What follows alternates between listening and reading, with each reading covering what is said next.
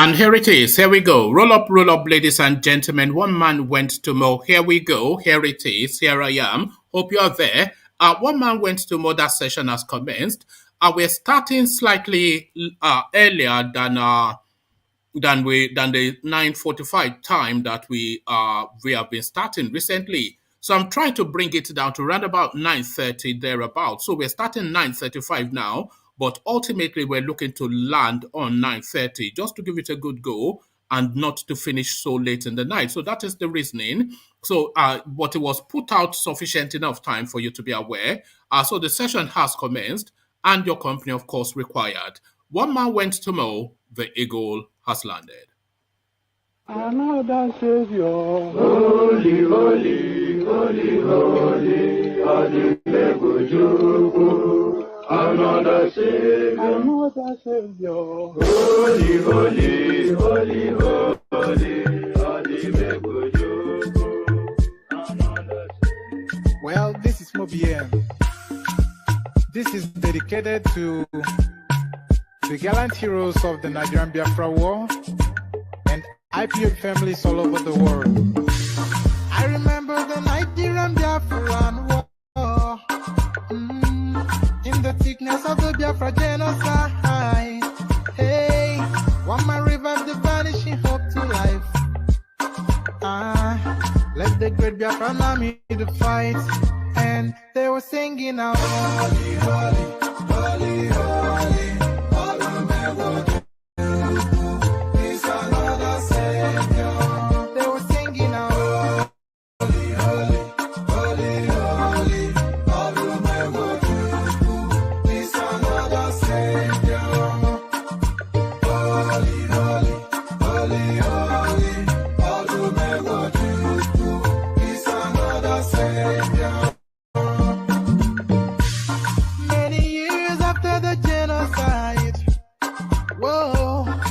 Another great leader has risen up now.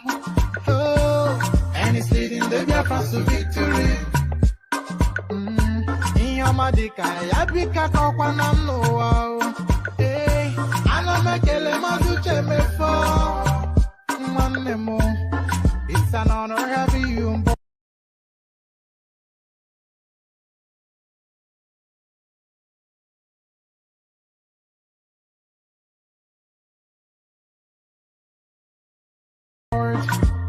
When I'm singing along, holy, holy, holy, holy, Nandekano is another Savior. Just sing along, holy, holy, holy, holy, Nandekano is another Savior. When I sing along, holy, holy, holy, holy, holy, holy, holy, is another Savior. Right and getting moving faster now. Holy, holy, holy, holy, is another Savior. Holy, holy, getting moving right, moving faster, never freedom. Is another Savior. Yeah, for freedom. Holy, holy, holy, holy, Nandekano is another Savior. Another Savior, holy, holy, holy, holy, Adimebujuku. Another Savior, holy, holy, holy, holy, Adimebujuku. Well, this is Mobien. This is dedicated to the gallant heroes of the Nigerian Biafra War and IPO families all over the world. I remember the Nigerian Biafran War, in the thickness of the Biafra genocide. Hey, one man revived the vanishing hope to life. Let the great Biafran army to fight, and they were singing out, holy, holy, holy, holy, is another Savior. They were singing out, holy, holy, holy, holy, is another Savior.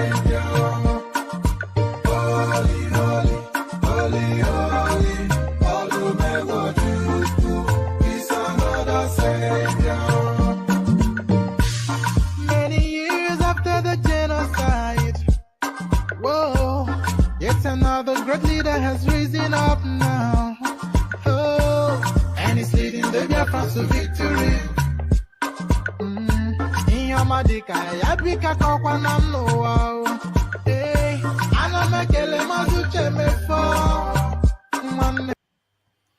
So there you heard it. The voices from the East, they continue to insist Holy, holy Nnamdi Kanu is their other savior. So holy, holy Nnamdi Kanu is their other savior. As guys, I bring you this. 2023, court dismisses suit challenging Atiku'S eligibility to contest. So a long-standing story comes to its crescendo. Atiku not a Nigerian or not, the court dismisses it out of hand. So that's another obstacle removed now from this guy March towards their so-called the Aso Rock seat. 2023 court dismisses suit challenges Atiku'S eligibility to contest. So there it is right there. So there it is right there, and here it is right here. Nobody can force Buhari to sign amended electoral bill. Presidency dares Nigerians, civil societies. So there it is right there. We will rig the election whether you like it or not, come what may. Essentially is what they are saying. The most intriguing election yet in the history of Nigeria, and this will chart the course of the sort of country that we're going to have. 2023 is a determining year. It's a pivotal year. The country will pivot then sharply in one direction or the other. So they are calibrating now the direction that they want to move the country. As again, nobody can force Buhari to sign a free election bill. Presidency dares Nigerians, civil society. So quite what emboldens, we'll find out just shortly. Buhari weakens Tinubu again, backs postponement of APC National Convention. So the convention now allegedly postponed indefinitely, something that was meant to take place in about 5 days' time, because they have not perfected yet the plans to sideswipe Tinubu. They have now moved it on indefinitely. So indefinitely, or is it? So here it is, confusion as APC makes U-turn, fixes National Convention for March the 26th. So they've kicked the can down the road for another month. So they need that extra month then to perfect how they are going to remove Tinubu out of the way. But it's no mean feat to remove Tinubu out of the way because, of course, it's a tough person to contend with. 2023 presidency, Ganduje endorses Tinubu, says Northern Nigeria has no option. So to move Tinubu out of the way is quite a Herculean task, but quite how they are going to do it and who they are going to bring instead is something now that we're waiting to see. Because whoever they are going to bring out to replace Tinubu has to come out immediately now. Because they cannot just bring an obscure name and say this is the name they are presenting. So this is a name that has to be indicating the desire. They most likely go to Oshibanjo, of course. They can try Rotimi Amechi, but that won't permutate. But whoever they do bring, they need to start dropping hints about that person really pretty much from now. Because still we're just a month away, a month and a bit. On to the next. Why Kano will host biggest rail station in Nigeria? Rotimi Amechi speaking. Kano then, of course, the hub of business activity. No, I don't think so. Lagos, the hub of the business activities, of course. But then, of course, he's just there to serve the Fulanese. I think we are all clear on Amechi's plans. On to the next. Alleged drug dealer Abba Kyari demands 500 million apology from NDLEA. So he doubles down on that ignorance. Quite what emboldens that shortly we'll find out. So kick back, lean back, take it easy. A lot to find out, a lot to discuss. So just chill out and relax. Click on the like and subscribe button. We are pushing those two buttons. So do that as I bring you some more entertainment from the East and another Python dance. Abba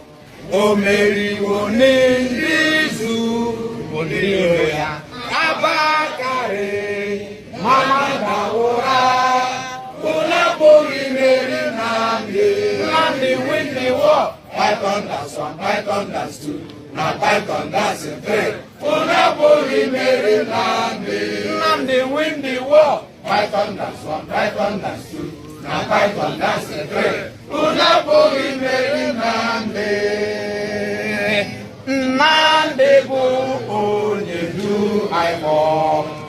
meriwo n'izu biro ya. Abba Kyari, Mamanda ụra, unu abụghị imeri Nnamdi. Nnamdi win the war. Python dance 1, Python dance 2, na Python dance 3. Unu abụghị imeri Nnamdi. Nnamdi win the war. Python dance 1, Python dance 2, na Python dance 3. Unu abụghị imeri Nnamdi. Nnamdi win the war. Python dance 1, Python dance 2, na Python dance 3. Unu abụghị imeri Nnamdi. Nnamdi win the war. Python dance 1, Python dance 2, na Python dance 3. Unu abụghị imeri Nnamdi. Nnamdi win the war. Python dance 1, Python dance 2, na Python dance 3. Unu abụghị imeri Nnamdi. So there you heard it, the dulcet tones of the East, the Igbotics. They continue to insist. They continue to insist, Python dance, Nnamdi wins the war. That is how they will have you have it. So Python dance, Nnamdi does indeed win the war, according to them.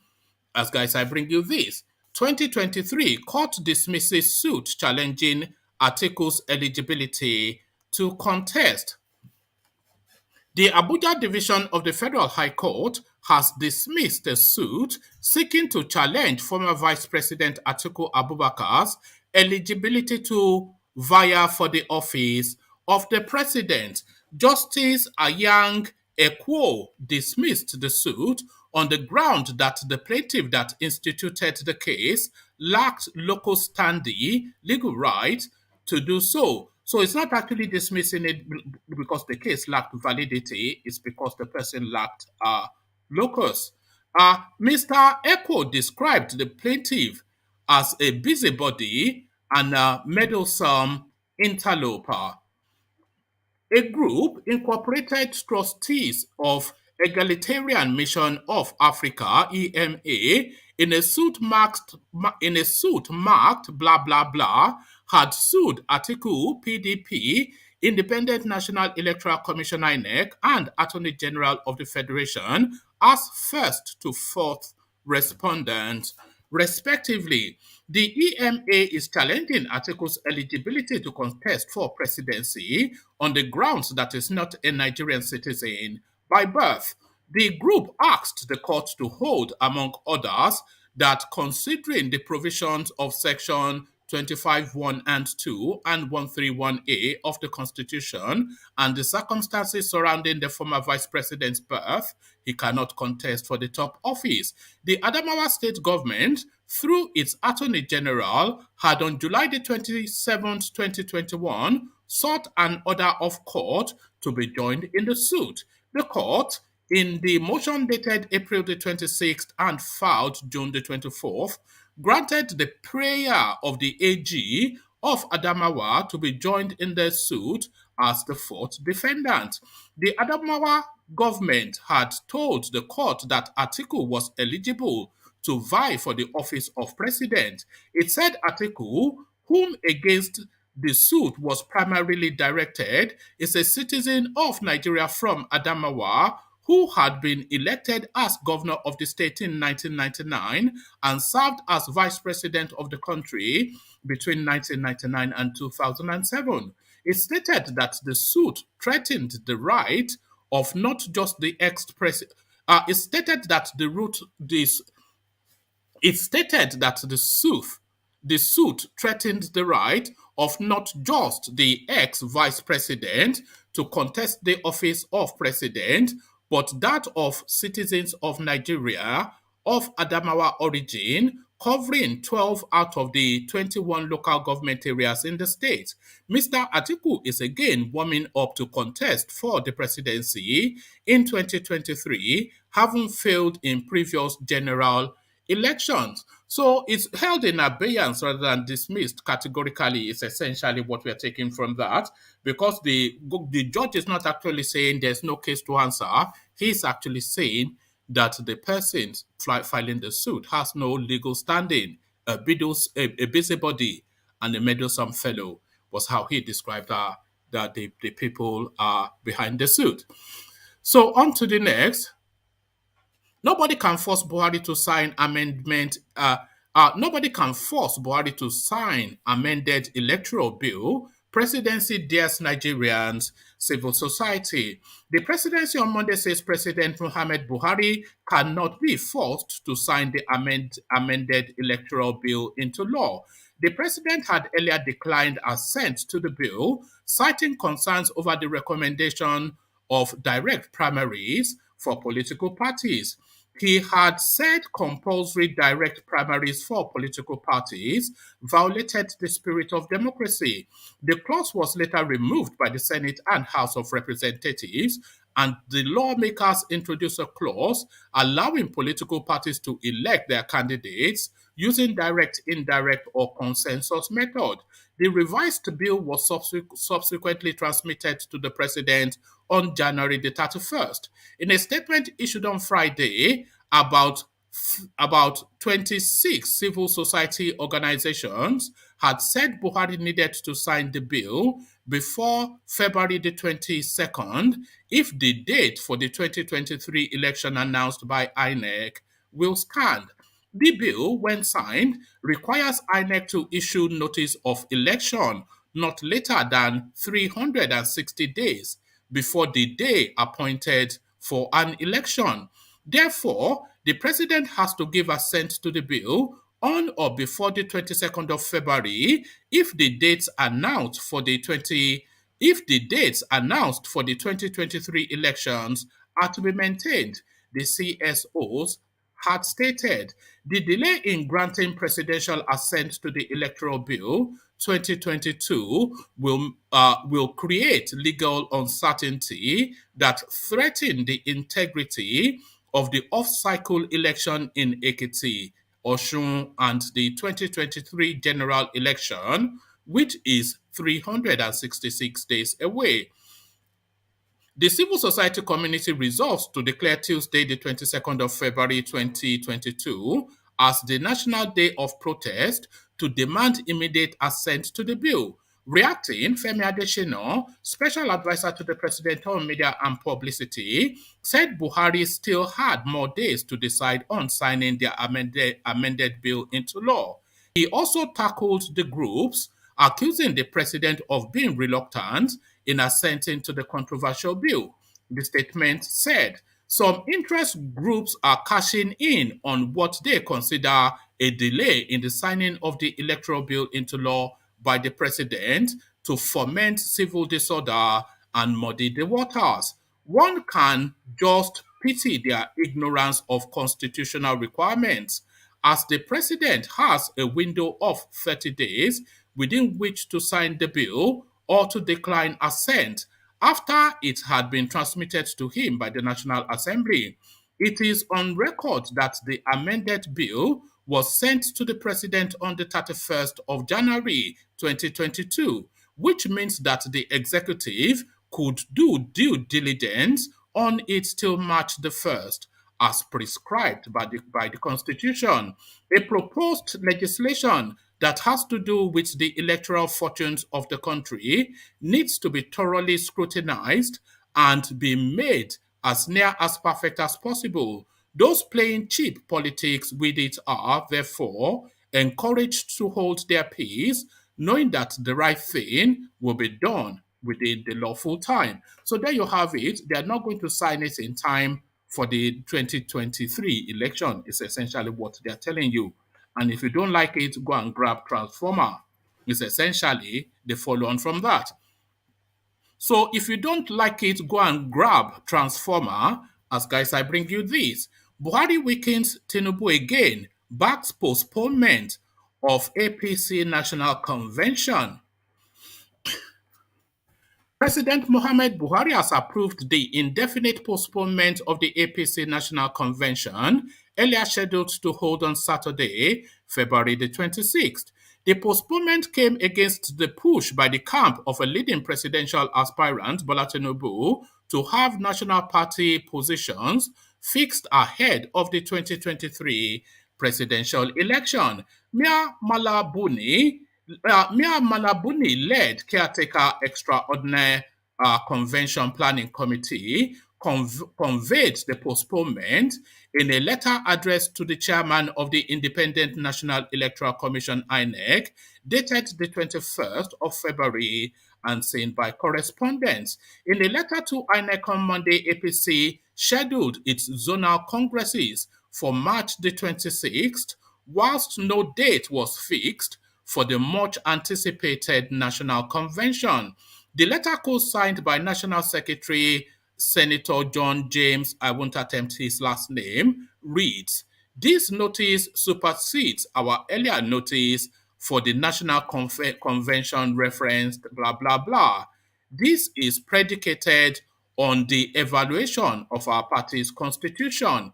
In furtherance to the Article 85 of the Electoral Act 2010 as amended and compliance with sections 12(6) of our party constitution, we hereby write to notify the Commission that our great party, the All Progressive Congress APC, has scheduled to hold its zonal congresses on Saturday, the 26th of March 2022.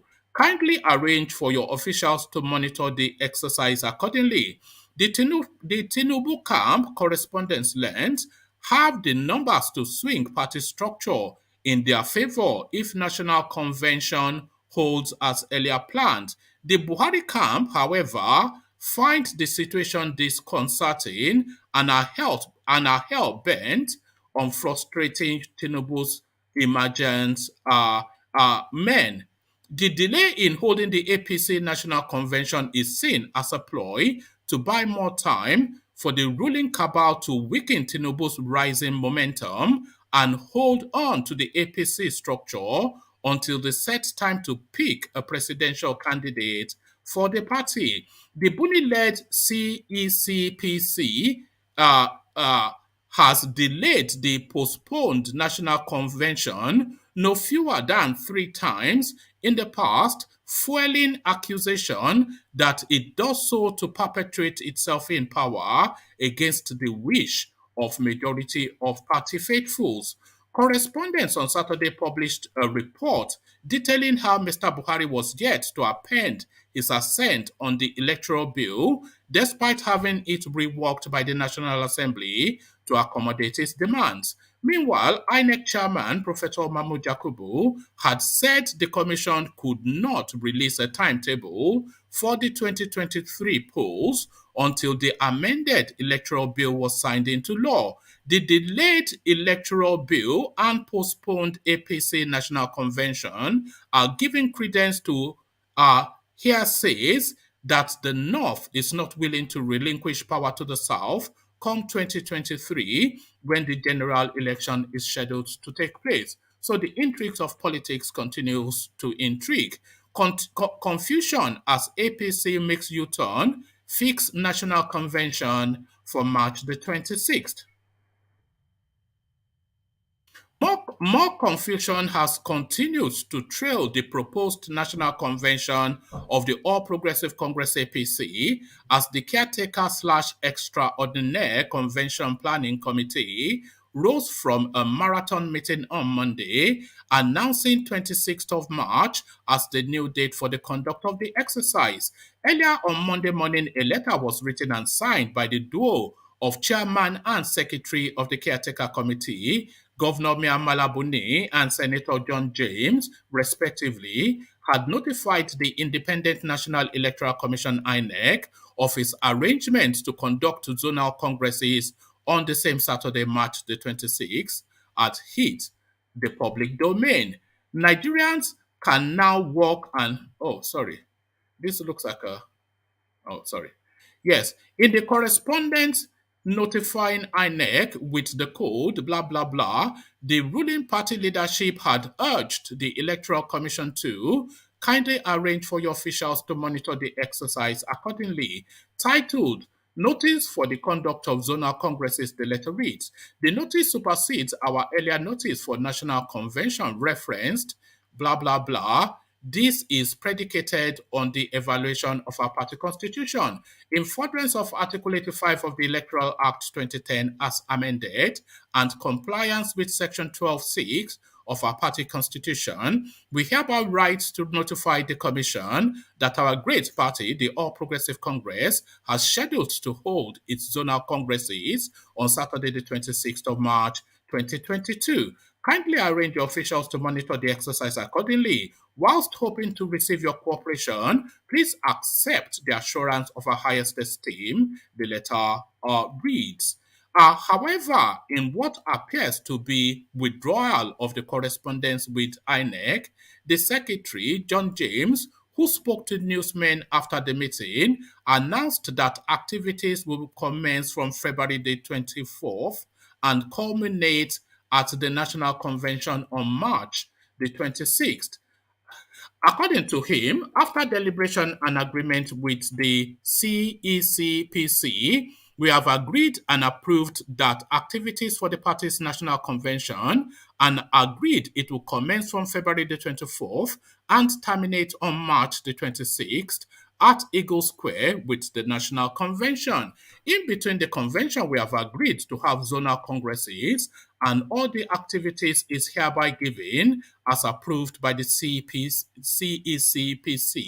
he announced, refusing to take any questions for more clarification. The new timetable and schedule of activities for both National Convention and zonal congresses released after the meeting disclosed that while that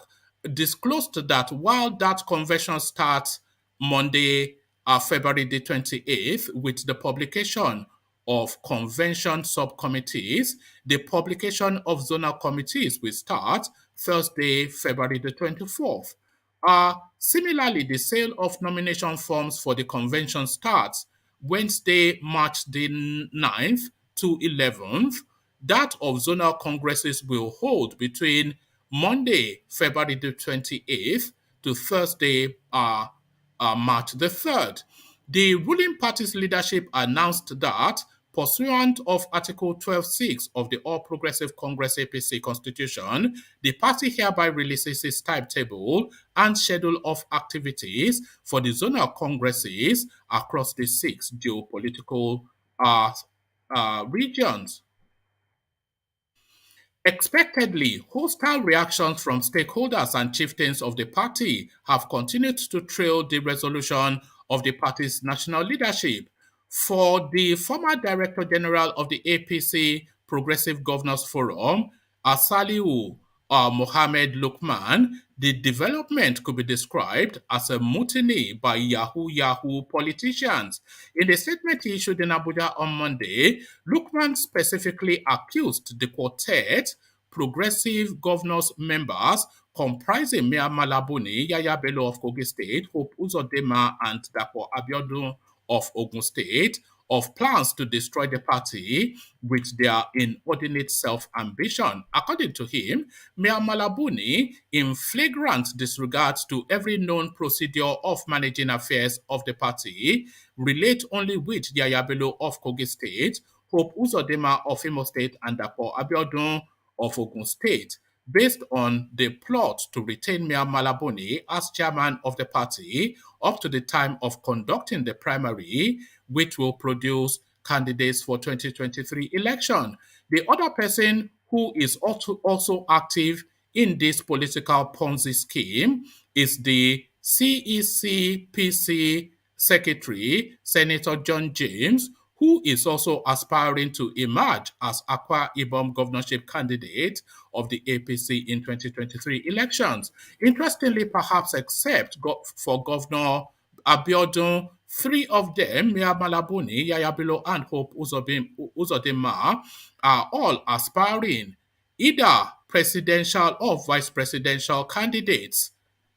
Although Malabuni is not open about his ambition, some of the speculations promoted by people very close to him is that once he is the one to organize the primary to produce candidates for the 2023 elections, he stands a good chance to emerge as the vice presidential candidate or even the presidential candidate if the North is to produce the presidential candidate. In the case of Hope Uzodinma, he's been alleged to be aspiring to emerge as a vice presidential candidate to a northern candidate. Already, Yahaya Bello has declared his aspiration to emerge as the 2023 presidential candidate of the party. As for Dapo Abiodun, he is guaranteed a second-term ticket to emerge as the Ogun State governorship candidate for the 2023 election, which is to block any potential contest given the strong opposition he faces from the former governor of the state, Senator Ibikunle Amosun. Beyond guaranteeing the Dapo Abiodun second-term ticket, Malabuni has attempted to make similar offers to all first-term governors of APC. Some of these stories flying around are almost likely tales by moonlight, but from some indications, they are true scripts being acted by, by Mia Malabuni and his associates, he quipped. Reacting similarly, APC Rebirth Group had already petitioned President Muhammad Buhari to save the party and Nigeria's democracy from the Governor Buni-led caretaker committee. The statement signed by engineer Aliu Audu for the group reads, in light of the latest disappointment which the Malabuni CEC-PC has again meted out to anxious party members who are eagerly looking forward to the February 26th date willingly and deliberately announced for the convention, it will be too much insult to all APC members to continue to tolerate this play on our collective sensibilities.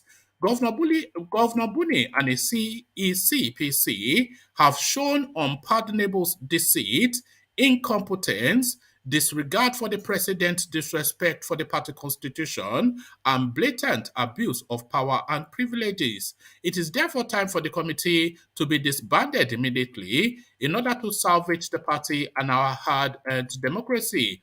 If, for whatever reason, Buni and the CECPC are allowed to continue to run the party in accordance with the dictates of their personal interest and hidden agenda, then the APC would have betrayed the sacrifices all party members and other well-meaning Nigerians have made to entrench progressive governance and democracy in Nigeria. So there you have it, the intrigues and interplays of the PDP, of the APC. So the intrigues and the interplays of the APC will continue with that. 2023 presidency, Ganduje endorses Tinubu, says Northern Nigeria has no option.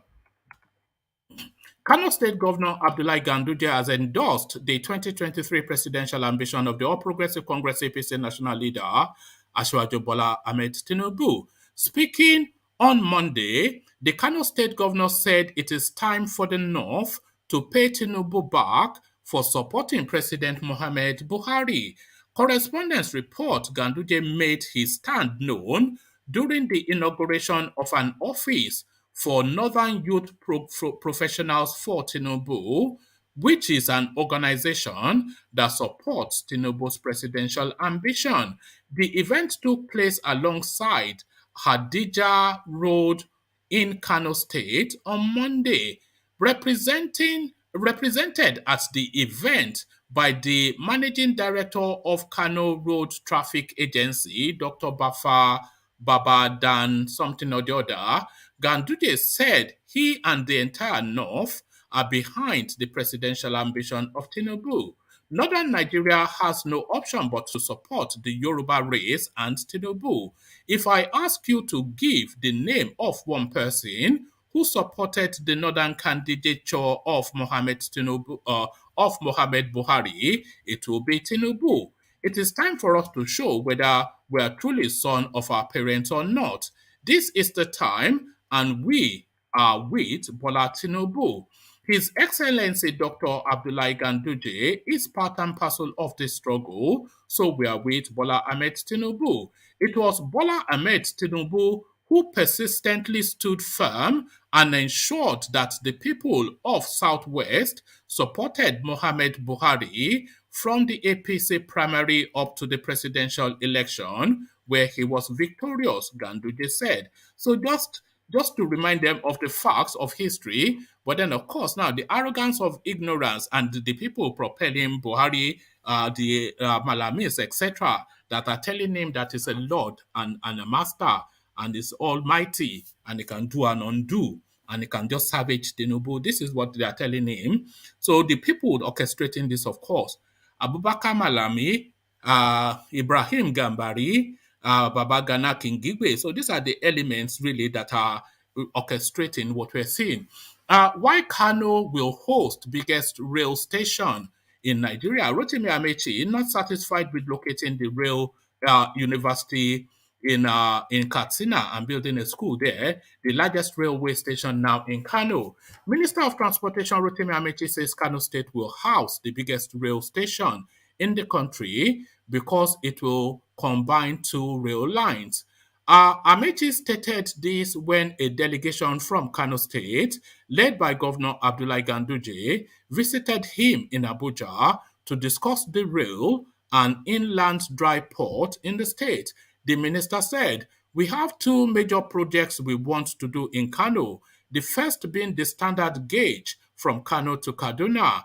We are applying to the Kano state government to give us land to build the biggest station in Nigeria. It is the biggest station because we are combining two rail lines. The first is the Kano Maradi, which will be empty in Kano. And then the second one is Kano Kaduna, which will be empty in Kaduna. Don't forget the station we are building in Kano will be the station that will take passengers from Kano to Lagos. If you combine Kano Maradi and Lagos Kano, you will know that the volume of passengers you will get in 1 week will be about 1 million passengers, Amechi said. According to the minister, there will be an expansion in the concept of the Kano station, which is largely the same framework as the Lagos station, but has more space than the Lagos station. He noted that the visit of the Kano delegation was also an opportunity to deliberate on the Dala IDP, which is already at the advanced stage. He said the ministry's delegation would on March the 5th visit the site to ascertain the level of work and how much further the ministry could support the realization of the project. Earlier, Ganduje said that the state government had contributed about 2.5 billion to the dry port project to ensure its speedy completion and commercialization. We are investing about 2.5 billion naira. We are providing access roads. We are also providing other social amenities just to contribute our own quota.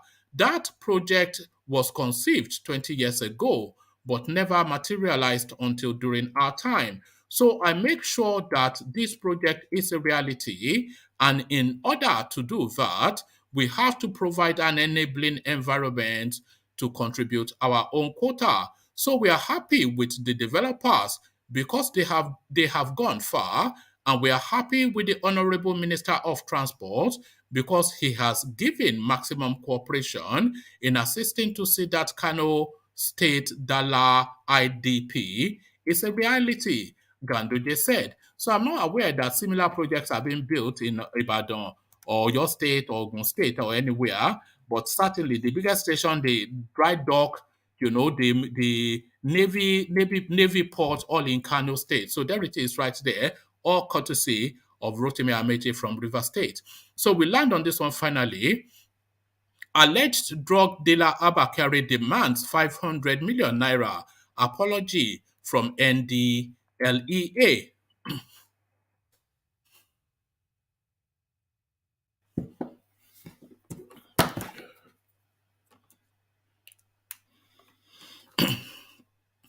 Disgraced policeman Abba Kyari has demanded 500 million naira in damages from the National Drug Law Enforcement Agency NDLEA over alleged unlawful arrest and detention. Mr. Kyari, in an originating motion on notice marked blah blah blah, filed before Justice Ayang Ekwo of the Abuja Division of the Federal High Court, also sought for an order directing the NDLEA to tender a written apology to him in 2 national dailies.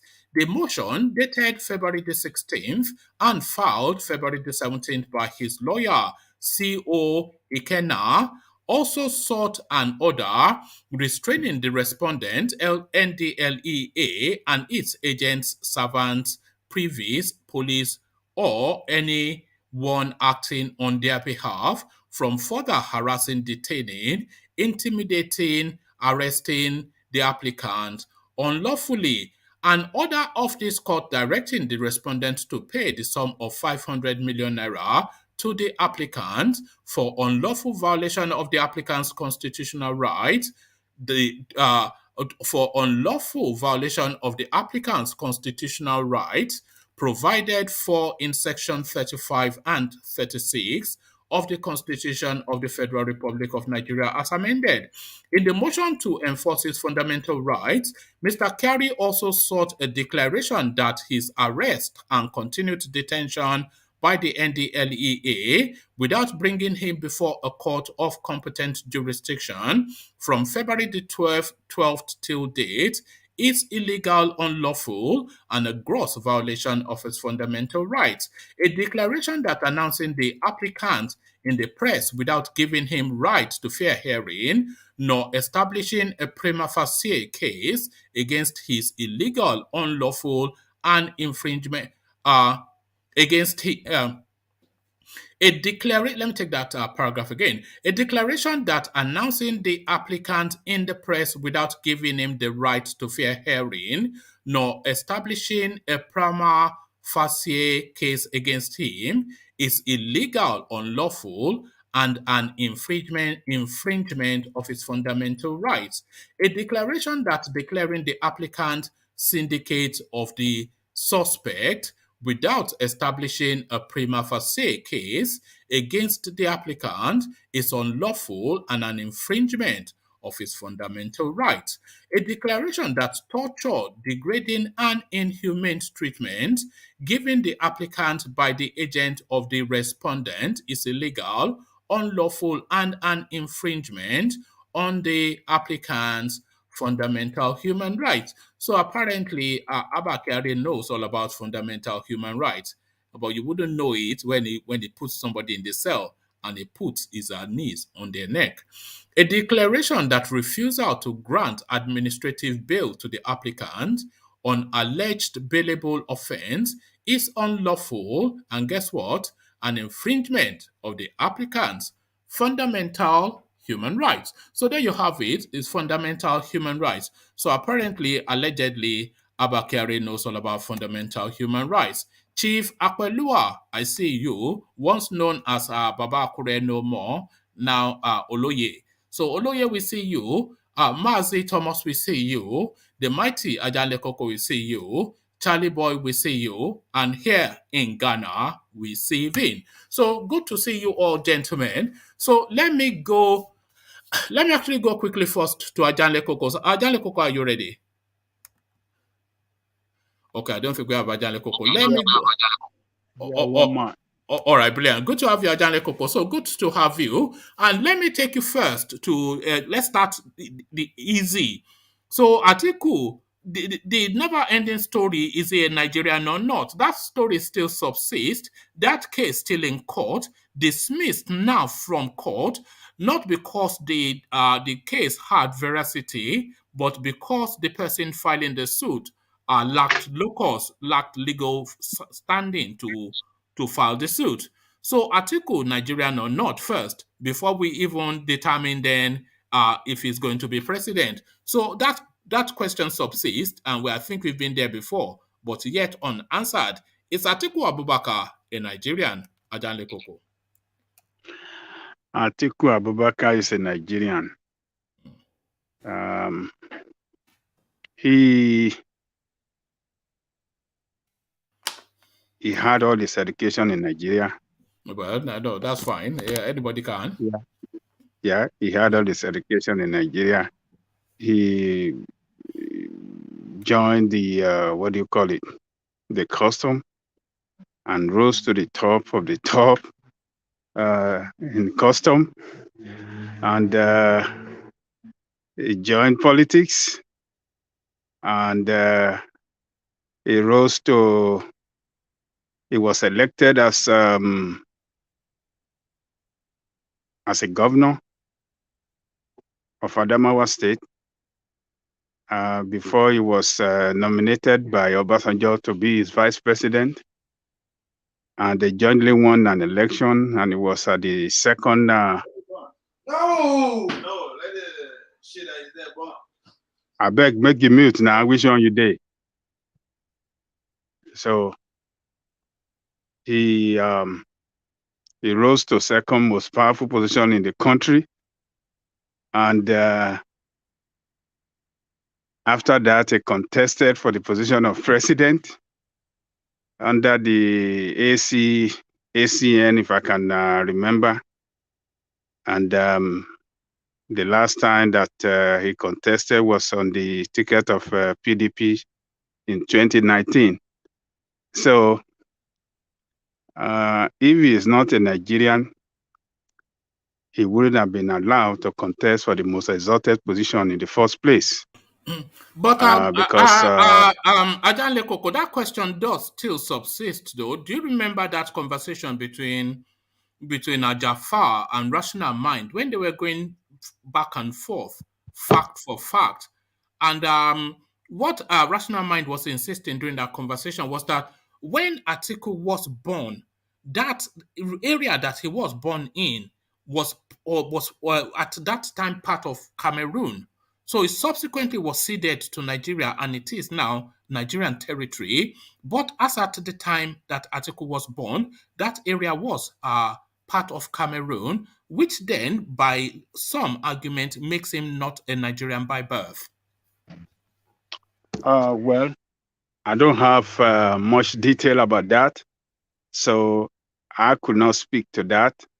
But all I know is that if he is not a Nigerian, the security, how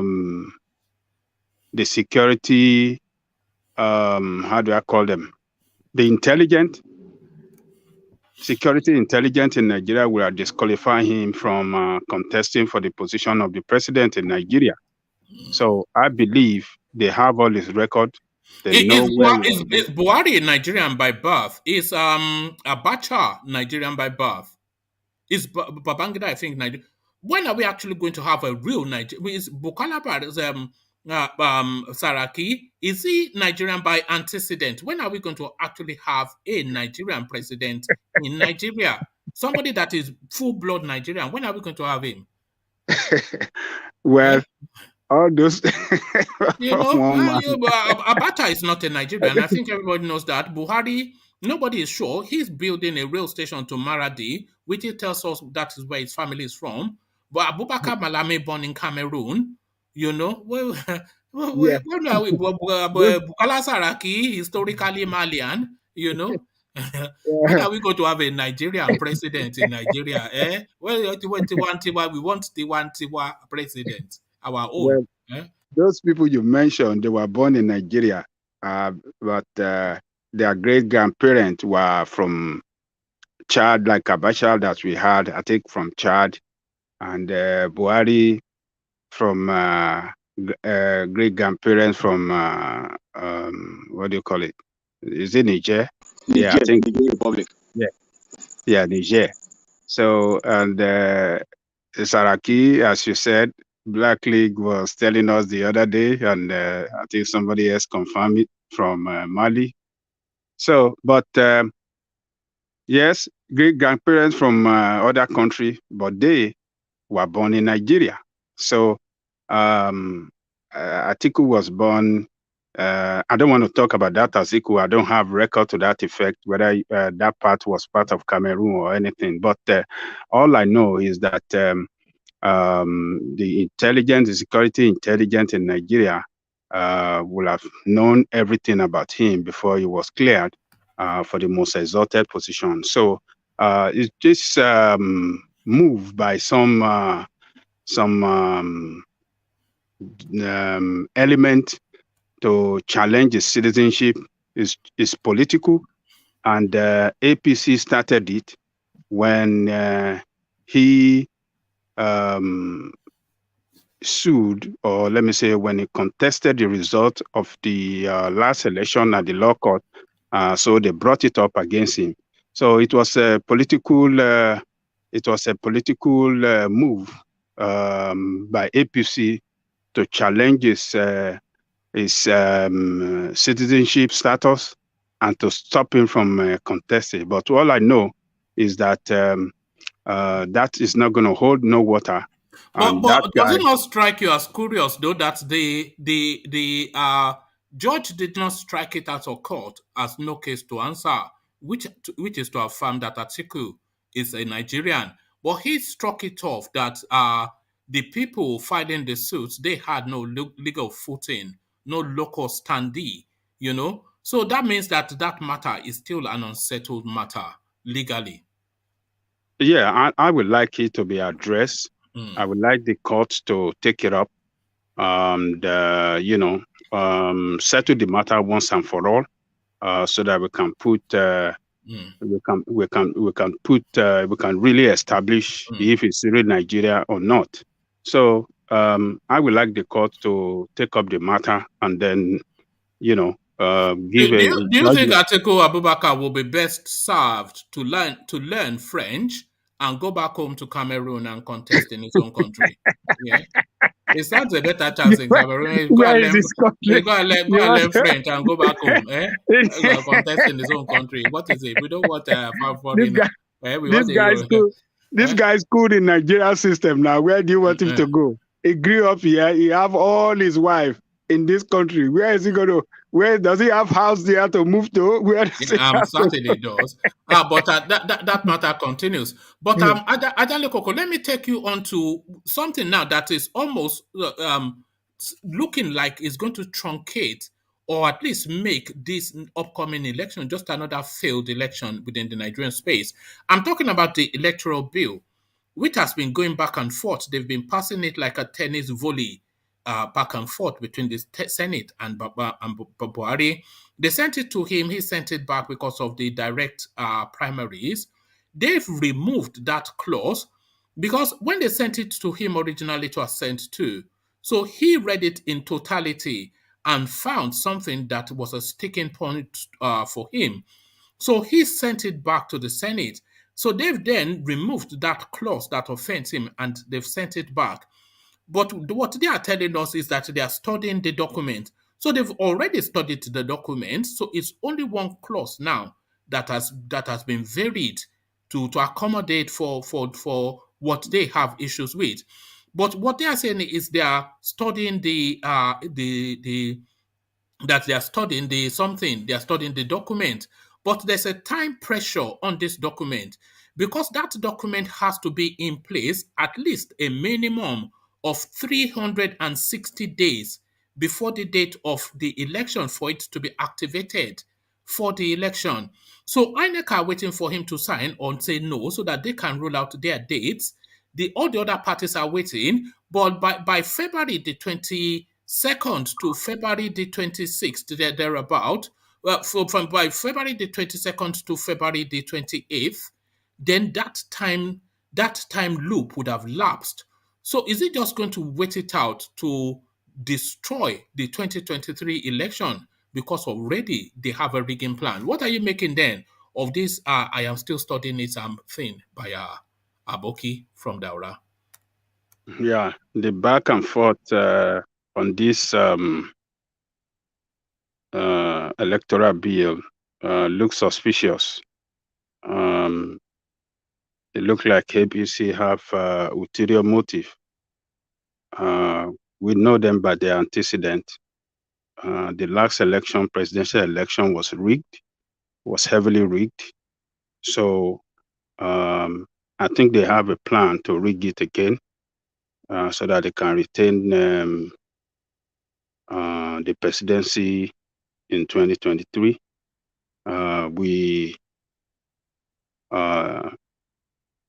Borno State, some part of Borno State that people evacuated and people were dispersed due to Boko Haram and banditry activities there. Large number of votes came out from that end. So they rigged heavily in the last presidential election, and I believe they have planned to rig again this time because they have performed woefully. They know that they fail on all front of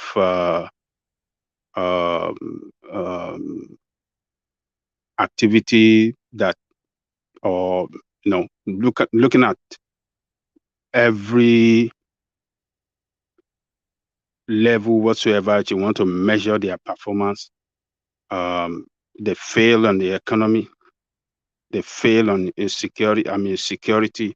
They fail on the, to manage the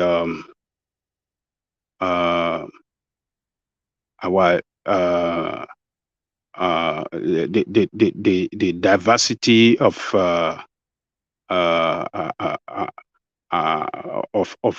the country, the unity and the diverse entity of the corporate existence of the country. They fail on that as well, and they fail in entirety in any way you want to measure their performance. They fail woefully.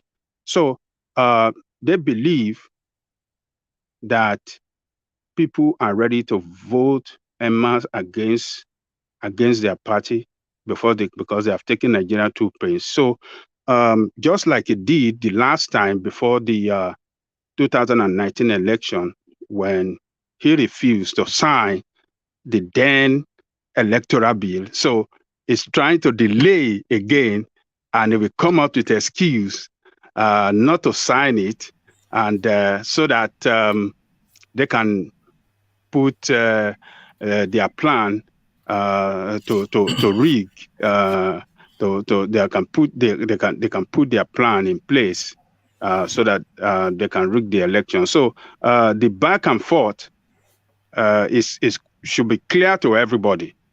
It should be clear to everybody, and this is the reason why Nigerians should come out en masse, go and register, get their PVC, so that they can vote against them. If it doesn't sign that bill before the 21st of March, then that is pretty much, that's the end of that election. That's to tell you that whoever becomes president is just going to be an appointee by Buhari. It's not going to be the will of the people. That's it. That's the plan. So they have the ulterior motive. He has it, and they want to, put it into play. And he did it last time, so it's emboldened to do it again, and he will do it again. It's Buhari is he has not demonstrated what he called himself before he was elected in 2014. He called himself Mr. Integrity.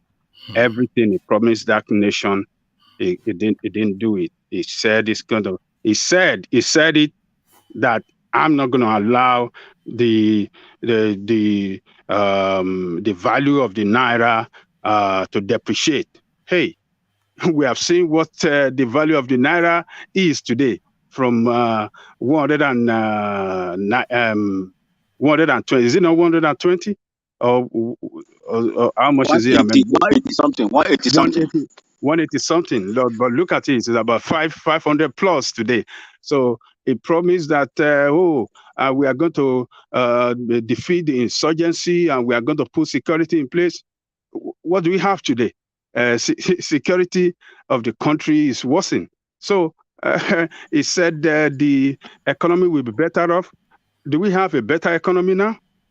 The economy is in ruin. High costs. The inflationary rate is at alarming. It's alarming, and it doesn't look good the future look very bleak, and he said it will take 100 million Nigeria out of poverty, but the record shows today that he has actually, put about 70 million Nigeria under the poverty line during this period of time, 6 years or 7 years as they have been in government. So these people have failed, and they know what to do. They want to rig again so that they can retain, the leadership of the country.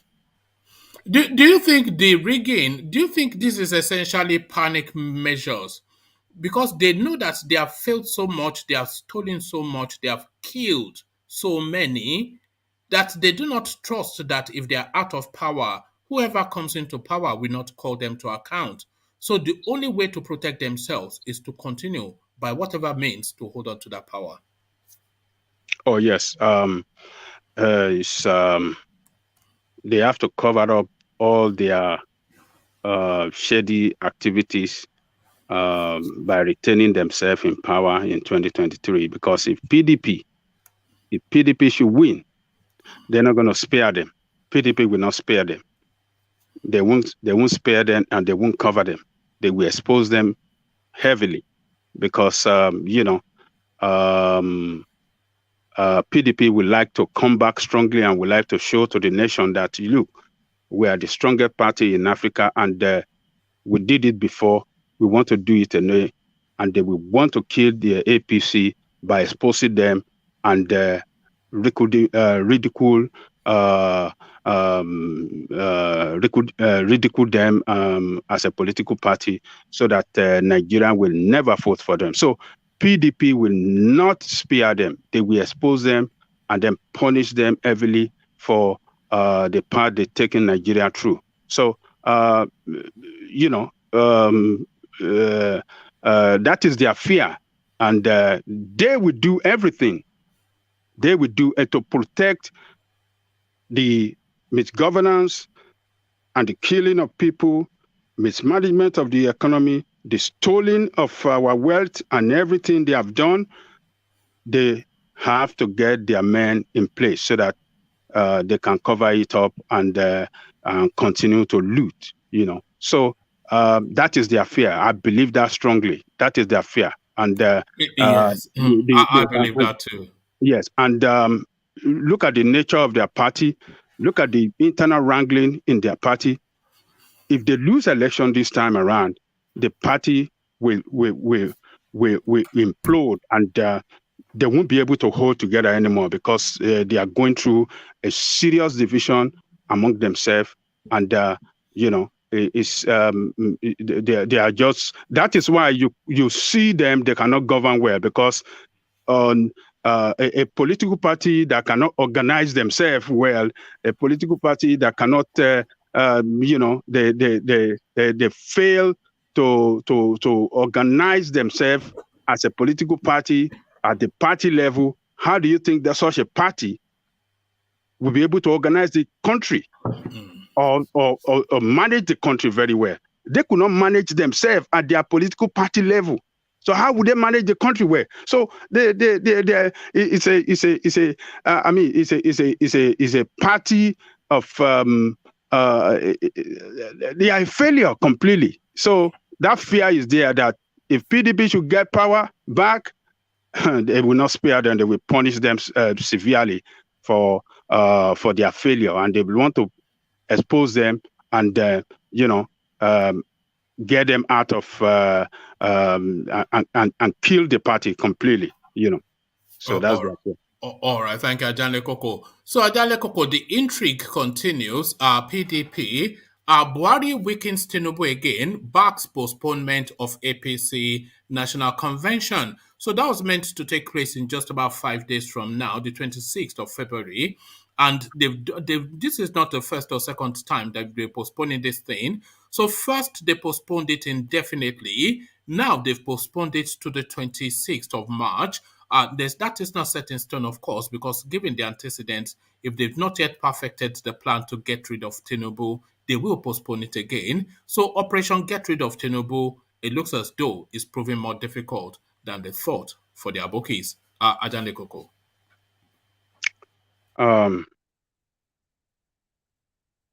It's unfortunate that we have a fraudulent political party that is governing our space in Nigeria, that is governing at the helm of affair and governing Nigeria. And it is clear, it's getting clearer to everybody that APC is a fraudulent party. It's a party put together not to serve Nigeria, but to win election, grab power, loot resources, and take all the advantage of being in power for themselves and not for the people of Nigeria. So you can see how many times. Why should they be postponing from one date to another? Postponing just what is so difficult? What is so difficult in organizing Congress? But because they are a political party with different association, different political party that came together, and one way or the other, they want to. There are one of several things at play here, Ajande Koko. The first and obvious one, and most likely, is just basic incompetence. I don't think you can vest any sort of confidence of competence on anybody called Mia Malabuni. It's just an empty head being orchestrated by some people. So there's that one. And then there's the other one to say that they don't want Tinubu, but they've not yet perfected how to get rid of him because he has such a strong base within the party cutting across the totality. So they have to change something either in the constitution or in some way to disadvantage him just solidly, just wholeheartedly, just to truncate him getting that ticket because they don't want him to get that ticket. That is it. So they have to find a way to frustrate that. So that's just one. Or they may be playing the long game to outweigh PDP to see who they put forward to determine who they will put forward. So a lot of ways to look at it. Ajale Koko. Charles, you don't know what we're talking about, so just mute yourself. Yeah, and Mute yourself. I'm agreeing with you. Yeah, don't agree with me. You don't know the topic. Just let Ajale Koko speak. So the party is so disorganized against itself. The different. Yeah. One man, Lucius. You see, please, if you will permit me, good evening to everybody and to all our listeners around the world. You see, what I see going on here is carefully designed. Vin, your audio is not good. Your audio is not good. Your audio is not good. Can you hear me? Can you hear me? Yeah. Let him speak. Let's see if it's not getting better. We'll let him. Yeah, can hear you. Yeah. Right. You see, what I see that is, if you look at the permutations, you see, once these political parties that are in vogue right now are not able to get themselves in order, it will create chaos in the democratic system of that country. It will create chaos, serious chaos in the democratic setting of that country. And the resultant effect is that the khaki boys will be warming up and they will find reasons. I'm telling you, let's see how it's going to go. If this thing continues, if this, let me just say, inconsistency, the lack of political will to organize themselves to deliver a credible election to Nigerian people, you will see some, sudden, let me just say, sudden, people will come in to run over that country. This is what is going to happen, because I don't see the postponement of this APC. They are inorganized. They are in disarray, and they are the incumbent, the ruling party. If they continue in this manner, and there is serious problem, your democracy is likely to be truncated. Thank you, sir. All right, thank you, Vin. Sorry, let's hear from Charles as well, who did want to intercede before you, and I was a bit abrupt with you. Sorry, Charles, I was a bit abrupt with you. It's only because I wanted Jan Lekoko to have the full flow, but Vin has broken that flow now. So, Charles, let's hear from you. Yes, I was going with you on your statement. The only thing I want to say. What was that? All right. Thank you, Charles. Which bits did you agree? What was I saying? I agree with you that the North. I think the North is scared of Tinubu. They're scared of Tinubu. No, they are. They are scared of Tinubu, but they also feel obliged to him, and that is the difficulty. They are afraid of him, but they feel obliged to him. That is where their struggle is. But back to Ajan Lekoko. So those parties that form APC, CPC, that is Buhari's party, ACN, Bola Tinubu party, ABGA, AMPP, and the new PDP, those Saraki and the rest of them that went there then. So, but the two most powerful party in APC is that of Saraki. I mean, it's that of Buhari, CPC, and Tinubu, ACN. So now, these are the two most strongest party within the unit, and they kind of slugging out power between each other now. Oshiomhole and his group back then were pro-Tinubu. So Buhari outsmarted them because of the infighting and all the division that characterized the primary and all the rest of it back then. So he outsmarted them, took them out, and put his own CPC men as interim. And the responsibility given them is to, organize the party, organize a Congress that will usher in new national executive members. And they were demanded then, given to them, was 6 months. But down the line now, it still remained there. Malambuli remained there. It's over a year that it's been there. And as a governor of the state, and at the same time, the chairman of the party is illegal according to their constitution, according to the constitution of APC. But they still allow him. Is the Mr. President, the dictator is there. Nobody can challenge him. They cannot say this is wrong, because everybody is after what they can grab. So, and the president can stop them from grabbing whatever they can grab if you are too, if you are seen as being opposition to the president's wishes. So, as we can see today, the party members are sharply divided against themselves. In Kano State, we have factions all over the federation. Kano, we see the one of, we see them everywhere. So,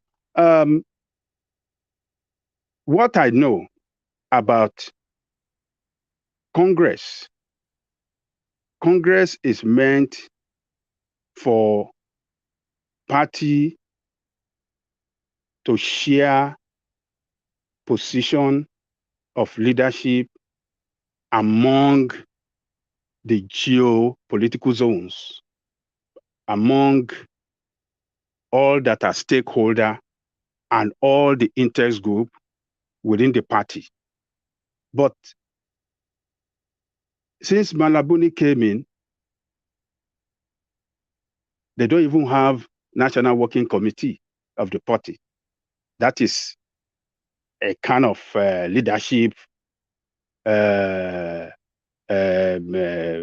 stakeholder that can of interest group and those groups that matter, that can sit down, meet, and organize the party in such a way that, like, when before organizing Congress, they will meet, they will take into consideration so many interests, so many things, and agree on so many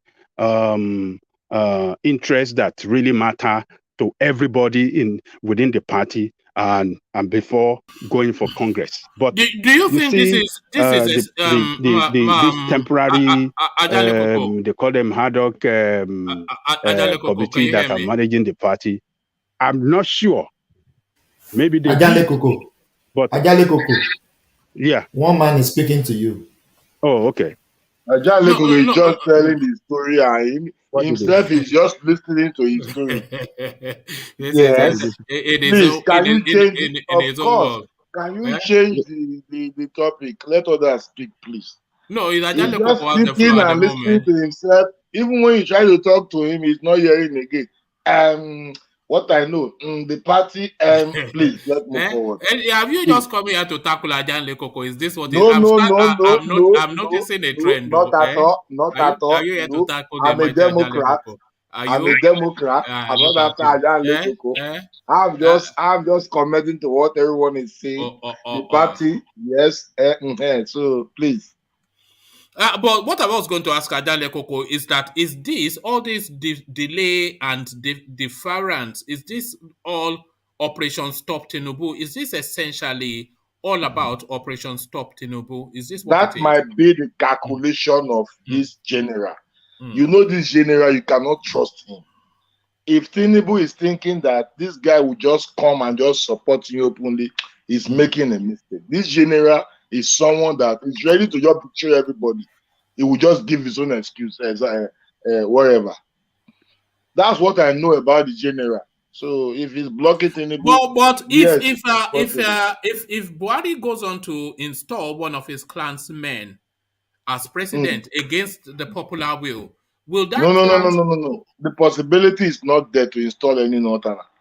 But from the south, what do you think they are delaying for? No. It's very difficult. One man. No, okay, well, you know, because one man, hold on, because the South is only putting forward one name alone. They're not putting which is Tinubu. So if they don't want Tinubu, then yeah.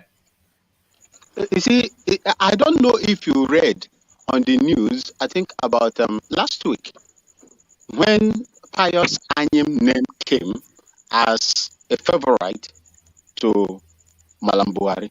I don't know whether you read that news. No. Oh, okay. I will forward it to you.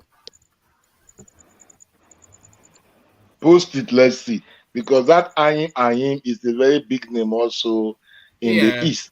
But is he a presidential name? I will forward it to you because we should be asking ourselves if the Easterners are ready to vote for any Nigerian that is not from the East. Since they are clamoring for I'm in full support of them, of their demand. Well, there is not an entitlement. Yes, people have to work for it, but in this case and in Nigeria today, it looks as if an entitlement is also allowed. Igor, you say that Agim is a big name in the East, but is it a presidential name? Is it a name big enough? As a person who worked during the Obasanjo, I don't think it's a presidential name. There are other presidential names, but my brother, we cannot really just say you don't just count anyone out. Donald Trump just came from nowhere. In short, we need a businessman if it's possible. Are you putting yourself ready forward? for us to rally behind Dele Momodu for the next No. No, let's One not go man, to Dele comedy. Momodu. No, forget it. No. Let's not go to the What you comedy. want me to say? We need No, somebody different out of the Man, political what do you say city. about Dele We need a Momodu? stranger, one man. forget. No. Let's not do Forget comedy about here. it. We are too. If we See, do it, not I it, comedy, beg, it, we are I not. beg, mute Okay, ego, We are mute not. ego, mute ego, mute ego, I beg. Who be Daily Momodu?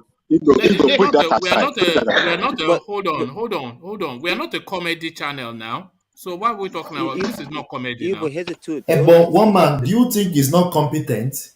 Why do you say I mean, that? of all, You see, mute ego, mute ego. Competent The for room what? must be mute. Competent for what? What is it one competent man, for? let me Daily address. One Momodu. man, One man, no let me man, address you are this. disappointing Let me me this address night. this. No. What is it competent for? Daily, why you One Momodu is man, the ovation. one man. ovation? You want to tell Ovation. me Ovation. you want to tell me Dele Momodu is competent than Buhari is competent than Dele Momodu? Dele Momodu. If Is Buhari Buhari? can I want to address Hold let on, me go I want to through. address Ego. Hold Hold on. on. Is Buhari not more competent than Dele Momodu? No, zero. Why do you say that? In what essence? Buhari has been military head of state of Nigeria in his Oh, 40s thereabouts. Buhari was a petroleum minister under Obasanjo's military administration. Buhari was a chairman A of the governor too. Petroleum Trust Fund. Buhari was president himself as a military man, and Buhari subsequently president as a civilian. and Is that so with then all you marry that with ovation? Ovation is it? What are we talking? Oh, Ambe one party man, with photographer and go and one My man, problem photographer is do. What are one we talking? man, with all this one man, Let's not be with all silly now. Let's this not be this silly. is the problem I have one with one. man, with all Let's these not be silly. credentials, what has Buhari give Nigeria? Buhari is more qualified, is what those credentials tell you. Oh You cannot no, marry no, those credentials with somebody going around with photographs to Wambe party and In telling the us name of what Abiola, one in man, the no, name of Abiola. and telling us one how man now. Arishekola is spraying naira. Is that No, what one it man, is? one man, you are getting it wrong. You are getting Ovation it wrong. magazine You versus are getting it wrong. how Nah, am I nah, nah. getting it wrong? Is that My not anger, One man with my anger with one, my beef with one man is how he neglect every other candidate. If you bring Showore today, really? he just slam him. If you bring Dele Momodu, we just slap him. If you bring Yesu Wike, we just punch him. What is your problem, one man? No. What's your problem? Okay. Ego, where the credentials of the two, Buhari and Dele Momodu? Dele Momodu, Ovation magazine. You bought the magazine only to read the gossip columns on what Arishekola is wearing, and eleganza and spraying naira, and One what's man, on you their this your day. mouth. Is this This not your what mouth, Ovation one man. magazine is? That is what qualifies you to be president. One Owambe magazine. Owambe I am So with magazine. you disqualify Experience, Dele one Momodu. man. You This is your disqualify Dele mouth. Momodu. Come on, man. Let's not. It's Really? not. We are not doing comedy now. What are you saying, One Dele man, this Momodu your for? mouth. Now, ovation, you dey talk to like that too. So, one man, mute ego, I beg. Mute ego. what? This is not a comedy center. Sorry, it's Ego, late. Ego, So, listen. I don't think you will bring Dele Momodu into this place. Look, let me tell you what Momodu did in Ghana. How do you mean? Dele Momodu is inconsistent. Let me tell you. He did a lot of things in Ghana. Listen to me, bro. Listen to me. I am telling you that, in fact, Dele Momodu has not played a vital political role in Nigeria the way he played in Ghana here. He has his businesses in Ghana here. He made blunders in Ghana here. Thank you. Okay, let's go back to Nigeria now. So Yeah, to serious matters. This is the first time you make point that I agree with. They don't want this more Ghanaian. Make it go that small state. What are we talking about politics? We are mentioning Dele Momodu. Is a magazine, is a gossip One man, magazine if now. PDP push Dele Momodu as the candidate, you think Nigeria will not vote for him? What do you think the chances of that are, of PDP presenting Dele Momodu as their president? What do you think the chances are? One man, I can tell you 60%. You must be joking. Yes. Please, you take us more to more serious things. Let's not. So, I don't know if Buhari and his executive member in charge of the party are playing this game to destroy the presidential ambition of Tinubu. I don't know. But what I know for sure is that APC is a disorganized party, and that disorganization of them is what they took to government, and we see what they have taken us through as a country. And such a party with several interest groups that never agree with each other, they don't have a common purpose. They don't have a sense of direction, and they don't have that. They lack that ability of bringing people together in that country, and that is why we see serious and sharp division among Nigerians during their time. We have never been divided like this before. The nation is sharply divided. All ethnic groups suspect each other now in that country, and the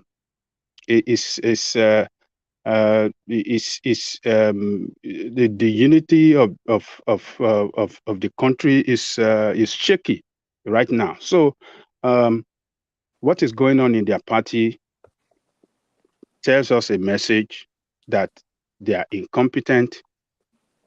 They cannot manage ordinary political party, and they cannot manage the country. So whether they are doing it, what is playing out now is to kill Tinubu ambition or not. That one is irrelevant. But what is clear is that they lack the ability to manage ordinary political party, and they cannot manage the country. So it should tell us that it's not a party for the people of Nigeria. And do you think, Ajale Koko, that there's a danger of them turning that party into a northern Fulani party, and that will be merged to their chagrin? Do you think they are trying to turn the APC now into CPC and turn it essentially into a Fulani party where they overload a political party? Is this what is going on? They want to do to put the APC as they did to the Nigerian state. It is possible. It is possible, but politicians in Nigeria, they just like to stab themselves in the back when it comes to grabbing position of power. They can kill their fellow friend. They can kill each other so that they can retain that position of power. So maybe that is what is playing out. CPC in the party, I think because of they have all the northern state at their grip, and they see Tinubu as just only a man that holds only 6 states. How can somebody that is holding 6 states overshadow them that have 19 states? It's not possible. So they have to do something, to strengthen their hold in power and overshadow Tinubu's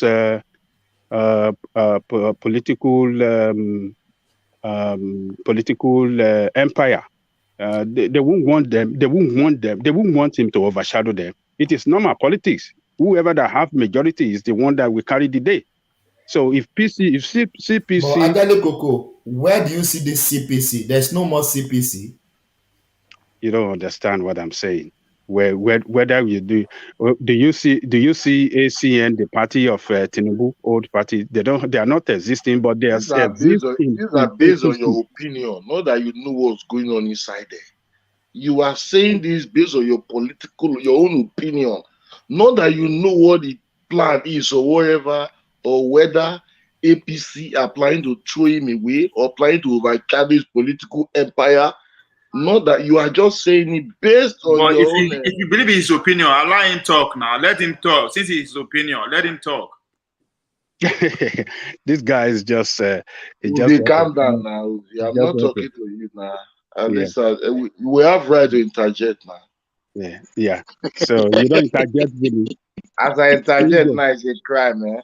When this man is talk for hours, nobody okay, let me quiet. You don't interject. This is personal. Since you bring Dele Momodu, this is personal. You are bringing Dele Momodu to our conversation. Take permission. Take permission first. Take permission when you are granted, then you talk. Okay, so what I'm saying here is that in APC, there are factions in APC. Tinubu faction is there, and that is the former ACN. Buhari faction there is former CPC.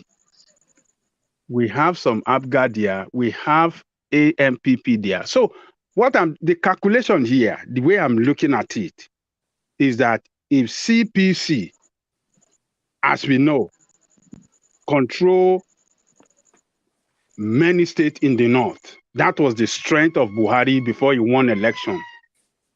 He could not penetrate the south. It was Tinubu that connected with him to win the southwest. Tinubu doesn't have base in the southeast and south. You guys got to know that. So both of them, CPC and ACN of Tinubu, but Buhari CPC and it does not have no strength in southeast and south. They don't have strength there. So, but looking at the calculation here between Tinubu and Buhari control more states than what Tinubu control. So politicians always look at who is the biggest partner between their partnership. Obviously, it's Buhari. So Buhari group might be calculating that, look, if we are the strongest partner in this our partnership, why should we surrender to the junior partner when we are the strongest partner? So they can say, to hell with him. Let us bring out our own candidate. We are the strongest person, and moreover, now you are making sense. But absolutely, see, I have an issue. You see, why isn't it not all vote Yoruba for generation? Why not they scared? That's what I get. They all like the Yorubas, so why now they're scared? What Ajan Lego just said now took me to where I said Buhari can just decide to betray everybody because he has his own massive followers. Even before Tinubu bring a 2% can join now. That's my position. So the man can behave, the man can decide anything, not to even support Tinubu. Nobody will blame him. Yes. So what I'm saying here, one man, by my own calculation, is that Buhari control larger percentage of followership than Tinubu. So Buhari group could be looking at it that now we are in government, we have more people than him. Why must we give him presidency? We cannot give him presidency. We should produce the presidency because we are the senior partner. So, and that is the way you play out in politics. Except he have the favor of Mr. President, except Mr. President said that, no, we cannot disappoint this guy. Let's go for him. If President does not give him his backing and his support and his blessing, Tinubu cannot win that nomination. Buhari is the only person and his group that can give it to him. If they don't want him, that is the end of his day. Forget about that prayer you are talking of Shapana or Obatala. Forget about that one. Well, about that Ajale Koko. kí ló concern yẹn pẹ̀lú ọ̀rọ̀ political party ló kan Ọbàtálá pẹ̀lú ọ̀rọ̀ political party. All right. One man, they are degrading us in Oyo. They are degrading us. What do you mean? Shogbono has a PVC too now. Shogbono has a PVC now. Kí ló kan Ṣọ̀pọ̀nná pẹ̀lú ọ̀rọ̀ Nàìjíríà? Ayilala has a PVC now. But Ayilala has a PVC. Ajale Koko don't switch to American way. But what what's kind of confusing? What's confusing? The North have voted Yoruba for centuries. So why now they're angry? I don't get it. No, it's a power play. Look, nobody wants to give power to somebody else, because that leaves you vulnerable. And if you can keep on to that power, you keep on to it. It's nothing personal. It is just politics, Yeah. Yes. Yeah. And if Buhari refused giving the power to Tinubu or refused supporting Tinubu, is his right. He's not a bad person. Is his right. He can decide not to support him. Yes. It's politics. It's politics. So whoever that have the majority must carry the day. Don't let us be said no sentiment about this thing. Politics. So it's politics. Whoever have the strength or the majority will carry the day. So all this sentiment that they want to do this thing or you are calling on Chapoli, just forget about that. So and if they say Tinubu is a political strategy, it is not Nigeria we know. I can dig into the south, I can corner this north central, I can dig into the southwest. I think they say it's a political Maradona or wherever.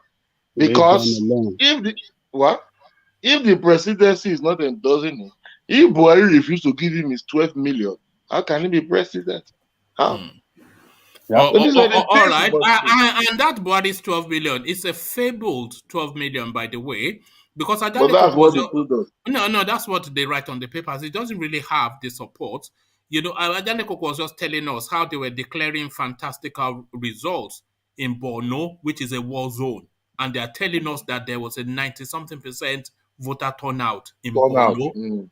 Borno. How is that even a possibility? Yeah. And INEC wrote that and declared it.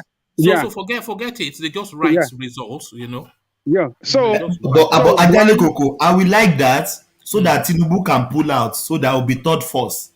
Because if they don't give Tinubu that ticket, Tinubu will pull out. And that will bring the third force we have been clamoring about. Yeah, but would that be in play for 2023? 2023, the election is what? 11 months away. Yeah. What political party will form in 11 months and then rest of power? And I want us to look at it this way again. So if Buhari play Tinubu out and they bring out their own candidate, they can easily rig that person to win the election because they will rig it now. That's why they have all the resources, they have everything. They have the resource, they have everything. They control the army, they control everything. Let me just rig it, use the police, use everything, and just declare what's going to happen. Nothing. People that will cry, that is why he's putting his voice everywhere. You don't know. So Tinubu will nearly commit suicide. I cannot imagine if that guy doesn't get that ticket, what will happen to him? He will nearly commit suicide. What are you saying? What man? If we go back to mommy now, go back home to mommy now. He will nearly commit suicide. Who doesn't get the president? Is that the end of his life? No. Go back home to mommy. I don't know what will become. Mommy, day home. Mommy, day home. We go back home to mommy now. What is the big deal? He has money. He has money to enjoy himself. If Tinubu want to be a Yoruba hero with all he has done in the Yoruba land and the entire country, if that man really want to make name, he should have endorsed the vice president. If that man would have come out in Nigeria and raised the hand of that guy, I don't think. I think if he's going to endorse anybody, he should endorse Pastor. He would have been a real kingmaker as an old man. Forget about the president. Many people are not supporting him. That guy would have been a real kingmaker, and that endorsement would have pushed that man to just the #1 seat of this country. Because I think Fashola is probably a stronger bet than the vice president. But thank you, Ajanle Koko. So yeah, let's go on from Ajanle Koko to Sam. If he's still with us, Sam, are you there? Hello, Sam. Yes, please. Good evening, everyone. Good of you to stay with us. I hope you've been following the conversation. But let me take you to a different talking point, but with still the same subject matter. 2023 presidency, Ganduje endorses Tinubu, says Northern Nigeria. Hold on. It says Northern Nigeria has no option. So the permutations in APC is the most intriguing space in politics in Nigeria as we have it at the moment. There is no guessing. We cannot permutate and we cannot compute and we can all form thoughts, but it's very difficult to know what is going on. So Ganduje is strong Tinubu adherent because of the support that Tinubu has afforded his political career. You know, Babachir Lawal, a strong Tinubu man, a lot of strong Tinubu men, but a lot of anti-Tinubu men too, like El Rufai frontally anti-Tinubu, Buhari covertly anti-Tinubu, you know. So, yeah, hold on, Thomas, please. So Thomas, you have to hold on and just allow me the space to. But I'll go to the topic because I've lost that train of thought. You know where I'm going, Sam. So address that. Good evening, everyone. So I've been listening in. Thanks for this privilege. So regarding Ganduje, the governor of Kano State, see, when I listened to this one of our programs this session, I think it was last week when someone mentioned I think it was one man or somebody else that Tinubu came out too early. I don't think so. There's a reason why he flung himself forward, and it's because of this politicking and politricking. If there's anything like that going on behind the scenes, he knows what is going on. That was why he put himself forward. And I want to ask us a question. I don't expect an answer, but we'll just go on to one man's question. If Bola Tinubu had presented himself to Buhari in 2015, that he wants to go with him, they will have won the election. Forget the fact that it was a Muslim ticket. Everybody in Nigeria then wanted anything else but Jonathan. Remember? But he stepped back. No, there was a strong backlash against the Muslim ticket. You remember it dominated? Yeah. I remember. I think that was why he conceded the space, because that was the original plan. Yeah, Saraki. I remember Saraki and the likes were the strongest voice. I know Saraki had his own problems with Bola Tinubu, and only God will help them resolve it. Yeah, but what I'm trying to say is, if he had presented himself then, they would have won the election fair and square, whether they rigged it or not, because Nigerians wanted anything else with Jonathan. So back to your question now. Bola Tinubu now is going from Sokoto to Kano. He hasn't been to Kaduna because obviously El Rufai is not his person. El Rufai has already said they should go to Lagos and disrupt the Godfatherism stuff going on in Lagos there. I understand El Rufai. To be honest, I'm an El Rufai person, believe it or not. Nigerian's democracy, to me, I think it was an idea that came. Do they know that at the office, Samo? That what? At the office that you're a Rufai man. No, I'm not speaking for them. I'm just speaking like a concerned person. Yes, because you know when at the Tinubu campaign headquarters, do they know you're an Rufai man? That's why you should believe now that I'm not speaking for Bola Tinubu. I'm just saying it as look at this guy. No. I'm just I'm saying it the way it is. I mentioned yesterday, and today we also what's going on. I mentioned my fears about this convention. Didn't I mention it yesterday? It's not going to happen. The governors have taken a strong hold over APC, the party, and Buhari is the one to blame.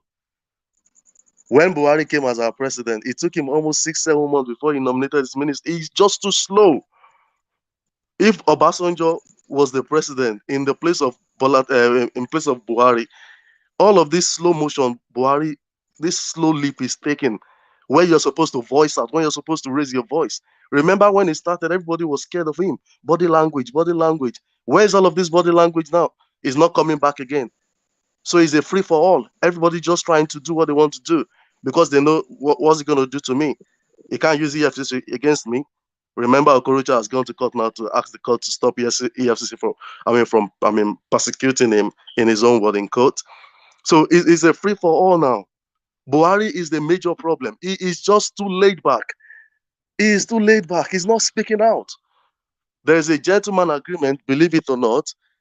Whether Buhari is going to honor it or not is between him and Bola Tinubu. That was why Bola Tinubu went to meet him. I remember Bola Tinubu when he put the name of he gave 5 names or thereabout to Buhari then. At the end of the day, they went for Osinbajo. Bola Tinubu said to Baba Konde in a book that I read, Bola Tinubu he wrote a book 5 years ago that I read. He said he didn't stay in Abuja that night when they were going to agree on who was going to run with Buhari because he was afraid. For Bola Tinubu to say that. So he knows that the die is cast. He doesn't trust Buhari. He doesn't trust these people. But then he can't be coming out to be saying these things to the public for political expediency because he knows what he's trying to do. And before I go forward as well, all of this agitation, Yoruba Nation, all of this agitation for the South is becoming this, all of this agitation for a new constitution. Bola Tinubu will be a pliable person to listen to the plight of Nigerians. Unlike Buhari. I supported this party. Bola Tinubu is not going to give up any power if it becomes. You know, a lot of these people they are not opposed to restructuring the country, but they are opposed to losing all of the powers that is vested on the presidency because it's almost like a demigod sort of power. The Nigerian president, nobody's going to give that up, so that's why they all struggle to restructure the country. Not that they don't think it needs restructuring. Of course, they know it. Of course, they're not going to. The National Assembly, see, I think we are focusing more on who becomes the president or the vice president. The power in democracy belongs to the assemblies. It belongs to the legislatives. It's what they sign that becomes law. Look at this guy. Is that including in Nigeria? Does that include in Nigeria? Okay, why did the court? Wait now. Why did the court was it last week or 2 weeks ago? Why did they strike out his executive order 10? Why did they strike it out? This is democracy. He should not be thinking he's a military dictator that he can just put something forward. That is democracy for you. Do you know the truth of the matter is, I think our democracy came too early. Nigeria needs a iron fist manager to manage it. We are so lawless and I don't understand our country. We need someone that is iron fisted. And I will propose it's not that Nigeria's president. Rufai, what are you talking about? Rufai is worse than Buhari now. I know. But see, Nigeria, everything is going to be messed up before it becomes better.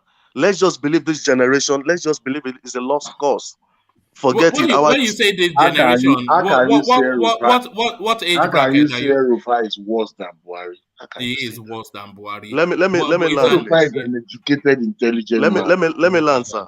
Let me land, sir. Rufai, we saw what he did under Obasanjo, how he transformed Abuja. The PDP chairman, I remember I was watching on AIT many years ago when his house was pulled down and he was in the same party with them. He doesn't send you. He will do his work. Rufai picked a Muslim person to run with. When he was coming back, they thought he was going to lose. Though he won by an hair's breadth. But he still won the election. He doesn't care. He's an accidental politician like he calls himself. You need a strong person. He's an opportunist. But about the Obasanjo made him and he stabbed him in the back. It's just the fool-a-days. They are just a treacherous bunch. I know. So back to your question now about the Kwankwaso thing. Bola Tinubu is doing the right thing. Let's just leave Bola Tinubu out of the equation for now. Okay, he's going around doing his best to get this ticket. To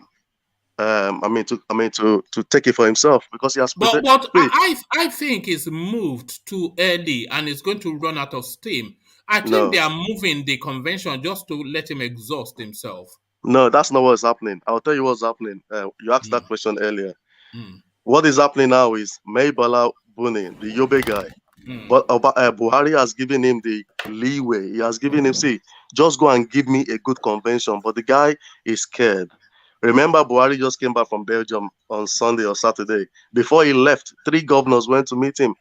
Bagudu, I think it's Kebio, I can't remember, and one other governor, and this Yobe guy. They have a consensus candidate they want to put forward for the chairmanship. And they know he's going to midwife whoever will become the president. May Balabunim is orchestrating himself to come as the vice president. The governors forum have become too powerful. They want to nominate one of them to go for the presidency. And Buhari is not speaking up. Buhari is not a politician. See, let's understand this thing. He got there by providence, and God just wanted him to be our president. And the so-called fabled 12 million vote that you mentioned, who are those people voting in the north? He got there. So what I'm trying to say is, it's not God. It's not God that brought him in. It's not God. So it was you that put him there. It's not He God. has become our president. He is our president. Let me finish. I'll finish in 1 minute. Tinubu is one of those that put him there. To say.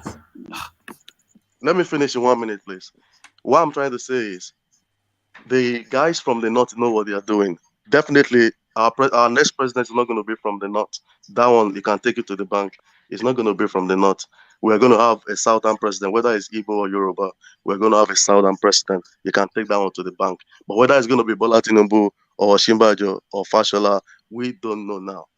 But for Bola Tinubu to be going up and down, spending his money, using private jet up and down, he knows Oyo State is a peculiar state in the southwest. Oyo State is like the political. They understand politics in this part of southwest. They don't care whether you are the one in power. They will go with the flow. That's why PDP won the last election when Ajimobi of blessed memory messed up and constituted authority. So he knows the politics of Oyo State. That's why he's been going back and forth to Oyo State, meeting the people. He knows what he's doing. He's gonna say all the votes that you think will not come from the southeast or the southwest. He asks people when the election starts proper. I saw on news the other day, day before yesterday, people from the east are already propping him forward in Imo State, in Anambra State. Whether they are going to be able to make effort or not, they're going to be dividing the vote little by little. And somebody mentioned that if Bola Tinubu doesn't get it, he's not going to leave the party. He's not someone like that. He's not going to go join SDP. But he's not going to go join anything. It's too late to create any party now. Because what Buhari is delaying in this electoral reform bill. Is making that comment. What is delaying in this electoral bill is so unfortunate that Buhari can be waiting on the governors in APC to delay what Nigerians really want. At this stage, Nigerians should be able to go into a hall and thumbprint and go into a machine, put their PVC number in, vote in there in less than 5 minutes, and your vote is counted centrally, is in the cloud, and everybody can see what exactly happened in those states where people were actually checking their phone, refreshing, and the updates were coming in. He should do it. It's the right thing to do. But is he going to do it? I'm advocating for you. Is he going to do it? That's what we're waiting for. So whether it's APC or PDP, as a matter of fact, Nigerians are even waiting for whoever PDP is going to put forward now, because that's going to really change the political landscape. APC is not going to be stupid enough to put anyone that will not win an election for them. Somebody mentioned yesterday about the capacity to win an election, and that's the truth. Nobody wants to lose out, but the way Buhari is going. Okay, so who do they have in APC that can win an election for them? At least the one that we know now that has put himself forward. Tinubu is Bola Tinubu. Give me a list of 4 in APC that can win an election. I will give you, but they will need the backing of Buhari in the north. That's just it. Well, can win an election. Okay, give me the list first, and then we'll go through them. Yeah. Okay. I'll pick Bola Tinubu number 1. Yeah. I'll pick Fashola number 2. Mm-hmm. Who else in APC? From the south, not from the south, just the whole of the party. What about your short man? What about your short man that you love so much, the little man? No, they're not gonna give it to him. But see, I love disruptive people. El-Rufai, see, those short people, what they lose in height, they compensate somewhere else. He doesn't know about that though. He does. It's not that kind of show, but don't let these short guys go after you. El-Rufai is a brutal person. I'm not joking. He's a brutal person. He's going to do the right thing. But whether he's going to be an extremist or not, at least it's not an Egbeshola that is wearing his tablik everywhere. Do you get it? But I would say Bola Tinubu and Fashola, from the southeast. It's unfortunate that the Igbos, I'll say this with every sense of responsibility, Igbos are not playing good politics. You guys are not playing good politics at all. When someone mentioned yesterday on the line, I was just laughing, but it was a brutal truth. I think it was Ovi or somebody in the afternoon, day before yesterday. It was just laughing about it. I know some people are hurting, but that's the truth. Igbo do not play good politics. See the whole of Abia very dirty. They don't know anything about politics. I disagree. No, 100%. how can you be voting PDP over and over again? As the Igbo man, I disagree 100%. Make noise on the streets. 100%. How can you be doing that, voting PDP every time? That was why Buhari was able to say, Charles, you are not an Igbo man, you are an American. Do I disagree with statement? Do I Igbo don't go to politics? Igbos know if you go to party, Nigeria hate them. That's what Igbo won't go to party. Okay, you are saying why? You said Igbo, Sam, you said Igbos they vote for PDP all the time. Didn't what Igbo refused to vote, that they gave Buhari 5% of the vote? Is it not manifesting today? Is Buhari delivering? Is Buhari delivering to you people in Nigeria? Is Buhari giving you the promises? The promise that 5% have they not been vindicated? Let me answer how so? With all the roads he's building in the east. Let me answer you this way. Whether you like it, let me go on. Whether we like it or not, Buhari has done so much for the Easterners than every other president Nigeria has produced from 1999. In Bayelsa State, let me finish, please. In Bayelsa State, where Jonathan came from, there was no pipe-borne water running in Bayelsa State. Buhari came in and did that for them. Bayelsa is not an Igbo. Bayelsa is not an Igbo. I'm just saying. What is it? Is Igbo? It was just a digression. I'm still going to come back. The Niger Bridge is being built now. Whether somebody drew it on paper and someone is putting it on ground, who are you going to hail praise? Definitely the person that has budgeted. See, all of this borrowing. I agree with borrowing, but is it being used for the right thing? Yes, for infrastructure. Jonathan was borrowing to pay salaries then.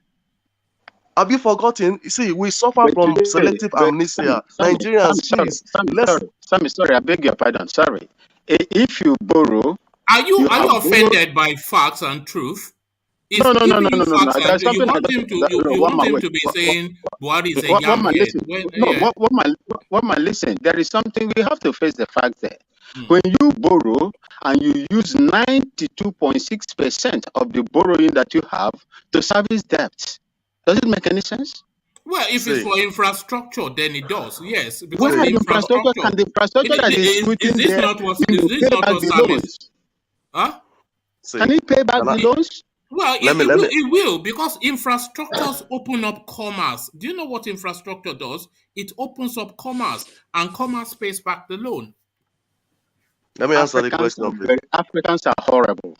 The same thing. Hold on, Vin.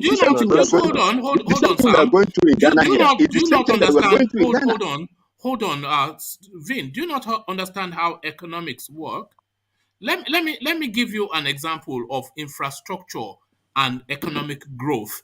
Let's say a village is in the hard forest and it's a farming community. If you build a road from that village that is in the hard forest to a city, you automatically increase the net worth, the value, the economy of that village by 1,000-fold, because they are able to get their products to the market. The market is able to get quickly to them. Trade is able to work fluently, so that when it's taking them 4 days to get from that village to the market, it's taking them 1 hour to get from that village to the market. So trade that takes 4 days to do is quadrupled by multiplicity, and that is infrastructure now. Do you not know what infrastructure impacts? And you are saying, of course, they borrow to build infrastructure, then that is good economics. Yeah, one man, listen. Hold on. Please, Ola, hold on. Thomas. If one man is praising Buhari, then Nigeria go better. I'm not praising Buhari. Buhari is still a mala. Can I come in? You asked me a question. There is something I would like to ask you. The infrastructure that you are building, is it the pyramid rise they build in Abuja? What does that mean? Now, what does that mean? That is part of it, because they borrow the money to share, to give to this farmers and they could not deliver. Then the second one is this. You check to bring a container from China to Lagos and to bring it from Lagos to the southeast or south. Check the expenses and check how. Yeah, but that's it. Okay, so okay. Let's hold that example that you've said. So you're saying it's more expensive to bring a container from China to the port than it is to get it from the port to the east. So why is that? It's because of infrastructural deficit. So that has it been addressed with all the money you have borrowed? Is this not what he's saying? When they are building roads, they are building bridges, they are building railways. For the past 18 years or 20 years, you've been building Lagos Ibadan road. You've not finished it. Look at this guy. Look at what are you doing now? When the guy have is telling you the Lagos Ibadan road? Well, the Lagos Ibadan road is just one piece of road. Do you know how many roads has been completed? Because your rail line is not working. There's a real service from Kaduna, and there is so much expense that people are living. You can shout all you like. You can shout all you like. You don't know what you're talking about. You do not know what you're talking about. There's a real service from Kaduna to Abuja. That is can you hold on? There's a real service. There's a real service from Kaduna. Is that an infrastructure? Hold on. No, listen to me. Is the real service from Kaduna to Abuja, is it an infrastructure? You don't come here and tell me that I don't know what I'm talking about. These are reports. You don't now. You don't know what do you mean by I don't? When they are going to build infrastructure and you are talking about rice pyramid, who is talking about? Sam, please explain. Can I interject 1 minute? Hold on, because Sam was going to go through a list. Sam made an assertion that Buhari has been the best since democracy for the East, and he was going to defend that. So defend that statement, Sam. Okay, thanks, one man. Say the railway line that has been built presently in Nigeria, all across the nation. I understand the Chinese have pulled out a bit. They don't want to fund this, and Nigerian government is looking for where they can get the funding to finish up the project they have started. If previous governments in Nigeria, Obasanjo's government, partly Yaradua, more importantly Jonathan's government, if they had done half of what this guy had done, Buhari would have moved forward, because government is a continuum. You should see it that way. Nigeria did not start with Buhari.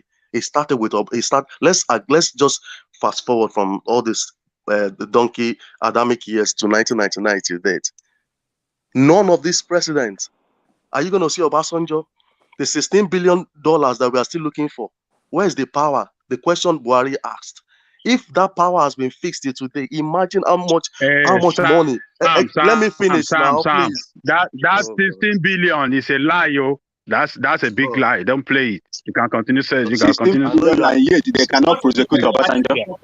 Atiku confirmed it. It's not a lie. It is a lie. It is a lie because Buhari himself, they interrogated that thing and they found that it's a lie. Can I interject, please? What is a lie? Can I interject? Let's hear from Baba Kure. All right. Who was talking? Was it Seno that was praising? Yes, Sam. Okay. I have a question for you. Yes. Sir. Because now you praise this government. They are very nice. They provide food. Everything is rosy, right? Now that's not what he's saying. He's saying his contribution to the East. Hold on. Let us get it right, so we won't be going too far. Let me put my question to you. What do they promise us when they asking for our vote? Okay. In the words of Mario Cuomo, I know some Americans are here, the father of this disgraced former New York governor. He said, like I mentioned yesterday, you govern in prose, you campaign in poetry. We are always carried away, the electorate, whether we are Americans or Nigerians or wherever, we get carried away by this poetry, these flowery talks that they give to us. That is politics for you. Whether they now get there to do it or not is another thing. He is not the first person that told us he's going to do this and has not completed what he promised. See, they still have like almost 8 or 9 months to go or thereabout. Okay, let's talk about security. While Obama was there at the affairs in America, question, did he agree to sell ammunition to us? I understand the fear, the Leahy law and all of this. They didn't want these ammunition to get into the wrong hands. But for everything that Donald Trump did wrong, I'm not a fan of Donald Trump. I dislike him passionately. But that thing that he did, all these things, all the gains that, see, one man, please, let's begin to expand the scope of our discussions to securities and education and other things. We're going to discuss politics, but there are some gains that we are enjoying now. Do you know that ISWAP leaders, some 5 of them were killed day before yesterday, and some 2 weeks ago? Kingpins that they've been looking for. See, Jonathan, when he was leaving, you remember the election was postponed by 2 weeks or thereabout, or was it 6 weeks? And they brought in mercenaries from South Africa. And we saw the gains before the election. That was why they were able to hold elections in some places where the terrorists were holding ground, raising their flags. Security-wise, is a difficult thing. You don't go to, it's not what you get on the open shelf. You go up the shelf market. Now they say they kill Aswap King. Do you believe that? Do you know that Nigerian military applied several times? Do you know how many times they told the nation they killed Abubakar Shekau? Do you know how many times they lie? You want to believe Nigerian military? You don't know that they represent lie? Okay. Sam, let me just back you up a little bit. Can you mute yourself for a moment? Let me just bring you something fairly quickly. This was written by some European lady. Her name, Diana Games. So Nigeria invests billions in new infrastructure drive. So can everybody please mute themselves because we're getting a bit of feedback. Nigeria has multi-billion-dollar plans to address its entrenched infrastructure deficit with mega projects across the country in various stages of development, seeing a new influx of capital. Railroad airport projects stretching across Nigeria are either well advanced, recently signed off, or just breaking ground in the wake of an infrastructure drive by the administration of President Buhari.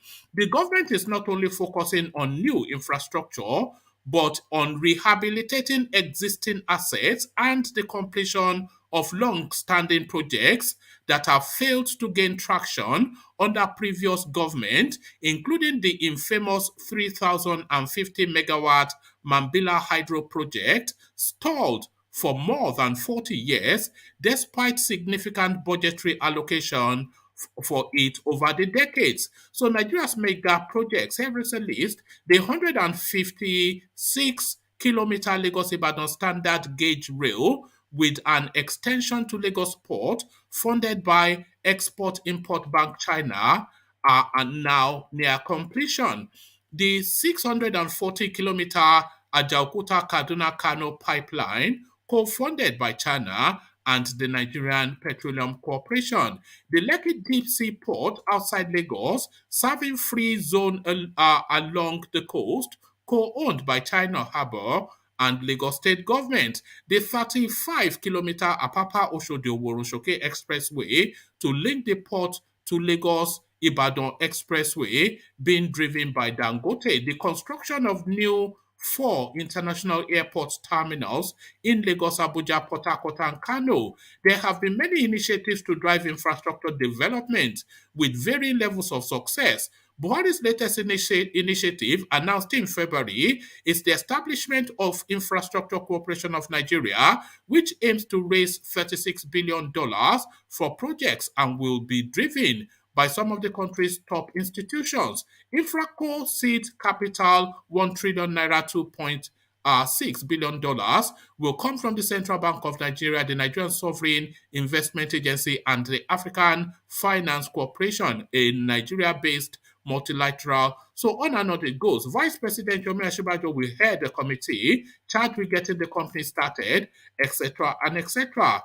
So, so it's just infrastructure after infrastructure. I can read on and on, but we cannot say, these borrowings, and we are seeing the infrastructures come to fruition. The Lagos-Ibadan rail service completed during this administration. The second Niger Bridge Obo completed. The Lagos-Ibadan Expressway near completion. Roads across the northern part of Nigeria. Even UK, our guy from the east, he comes here to tell us that his uncle talks about infra. So we cannot say that these things are not being done when we know they are being done. Sam. Can I continue? Thank you for that, please. Yeah. What it is let's separate our hatred for someone to what they are doing. Let's open our eyes and see what Nigerian government is doing. It's so painful that we have to be borrowing now to be putting infrastructure on ground when there were governments before this government that had stolen and carted. See the sleaze and the malfeasance. This lady is in UK now. One of my friends saw her in Northwest London the other day. Alice Maduke covering her head. The guy rolled down with, the glass and like, I know this woman now. I used to see her on TV. Whether she has cancer or not, that's between her and God. The UK government is trying to build a watertight case against her. Do you know how much this woman stole? Do you think she stole it for herself alone? Do you not think it's a cartel? Nigeria, see, we bled all through during Jonathan and those government before him. You cannot say that the people there now are not stealing money. Okay, so, sir, let me finish, sir. Yeah. See, during Jonathan's period, now, thank God the oil prices have gone up to 90-something percent. That was why we voted Jonathan out. I know. Okay. The oil price have gone up now to 90-something. How much was it when Jonathan was president? Where is the refinery that Buhari promised us that he will put in place within 2 years? Where's the refinery? I'm like I said, I'm not a fan of Buhari. No. I'm just saying, look. It's unfortunate. Whether we like it or not, Buhari is a failure. I agree with you 100%. Infrastructure or no infrastructure is not. Everything have not been completed. All these things they are talking about. And Ajalikoko, to support you. We have lost many lives. We've lost many lives in Nigeria than infrastructure.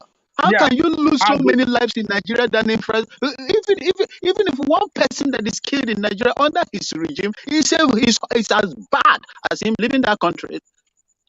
As the security situation got better? No. One man I knew potential, please. As the economy got better? No. As the what is the state of the economy? What is the exchange rate? What about the direct investment, foreign direct investment? It's going low. 40 years. 40 years low. So this man, look, we are not talking. Not only we didn't vote for him for only infrastructure. There are so many things that we voted for him in 1450. So this man has failed completely, and infrastructure alone is not what we want. And all this infrastructure they are talking about, there's no guarantee. There's no guarantee they are going to complete it because China is no more borrowing their money. The money they borrow for this project, we're supposed to have 10 times of the project they did we're talking about. Yes. 10 times of that project. 10 times volume of this project that they are shouting about that they did. It pains me people come here to tout, what infrastructure. So we shouldn't be praising failure. You have on ground. You celebrate mediocrity. We should not be praising failure. We are praising failure. I just run back from home. Let's focus on the incoming person. All we do is to try to vote people out. Who are we going to vote in? Let's focus on that. What is going? It's gone. I keep saying this. Let's focus on who is coming. I just returned from home. Not quite 2 months. There's nothing I can see that make any difference there. Can I just finish, please, sir? Yes, you can continue. Yeah. In America that you are, Danle Koko and some of our guys that are in America, do you know how much your country is owing? Forget about that. Do you know how much? Do you know what? Hold on. This is the thing. This is the thing that Nigerian we talk and they want to say it, and they want to say it and just continue to say it. This is the language of Nigerian politician. You are speaking in the language of Nigerian politician. But when it comes to giving social security to Nigerian poor people, you people don't want to. Nigeria does not want to do it. You don't want to say, "Oh, let us copy America." When it comes to giving social security to Nigeria, but they do when it comes to good education and giving scholarship to Nigerian poor children, you don't want to do it. You don't want to talk about that. When it comes to we all know that America has about $2 or $3 trillion debt, but many people still run into that US because they believe that they will make it there. Do you know what America? Do you know what American export? What does Nigerian export other than oil? And do you know what American export to other parts of the world when it comes to big machinery, arms, and other products than the American? Look, you want to list Amazon alone, the operating how do I say it? Online marketing. No, the asset of Amazon alone, put the whole of West Africa together, is not up to that what Amazon worth. I mean, look, you cannot compare America. I mean, why do you want to say even in America? Do you know what Americans stand for? Because we are practicing their democracy and system of politics. Now copy and paste. So all right, let me just round up. But you don't want to practice it well like them. All the necessary things to do to make it run well. You don't want to do it. I advise you to go and read the Civil War of 1655. I will send you the book or the link. Go read that book at the beginning of the Civil War. Then you understand what Nigeria but you see, Janko make a good point. I hate people. Why people defending Buhari? Like, why the idiot? He's the one who threatened my tribe. He threatened my tribe. Why is an idiot? No, he threatened your tribe. He did. Look at this guy. Why you defending? It's a failed state. But Nigeria is not a failed state. It is not. Let me just round up, sir. All right, let's get back to Sam's to round off his thoughts. So back to you, Sam. Okay, so whether we have the capacity to pay back, I think someone is echoing back, please. Whether we have that might be Ajanle Koko. Let me see. Or Vin. Yeah, go on. Whether we have the capacity to pay back or not is yet to be seen. It's left to be seen. But what I'm trying to let you understand is, let's put our hatred and our loathsomeness aside. This government have done well in terms of infrastructure. I want to correct you, sir. Let me finish. You have to hold on. Nobody hates Buhari, neither Jonathan. When we voted him out, just erase that hatred. It is very annoying. Just erase it. Nobody ate Buhari. We want Nigeria to be better. That was why we voted Jonathan out. Do we hate Jonathan when we voted him out? Absolutely not. Stop voting people out and vote for somebody in. Buhari is going whether we like it or not. Who are we going to vote in? Is what we should be talking about. We voted Goodluck out. We bring Buhari in. We go vote Buhari out. We go bring somebody that is even more clueless than Buhari in. Let's stop voting people out. Vote people in. Who are you going to vote in and why? Not where he or she come from. Not what the position is. Who are we going to vote for? Let's discuss that person's policies and ideas and what he's bringing in. Forget Buhari. I've been saying this for long. He's going. He's gone. No, you can't forget Buhari now. He's the president of Nigeria. What are you talking about? Who is the president? Around me, don't even listen to him no more. Why we go to listen to him? No, don't worry about it. Who is the president of Nigeria? It's Buhari. And who has the final say in Nigeria?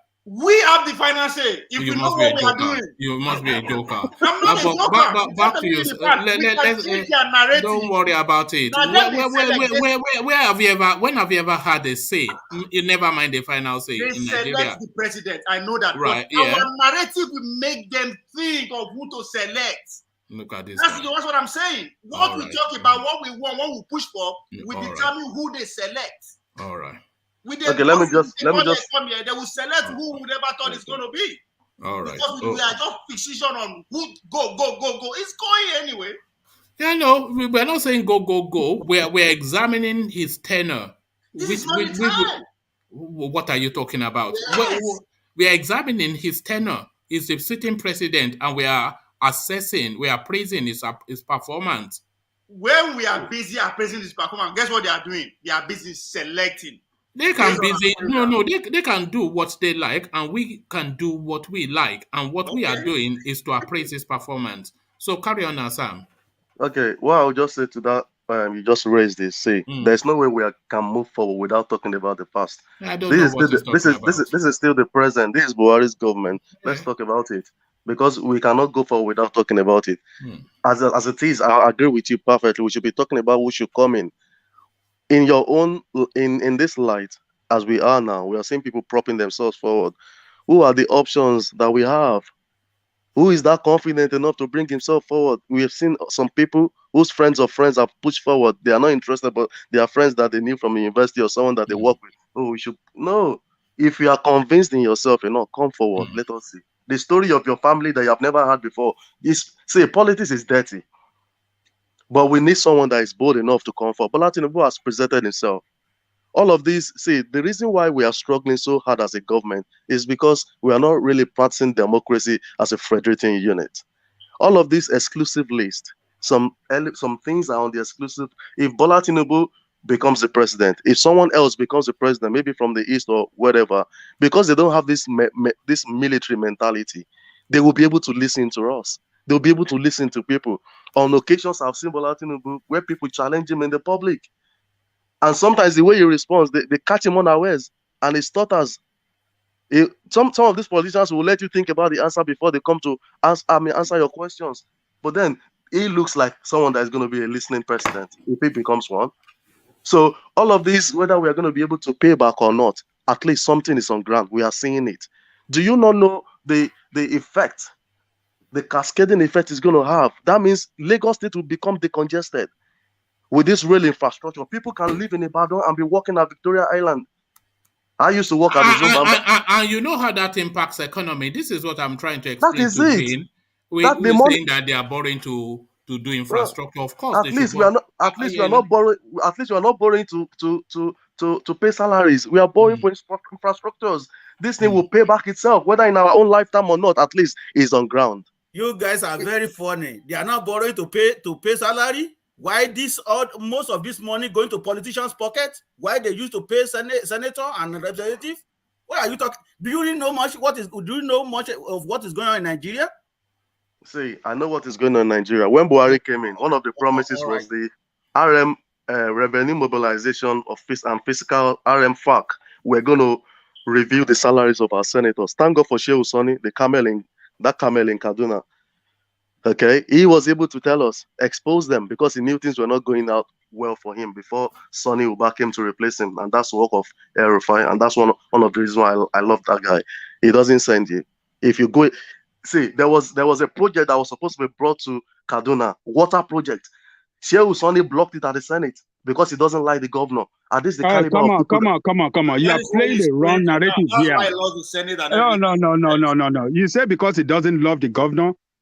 Yes. They are not friends. Yes. No, that is not because of that. It's not because of that. It's because they don't have the capacity to pay back their loan, and because that loan is going to. You know what El-Rufai is doing in Kaduna State as we speak? Hold on, man. I don't like the guy, but do you know what he's doing in that state? Hold on. This is the problem with us. When you don't have the capacity, to pay back your loan, you got to put that loan, you got to put that state into a serious economic problem.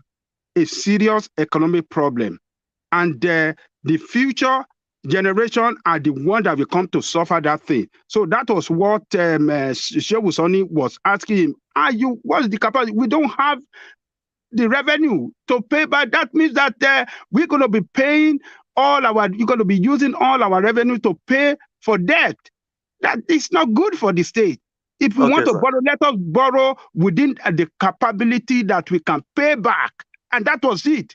And so because he went after him and he rigged the election against him and took one of the best of the best that we have in that country.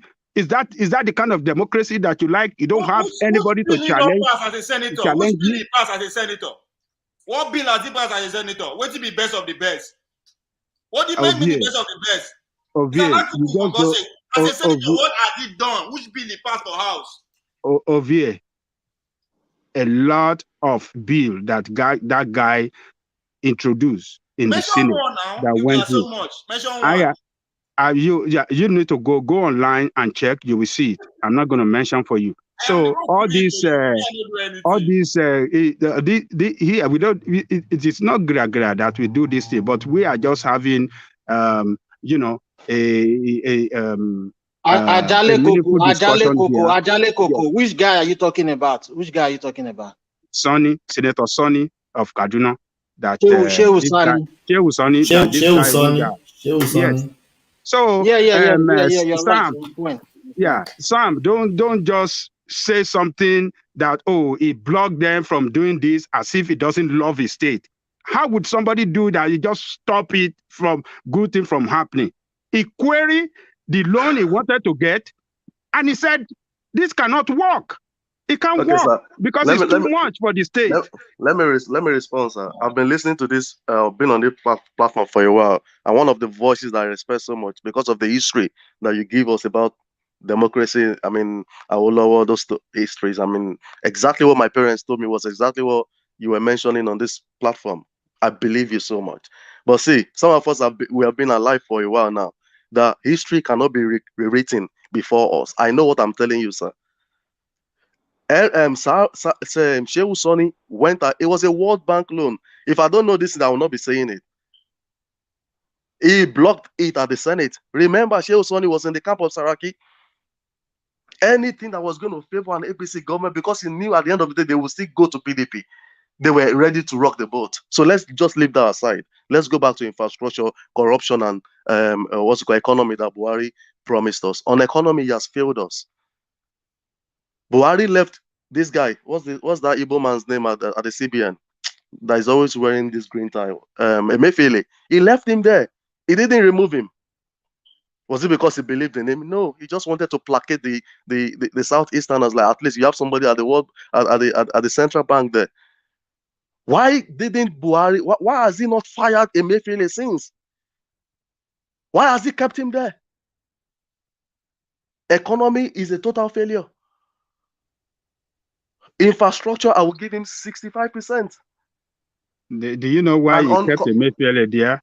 Emefiele is a person, is a yes man, is a person that will not push back, will not say this. And that was the reason. That was the reason why he opened the vault for Jonathan to be distributing Nigerians' hard-earned money to politicians. AIT got billions of dollars. Ruben Abati that is working for Rice TV now got 400 million. Why are they, hold on, all these things, why are they not? Why Shebi Buhari said it's a Mr. Integrity that we try, that we fight corruption. Why didn't he try integrity? Why didn't he try them? Why, if it's really fighting corruption, why didn't he try all those Abati and all the rest you are talking about? Sir. Where all are of them against them? Their cases are ongoing in the court. Buhari is not a law court. We all know, like we say, pardon my French, that the law is an ass.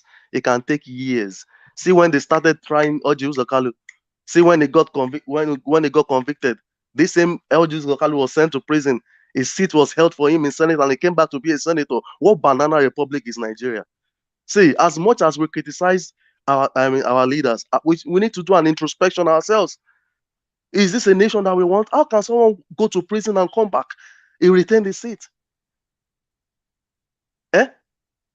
In a democracy.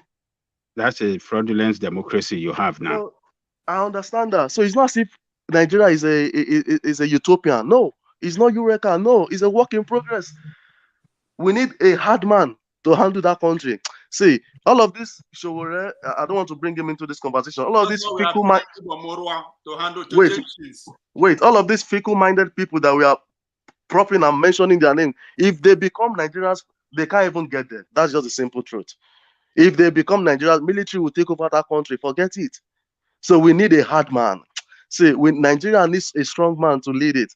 Politics is about spending money. We also saw how much Donald Trump, spent. We saw how much Biden spent to become the president of America. It's not beans. There's this actress in Nigeria, Kate Henshaw. I think she represents Cross River. She spent 35 million. She's still crying till tomorrow. Her money went down the drain. She didn't become a representative from Cross River that she came from.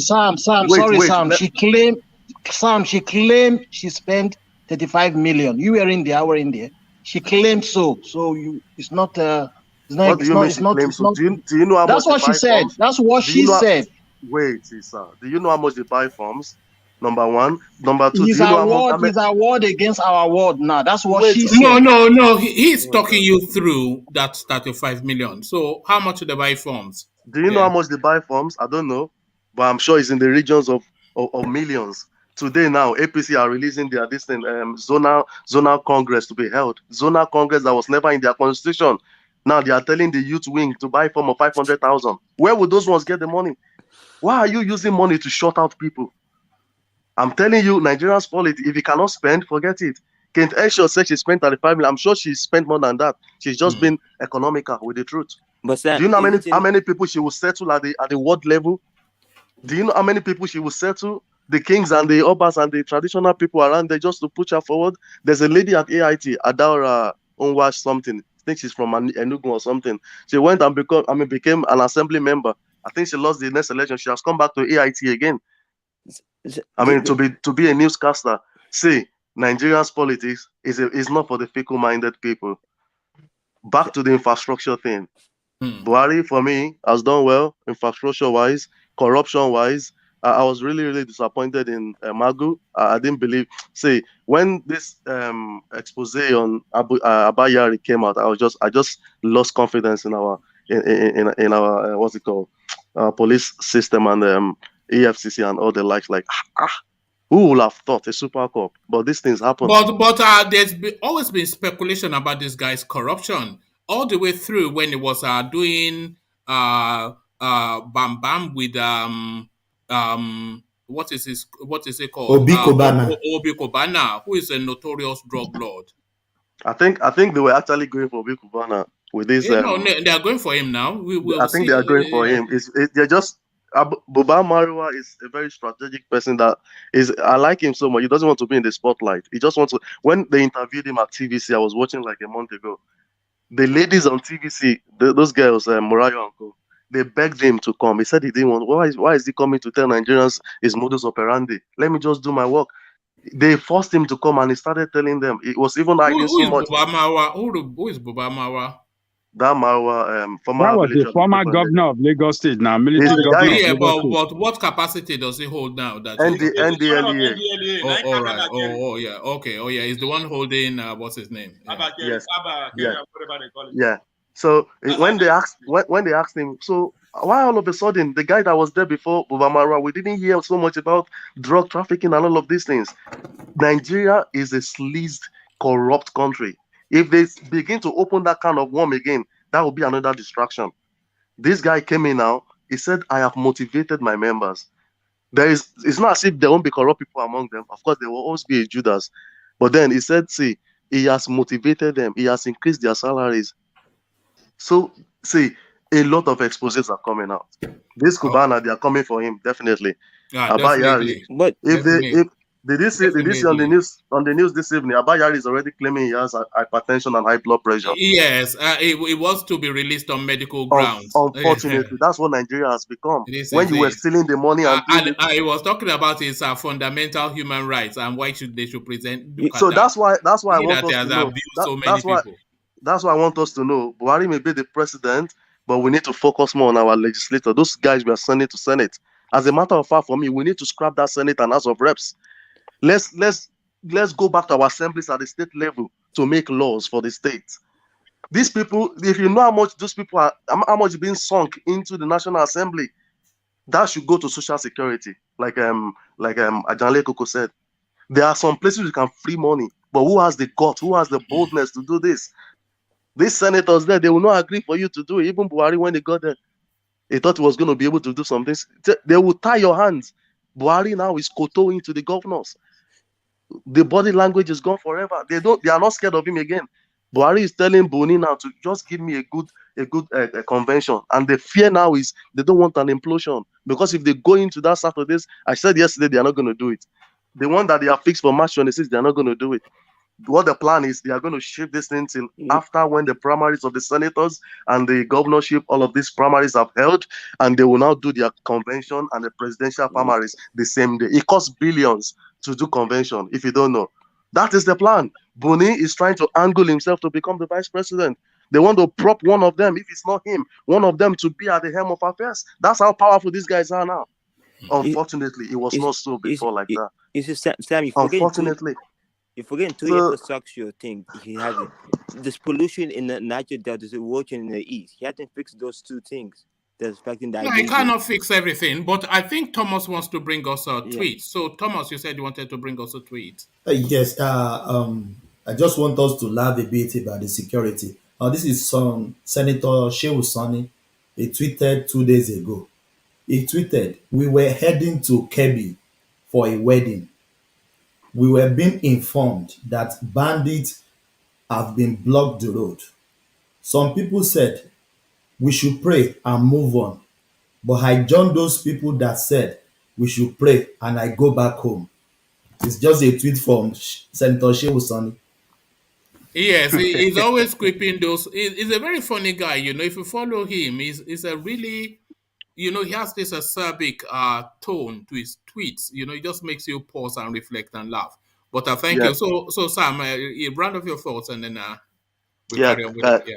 Yeah, just on a lighter note, I remember tweeting at him. I'm very active on Twitter. I used it so much during Jonathan's period, so I just stopped it after Buhari came in. I used it against Shehu Sani, calling him a camel, and he responded back to me abusingly as well. So that's the kind of person he is. He has lost out of power. I really like that guy, I really do. I like the way he carries himself. He was an activist, so he knows how to use the words, and so that's his person. But away from him, he's gone in for the Kaduna seat now. Where? Because of Kaduna seat. To become the governor. Yes. As a PDP or where? Yeah, as a PDP. They have already made it easy for APC than in that state. Who's going to vote for Shehu Sani? He's popular now. He's not. He doesn't have the wealth, but he's popular. Let's not arrogate what is not to him. Forget all of this social media thing. I've told you yesterday, those people that are voting, they don't have data on their phone. No? They are the ones on the street roaming up and down. Yes. That's the truth. Forget all of this social media thing. Which name is stronger than Senator Sani in Kaduna? Which name is stronger? Of course, the guy that ran against El-Rufai in 2019 for the governorship. El-Rufai only won by 10,000 votes. They both clocked 1 million votes. Yeah, but El-Rufai is hated though. Of course, because the south of Kaduna is just an appointee of Mahmoud Yakubu. So what I'm trying to say in essence is everything is not perfect.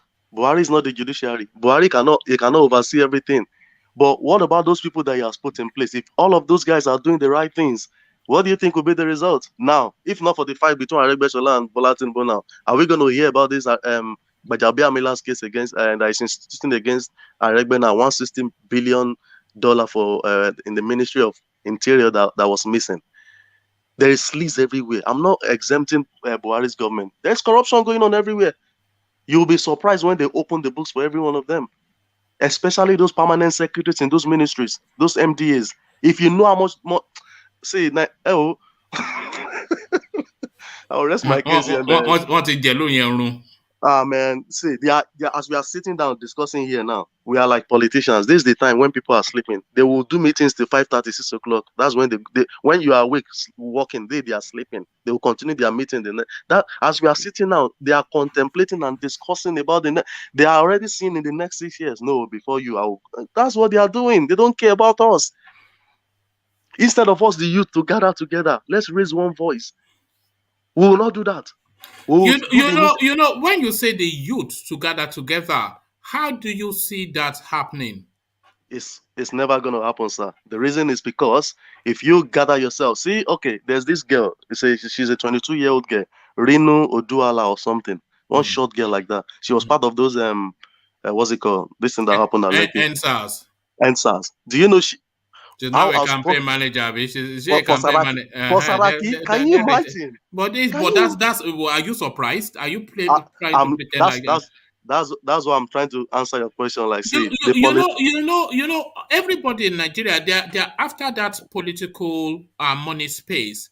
Everybody wants to. Anybody that is agitating and activating, they're only agitating and activating to spotlight their name and influence, to then land in some political space. All that ends as the arrowheads will end up in political. You'll see them speaking for the politicians. This is just how it goes. They will even start campaigning for Tinubu now. Just let it come. Mr.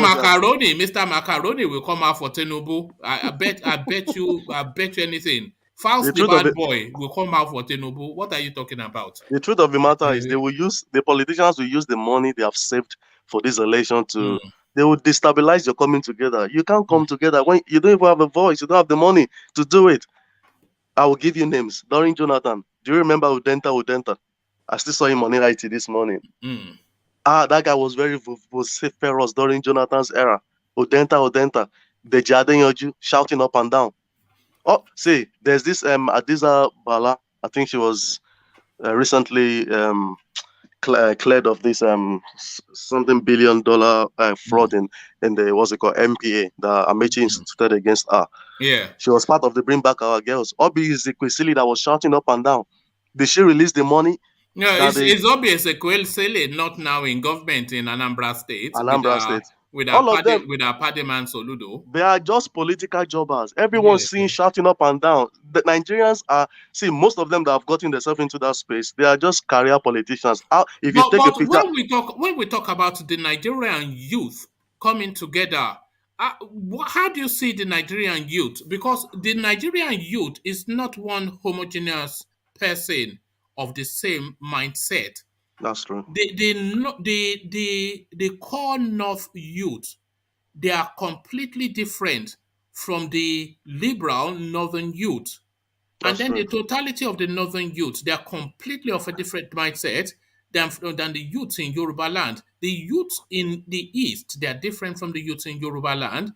So how do you get that cohesion in their voice? Because they say the youth, and there's no one uniformity. There's nothing that binds them other than suffering. But then what they go to more is tribe. Nigeria is too tribal to have a youth movement. See, you have just said it all. You've answered the question. There is no nexus between all the youth all around. What obtains in the north does not obtain in the south. I remember during my NYSC, let me just chip this in. I'm not saying this to sound braggadocious or anything. I served in Oyo West, Ojongbodu. You know that Ojongbodu, Oyo Gbomosho Expressway, just along the road. That was where I did my NYSC. So I taught mathematics and physics in school, and I was the CLO in my local government. If you know what I saw in that Oyo West local government, people come. The chairman of that local government, I've forgotten his name now. I was in Atiba. What's this guy's name? Alafin's local government. So I had for redeployment to Oyo West. In Atiba, the son of Alafin, Skime, that's his nickname. He's representing them in the House of Reps now. Skime, that's his nickname. I've forgotten his real name. The chairman in my local government in Oyo West, I've forgotten his name as well. He doesn't stay. Do you know he doesn't stay in Oyo? That is local government. He goes to America. He has a house there. That's where he lives. The day he comes around, he flies in once in a month, comes to see the allocation has been paid into the account. Akala was the governor then when I was serving them. They pay their money, they share it, and off he goes again. I remember going to meet him then and put there before him. And do you know what he asked me? He asked me, Kenny, so I'm a twin, but I use Sam as my name. He said, Kenny, so how will this thing favor me now? He's a guy. Like, okay, fine. Elora, sure, put my name on it. That's the way they think. And they are using there's apart from Sanwo-Olu and maybe Wike, I cannot think of a governor in Nigeria that lives in the state that they claim to govern. They all live in Abuja now. All of them are in Abuja now. Even Fayemi doesn't live in Ekiti. When did Fayemi last go to Ekiti? They live in Abuja now. They doesn't know anything about Ekiti now. They don't know what he went there for campaign and then he went back home to Abuja. One man, Edo State governor lives in Edo State. Who told you that? You don't do that. I'm telling you, one man, what I know. How would the state function if governor is not around? The deputy is there. I'm telling you what I know, one man. They don't relinquish power to deputy. They don't relinquish power, but they do it remotely. The deputy will be phoning out to say, they will say, okay, who have you given the dollars to? You say, and how much did you give them? Okay, all right. When is the project ready? Okay, I will helicopter in and take photographs and then go back home. Malabuni, he doesn't even know where Yobe State is, and they tell you he's the governor of Yobe State. But Sam, what do you mean the youth on the night? I think youth all on night. If you go to so one man, talk about what you know. I told you Edo State. Obaseki lives in Edo State there. Okay, let's go into it. Let's go into Edo State. Obaseki doesn't live in Edo State. Let's in go Abuja. He does live in Edo State. He does live in. He doesn't live in Abuja. He does live in Edo State. 110%. How do you know? Are you his neighbor? Does he live in your yard? I know that. I know people that are in government in Edo State. I know that. So look at that. All right. Even my close cousin, Edo State, is in government. So I know that. So back to one man's question before I quickly go now. We can't have that homogeneity between the youth because the politicians know us. They just need to give you the dollars. You start singing from a different hymn. That's just the truth. And the man mentioning Edo State, I think we need to be calling out the governor in Edo State now. At least he has won the battle. He's now this governor the second time, crossing over to PDP. I don't have any problems with that. But why will you shut out 14 representatives in the assembly? Now you are telling us there's a subsisting case in court. It needs to be adjudicated on. You have shut out 14 members. Those they are representing have no representative in the assembly. You intentionally went and started doing one funny renovation just to stop these guys from sitting. At least he's the governor now out of 24 members in the assembly. And if this was an APC state now, everybody will be shouting up and down. If El-Rufai did this, we will not hear word again. But it's because it's about Obaseki. No. Don't say so. My friend, that's a different space. If you want to open that space, we won't live here today. Sam. Obaseki has proven to be a huge disappointment. It's a disappointment, man. Plateau State, is it not APC state? Lalong, yeah? Yeah, do you know what the governor is doing against the legislator over there? What's he doing, sir? Oh, yes. He's trying to take out, he has done the same thing.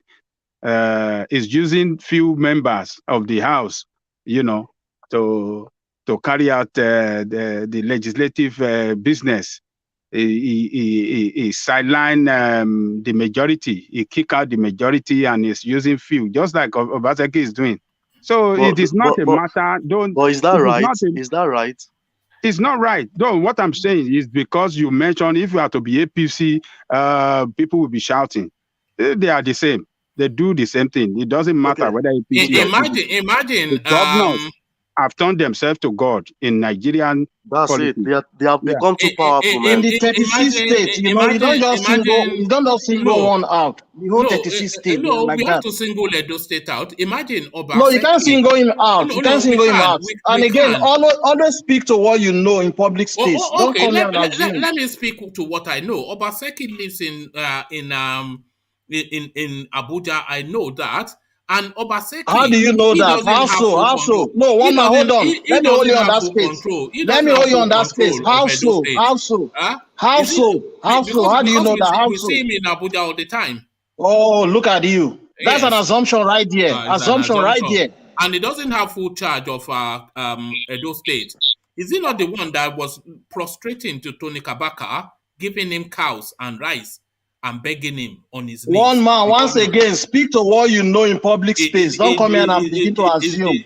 It's not begging Tony Kabaka with food, with malu and something. One man, you're such a joker. Is it not? Speak to what you know. It's not. Speak to what you know. It's not. It's not. Yeah, it's not. Are you from Edo State? Are you? I say it's not. Do you want me to explain to you why he did that? You want me to explain to you? Why you sent him 2 cows and he was saying God says. Okay, hold on. Now you've opened that space. Let me explain to you. Hold on. Now you hold on. You want to listen or not? Did he send 2 cows? You want to listen or not? You ask a question. One man, you ask question. You want to answer your question by yourself. You ask question. Wait, let me put answer. Let me put an answer. Did he send? Let me put an answer. One man, you ask a question. Let me put an answer. Well, you have to start with that. Or did he send 2 cows and bags of rice to Tony Kabaka, a thug? Yeah, to beg him. Look at it. Okay, let me put an answer. Tony Kabaka took Obaseki to court. He said Obaseki destroyed his hotel, which Obaseki said during the campaign build-up that Tony Kabaka built his hotel on government land. Because Tony Kabaka has a house close to that hotel, he was able to provide the papers of that his house. You know, he's a C of O. But that of the hotel couldn't provide the C of O for it. So Obaseki destroyed it and told Tony Kabaka to pay 18 million to clear up the rubbish. So Tony Kabaka was angry and he took him to court. So at the court of appeal, he won Obaseki there. You know, but the government said they are going to appeal it. So people were now shouting on social media. At least, you know, they were now shouting, hailing Tony Kabaka on social media that he has won the governor, he has won the governor. So Tony Kabaka came out to clear the air. He said, I didn't win any governor. You people should not put me in trouble. The case is still ongoing, you know. And Tony Kabaka now went to church, according to what we saw on social media. He even begged Obaseki. He came out and make an open plead, saying, Obaseki, you are my uncle from my mother's side.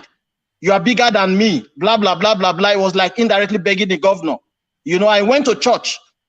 After a week, 2 weeks later, Obaseki came out on national TV saying to the to Edo State indigenes that Tony Kabaka right there has shown some level of repentance, that he's ready to make amends, that every human being makes amends when they make mistake and move on. That was what happened. You know, you don't people make mistakes and they make amends. Okay. Then Obaseki, hold on, let me talk about that cow you asked of now. Obaseki, it was during that period of December. It was not only to Tony Kabaka. Obaseki gave a cow and rice. Right. It was given out to all big wings. Remember, Tony Kabaka is the youth APC state leader of Edo State. Youth. You look at that. Yes, he is. Yeah. Of course, he is. You don't know that. He's the youth APC leader of Edo State. You don't even know. That's why I say, speak to what you know, one man. Don't come here and begin to assume. Let me speak to what I know. Did Obaseki, you've just admitted now, so it's not even did, because even we didn't need you to admit, we know for fact that Obaseki, he sent 2 malus and a mini bus full of bags of rice to a notorious killer and a thug called Tony Kabaka. He did that, a notorious killer and a thug. Woman, how so? Who told you he's a notorious killer? Which court? Which court gave that verdict? It's not a political thug. It's not a political. Which court gave that verdict that is a notorious killer? Abba. You are innocent until proven guilty. One man. You went to school. Is Tony Kabaka a political? No court has declared him a notorious killer. It's just like MC Oluomo in Lagos. And you look up and sit here and say he's a notorious killer. Which court? Look at this guy. Which court that gave that verdict? What am I doing? You're still assuming. That's what I'm saying. This is an assumption. You are from Edo State, so I'm asking you directly. Is Tony Kabaka a political thug? Yes or no? Who is from Edo State? You're asking me directly. Yes. Sorry?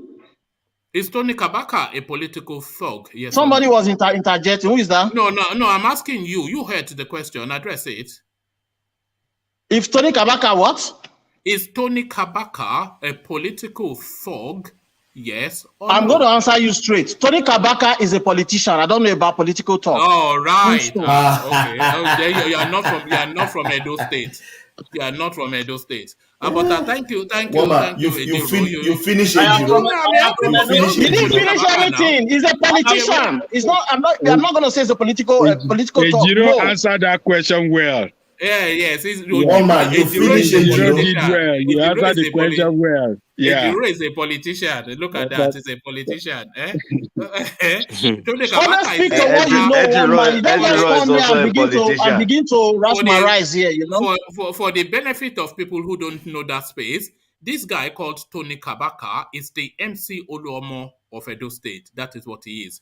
A political thug. That is what he is. By your book, one man. A political thug, as we all know, is a killer. Because that is what they use them to do. Is that come on now? What are we doing here?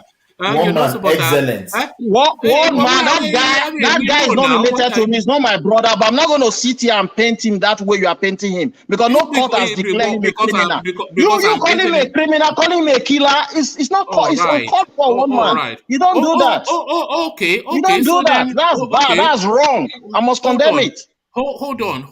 By your logic, then Babangida, Tinubu, Abubakar, Atiku, none of them is corrupt, because I'm not aware of a conviction of corruption against these people. So they're as white as snow by your logic. No court of law has convicted them. Are they corrupt? One man, I wouldn't sit here for you to tell me that, because over and over again, time and time again, you've been defending what's it called, Tinubu on this platform. So it's not a news to me. Is Tinubu corrupt? No, hold on, Jiro. Is Tinubu corrupt? Is it one man? I said to you, over and over again, you've defended Tinubu on this platform. Yeah, but so in your opinion, in your view, is your view? In your view, is not corrupt, and I'm not going to hold you to that. That is your view, and in my view, Tony Kabaka is not a killer. No, either. Hold on. I'm asking your view about Tinubu. So you are telling me my view, which is not, but I'm asking your view. Is Tinubu? What is your view about Tinubu before you ask? Because you've been asking questions. You've been asking me questions all the way. Now let me flip the coin over. What is your view by Tinubu? Why are you running now? Why you running? I'm not running because you've been asking me questions all the way, and I've been answering you. Now I want to give you a punch now. Look at this guy. What is one man going to do for you? Say it the way it is. What you know about Tinubu? Is Tinubu, Babangida, Atiku Abubakar, are they corrupt? Are they corrupt politicians? To me, they are all corrupt. Yeah, but Ejiro, say your own. Are they corrupt? Ejiro, answer, then ask your question. It will run. Who is corrupt now? Who is corrupt? Answer me. Ask me which who are you talking about? No, Ejiro, answer the question now. You know what question? What's the question? Ejiro did answer. How many times did you ask your question? Hold on. You are just going to move on because he's not going to answer. Ask him again for the last time. No, where I was taking him to, essentially, it's not are they corrupt, but to the logic that is saying that Tony Kabaka has not been convicted in a court of law, therefore... Yeah, because you call him a killer, and of which is not. By law, it's not. You have to hold on now because you don't want to answer questions. So let me just give the explanation as to what I was trying to achieve. So he's telling me that Tony Kabaka has not been convicted in a court of law, therefore he's not a political thug. So by that same token, we can say that Buhari, Babangida, Tinubu, Atiku, they are not corrupt because they've not been convicted in a court of law. We know they are corrupt, convicted or not, and we know that Tony Kabaka is a political thug, convicted or not. So I don't know what you're doing, but he's a thug. He's a thug now. He confirmed it himself. He confirmed it that it's a thug to what's the former that Oshomole. He confirmed it himself. So, what are you talking about? The fact that you are from Edo doesn't mean you have exclusive. He confirmed me that he's a killer, woman. You said he's a killer. That's where I'm pulling you on. No, one man said he's a killer. One man said he's a killer. Political talk is not a killer. One man, I'm pulling you on your words. You said he's a killer. What are you doing now? What are you doing? What do you mean? What am I doing? You are not dancing at Jasco now. What do you mean? What am I doing? You're calling somebody a killer. You are calling somebody a killer. Do you know the magnitude of that word, a killer? Do you know the magnitude of that word? You say somebody is a killer. It's unbelievable. No, it's not unbelievable to one man. A political thug is not a killer. You don't say somebody is a killer. Do you know the magnitude of that word, one man? Okay, Ejiro, let us flip it over against one man. Are those Babangida, Tinubu, and others, are they killers as well? Completely. Completely killers. They are killers. Killers. Okay. Killers. So, Ejiro, so would you accept now that that guy is a killer? No, he's not a killer, no. No, you got it wrong. You got it wrong completely. This is my view and my opinion. No, it's my view and my opinion. No, you got it wrong. You know those political talks. if they don't kill directly, they can sell somebody to kill for them. You know when they say they have political clashes, what do you think happened in those political clashes when they go with guns and cutlasses? They kill. You think they go and dance around each other? Is it break dancing? What are you talking about now? One man, the guy is not a killer. That is your opinion, and I respect your opinion. You know, he has your boys opinion, with and guns. I respect it. He says he has boys with guns. Ejiro, don't let us defend any one of these criminals. We criminal. The system is rotten, quite all right. I accept. I agree. So that guy, I accept that. I'm not going to sit here and paint somebody that the court has not. At that level, at that position he occupy in that state, as a political talk to call governor, he is ready to kill for the interest of the governor, and I believe he has killed before. So there we go. There we go. You believe. The fact that you believe doesn't mean he has killed. Man, look. One man. Let me shock everyone. One man.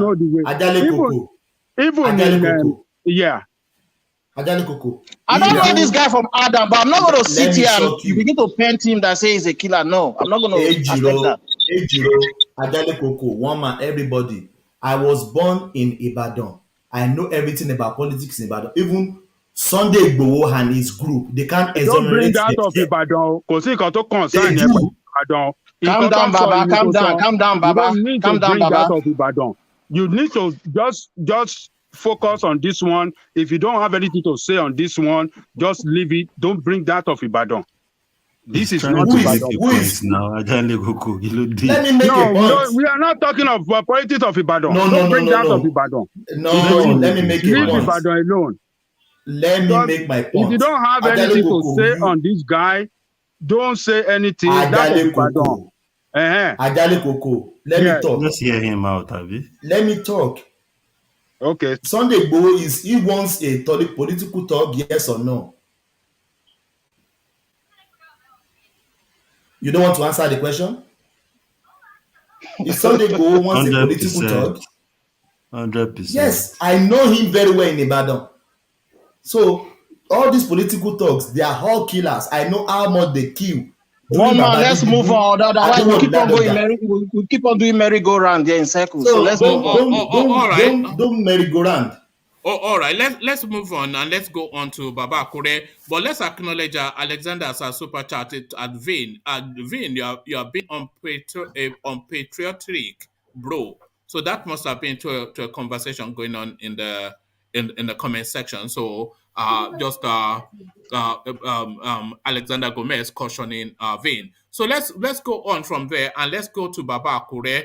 And Baba Kure, let's take you to why Kano will host the biggest rail station in Nigeria.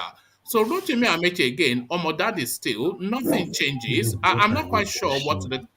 what did you do with your hand that you are washing it? What did you do with your hand? What are you saying? One man, move on. Leave DOG alone. Move on. DOG, what did she do with her hand? Let her wash her hands now. This is COVID season.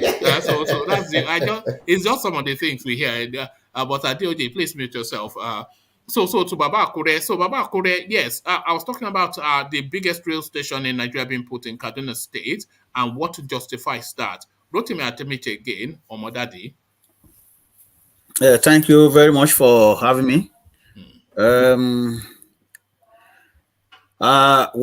if that is very complicated anyway, because I don't see what justify him to say that for that railway station to be. I mean, for him to want to put it in Kano State, if not because he's trying to yield to his master's bid, or maybe to have a good favor from northern part of Nigeria. And the other time we realized that just got a chieftaincy in the northern part of Nigeria. So yes, the Dan Maraya Jaws of Daura. So we're trying to at least to continue doing their bid while leaving Port Harcourt and eastern part of Nigeria. Though somebody was saying here that they built river, second Niger bridge or whatever. Yes. Okay. Now, I don't know the reason why he didn't put that there, because there was never a time since this administration that we heard about one train station connect eastern part of Nigeria to maybe to the northern part of Nigeria to the west. So it's either from Lagos to Ibadan or from Kaduna to Marada. And this person is they are building Port Harcourt Maiduguri as we speak. Port Harcourt Maiduguri. I never aware of that. Yeah. Well, if that is that, well, he's just doing what he think is the best for him anyway, not for me, because to me I don't really like some always defend them. They are all criminals, and what they are giving us is just 1/100 of what they borrow. So that is my take on that. All right, thank you, Baba Akure. And Baba Akure, to the space, court dismisses suit challenging Atiku'S eligibility to contest. So that question, is Atiku even a Nigerian or not? That question continues to subsist because the court are not saying he is Nigerian. They're just saying that the person filing the lawsuit it does not have the legal standing to do it. So is Atiku Abubakar a Nigerian or not? This is a question that we have been contending with since this guy declared. You put that question to me, and I will tell you that is a Nigerian. It doesn't really matter either through nationalization or whatever way you can call it. In as much that land is ceded to Nigeria, it doesn't really matter. Even if he came to Nigeria to live, in as much that he has nationalization certificate. But you have to be of Nigerian birth to be a Nigerian president. That's the law. That is the law? Yes, you have to be born in Nigeria to be Can you show me? Can you send me the link to that, please? Well, that's what they say. You know, I'm not the one. That is the law. Well, that is what they say when you are not in their caucus. That is how politicians being played everywhere, right? When you are not in the caucus of some people, that is when you go to jail. When you are not in the caucus, that is when they will tell you are not born here. So the same thing is happening in Nigeria. It's not new. I could remember in my village when we first had our local government in 1996. The first local government chairman in my hometown, two of them were fighting for it. It got to a stage where this person has been living in that place for many years. His mother was born in that village, right? And he was born in that place. When politics came, they told him that, oh, your father is a Denokere. You know those who always walk on the road, that always cut grass for government at that time, long time ago, that always cut side road grass. They said that they told him that was what your father did to come to this to this community, so you are not qualified. So, but they don't put into consideration what this man has been doing for the community, and that he was born there. So, coming back to issue of Atiku now, the same thing is applicable to him now. When he was the vice president, nobody talk. When he was the one of the manager at the custom, nobody say anything about it. But now, when they see that he has some chances to contest and have a very big weight to fight to the last point, now that is when that came up. He is not Nigeria. Let me tell you something. That case, it will not hold. It has no base. That he is not from Nigeria. It has no base. They can talk from now to tomorrow. It has no base. That is my take. So now the last time when he contested against Buhari, why didn't they tell him that he was not from Nigeria? Why did they tell him? But now they know that he has that he might pull all the weight that he has against the APC opponent, and they know for sure that they've already performed woefully. That is why they are doing all kind of things, like you know, when you cut the tail of snake, it will bite anything that it sees. So that is exactly what is going on. That is why they are throwing everything they can to disqualify somebody. So the court is on the right path for that person also. Maybe he's not a party member. Maybe because when you come to court, there are some procedures you have to follow. If the court if the judge realizes that, oh no, you are not talking in what do we call this? And how do I put it? Like if you are not talking like somebody who really have experience of court proceedings, they throw you out. It happens here too. When judge sees you that you don't know the terms that they use in the court, you cannot stand. They will tell you to go home and find lawyer. So that it is not happening in Nigeria alone. It is happening here too. So what they did is a good something. But if the case eventually go to court, if somebody who really have knowledge of court proceedings, the case will still throw out. Because to me, Atiku is as qualified as Bola Tinubu. Even though he was born in Cameroon, one man. It doesn't really matter, because that land, in as much that the land is succeeded to Nigeria, then technically he was born in Nigeria. If the land is in Cameroon now, then we can say, okay, well, he's born in Cameroon. That is my own opinion anyway. So okay, I think somebody has found a law for you. This is God's apple. A person is qualified for election as president if he is a citizen of Nigeria by birth.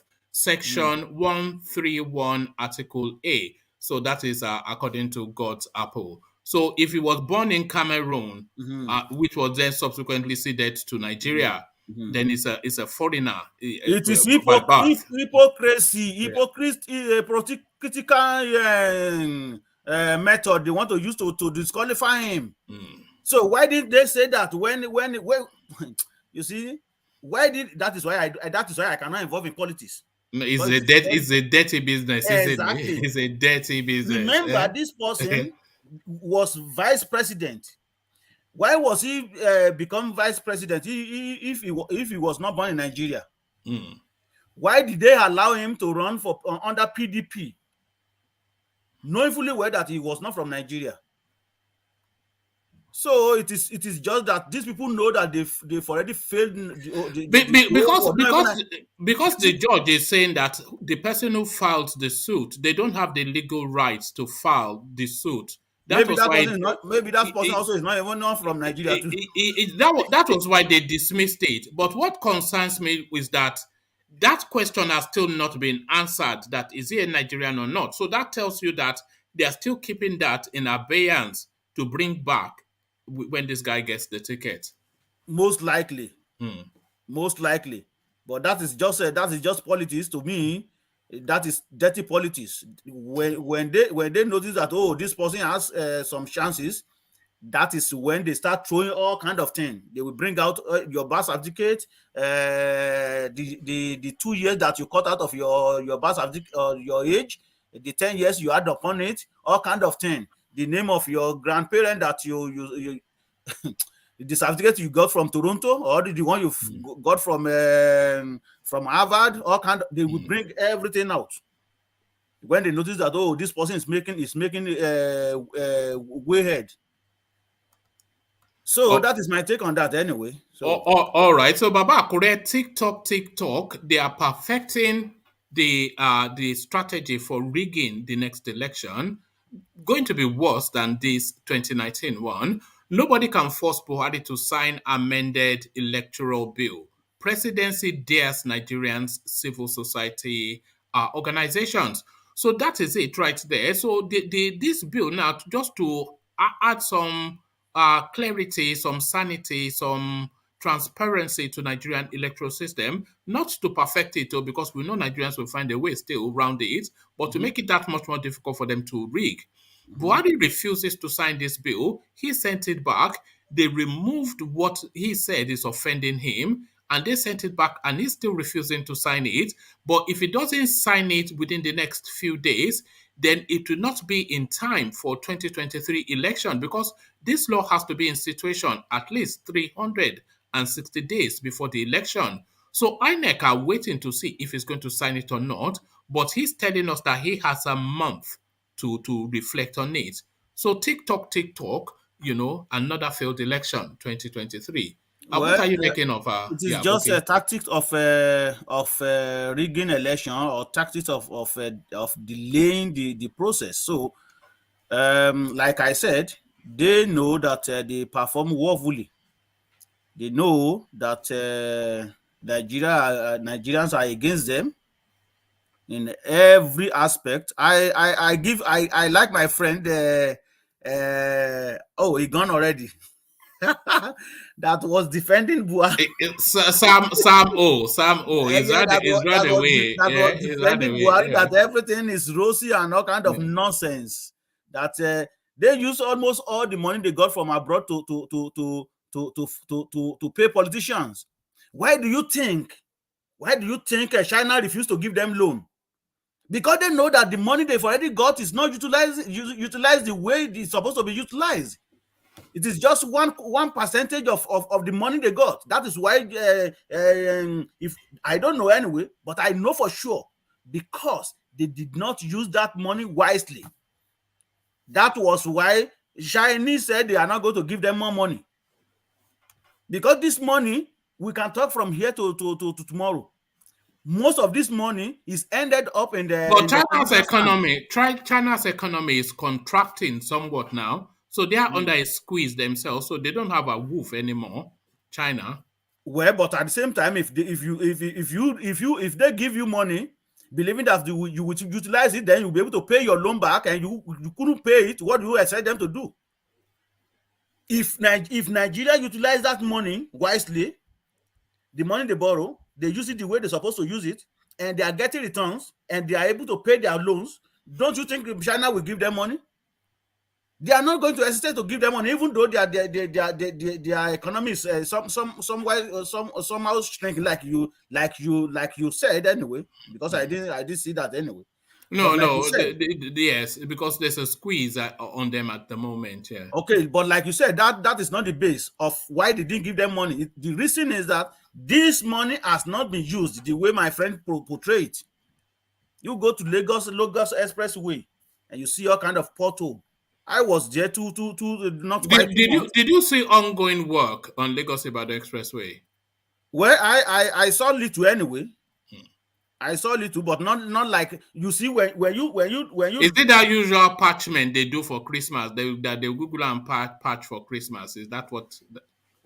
Well, so there are some places where they really dualize and they fix very well, like.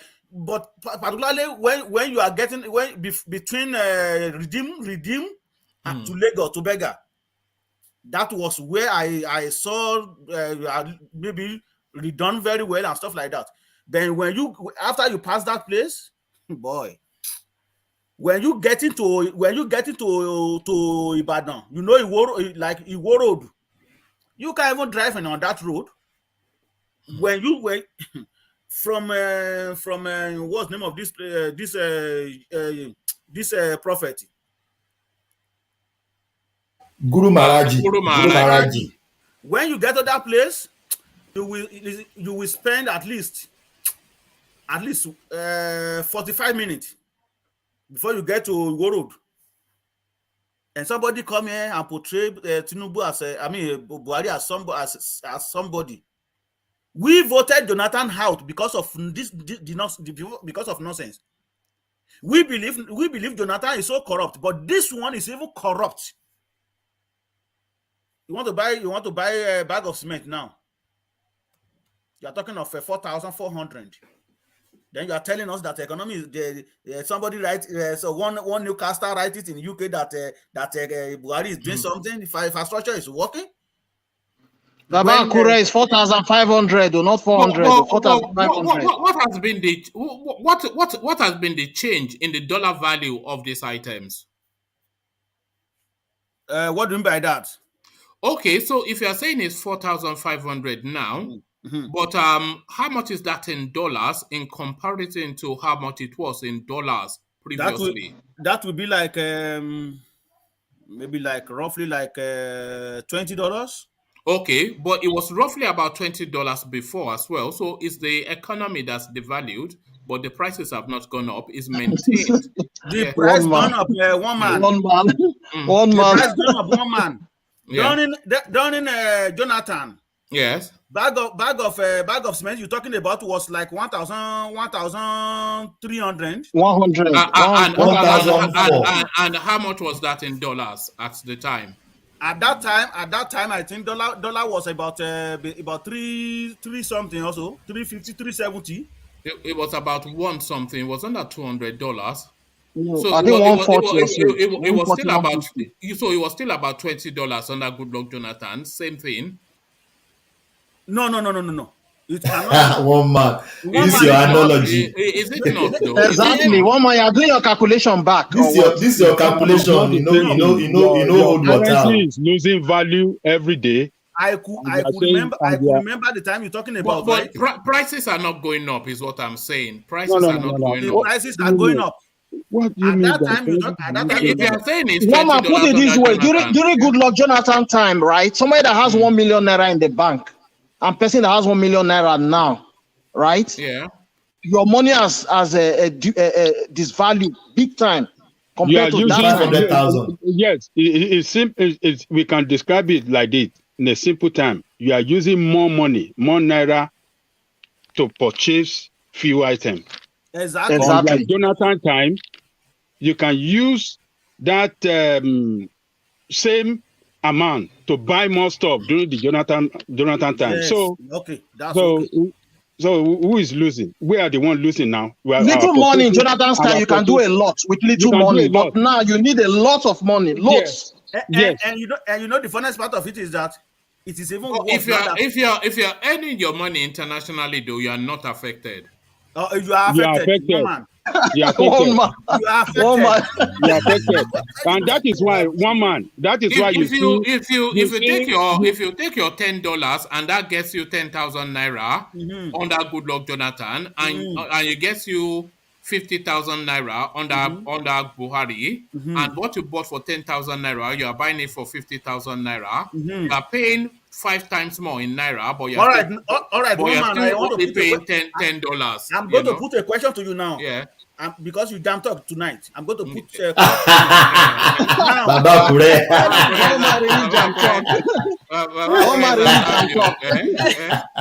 Yeah, put your question through. Put it through. Let's hear. Baba Kure.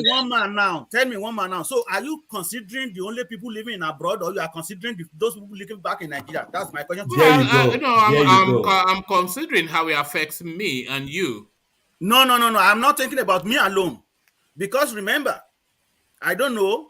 Maybe you have siblings back home. Remember, you have any friend or relative. When things are getting bad, that is when you get more demand. You get what I'm saying? During Jonathan, nobody called me for money. Because if, as a matter of fact, they get paid on time. But now, when you open your phone now, those who have on your contact, when they first send you, they will send you 3 messages. They greet you 3 times. It might greet you this week, next week, the following week. So the 4th week, expecting that they will demand for something. And Baba Kure, in addition to that, look, the amount we send back home has increased because the value. The currency has lost value, and if you normally send, let's say, like 10,000 to them, 100,000, 100,000 naira. Let me do something, or as an allowance, or like a monthly allowance to somebody. Do you know that 100,000 that you normally send before, what they can buy, eh? Yeah, but you don't send them 100. No. You're using clever language, Ajan. No, hold on. You're One not man. sending them naira, you're sending them dollars. So if you are sending them I'm gonna tell you now. What you used to send in terms of 100,000. Don't let us talk about dollar now. In terms of 100,000, what 100,000 can buy back then, you have to use like 250,000. Right. On it to buy it now. Right now, or 300,000. Sorry to cut you off, right? You know, at that time where you give somebody 100,000, do you know that they can have small shop of full of rice? Because yes. Baba, you are supporting Ajan Lekoko in somewhat of false narrative. Hold on. You don't send people naira, do you? You send them dollars. Okay, the amount of dollars. You convert it. So when you send that $100, what you send it, when you send that $100, what that $100 could do under Goodluck Jonathan is effectively what it can still do under Buhari. You're talking about? No. You see that 50,000 you're talking about? It's the only buy one bag of rice. But during Jonathan, that 8,000.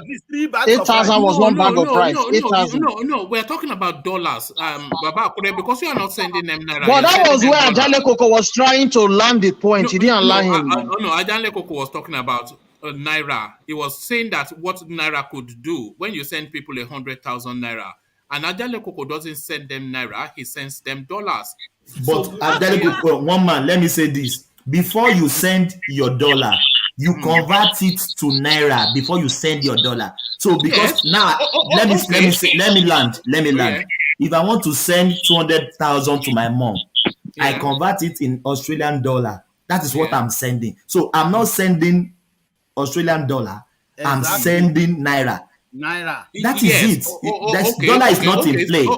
Okay, stay where you are. If you are sending 200,000 to your mom or to anyone, so you send the hard currency equivalent, isn't it? Yes. So if that let's use a basic example. Let's say a dollar was let's say $10 was 1,000 naira under Goodluck Jonathan, and it's now 10,000 naira. So whatever it is that you are sending is still the same amount in dollars. Okay, I understand what you are saying now. Irrespective of however much. No. One man, it's not the same amount. One man is not. It's not the same amount. Okay, let us do it like this. Okay, right back then, exchange rate under Goodluck Jonathan was $200, right? 200 naira to $1, is it? Okay, let's use 200 just for the purposes of yes. Go on. $200. Yes, 200 naira to $1. Right. Okay. So now we have the exchange rate at about 570, 600. Let's say 600 for the 600. Okay. So that is threefold of what it used to be during the time of Jonathan, right? Right, yes. So if I send the equivalent, which was $100, let's base it on $1. $1. What $1 could buy in Nigeria at $200 during the time of Jonathan? During the time of Jonathan. So now you say you're starting to pause. Hold on. You say it now, Abi. Okay, go on. Yeah. During the time of Jonathan, it is now $600. Right. Yeah. But in Nigerian context, it might not, you might pay more. What are you talking than about? That. Hold on. You might pay more due to some other expenses that will go on top of what you want to pay. Yeah, but that applies. That applies both the times. Exchange rate. So, okay, hold on. Sorry, Adele, give me 1 second. because you've used the perfect example now. Yes. So let's say $1 is 200 naira under Yes. Goodluck Jonathan, Yes. and it's now 600 naira under Buhari. Yes. If you send $1 and what that $1 will buy for 200 naira under Goodluck Jonathan is not going to cost 600 naira under Buhari, but it's still $1. No, one man. What I'm telling you, the 200 naira, the 200. Hold on, Angelico. The 200 naira then we buy you 8 loaves of bread. Right now, the 600 only buy you 1 loaf of bread. Yes.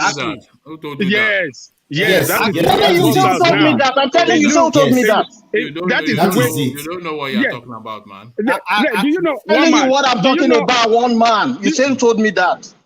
Do you know that the prices of commodity increases every day in Nigeria, one man? So every second, everything is going on, and once it's up, it doesn't come down. That is the problem. That is the problem. It so doesn't come down. That is where you that are sending money from here will pay more than what you used to send during the Jonathan time when it was stable. The price was stable. The exchange rate was stable, and the price of commodity was almost stable then. But now, some people will say they go to market in the morning, and the next day they want to go and buy the same thing. The price has jumped up. It is crazy. Second day is too far. The same day, just the same day. They go in the morning, and in the evening time, let's say, okay, you go and price in the morning. It's okay. Let me shop around and come back later. Before you come back later, the price has jumped up. So from here, you are going to pay more because the price is never stable. The price increases, it's going up. The inflationary rate in Nigeria is abnormal. Look at that. It's over. Let me give you an example. Yes. Let me give you an example. Goodluck Jonathan time, we dug a borehole in my father's house at the rate of 250,000. Now they are asking 600,000 to dug a borehole. Right. So what is the correlation? It's almost double. And the dollar equivalent? Oh, one man, forget about dollar. Why are you saying dollar? They are not spending dollar in Nigeria. They are buying in naira. One man, okay. Let's say that you send $100 home to buy something. And no. Let's say you send something home at the cost of $200. By the time you sell that thing and you want to send your money back, you'll be sending less than what you'll be by the time you send back that money in dollar to America, it won't be as much as what you spend to send the money and to send those goods to Nigeria in the first place. That is why you see foreign investors moving out of Nigeria, because you cannot make profit. You can't make profit. The dollar value of everything in Nigeria maintains constant. It's just the narrative value that the people that will feel the weight of it are people who are localized in Nigeria and earn there. But I don't think it essentially impacts on the international person. It impacts on the international person because when they do the exchange rate and to want to send the money back to their country, they will be sending less than the cost of production or below. They'll be running at loss. They won't make profit because the exchange rate will kill their profit margin. So either way you look at it, we are. It's not good for us here as well because demand is growing every day. You get more call than we used to get before. We get more call for assistance. So when you get more call for assistance, you spend more money. But there's no change to your dollar. It's just the naira that has changed. So that's really, I think you all know that. It's just because you don't like Buhari. I get your point now. I know that you are talking about the same dollar you receive is still the same. Yes, do you see? So, but the people in Nigeria, you are right. You are right in that. You are right. Yeah.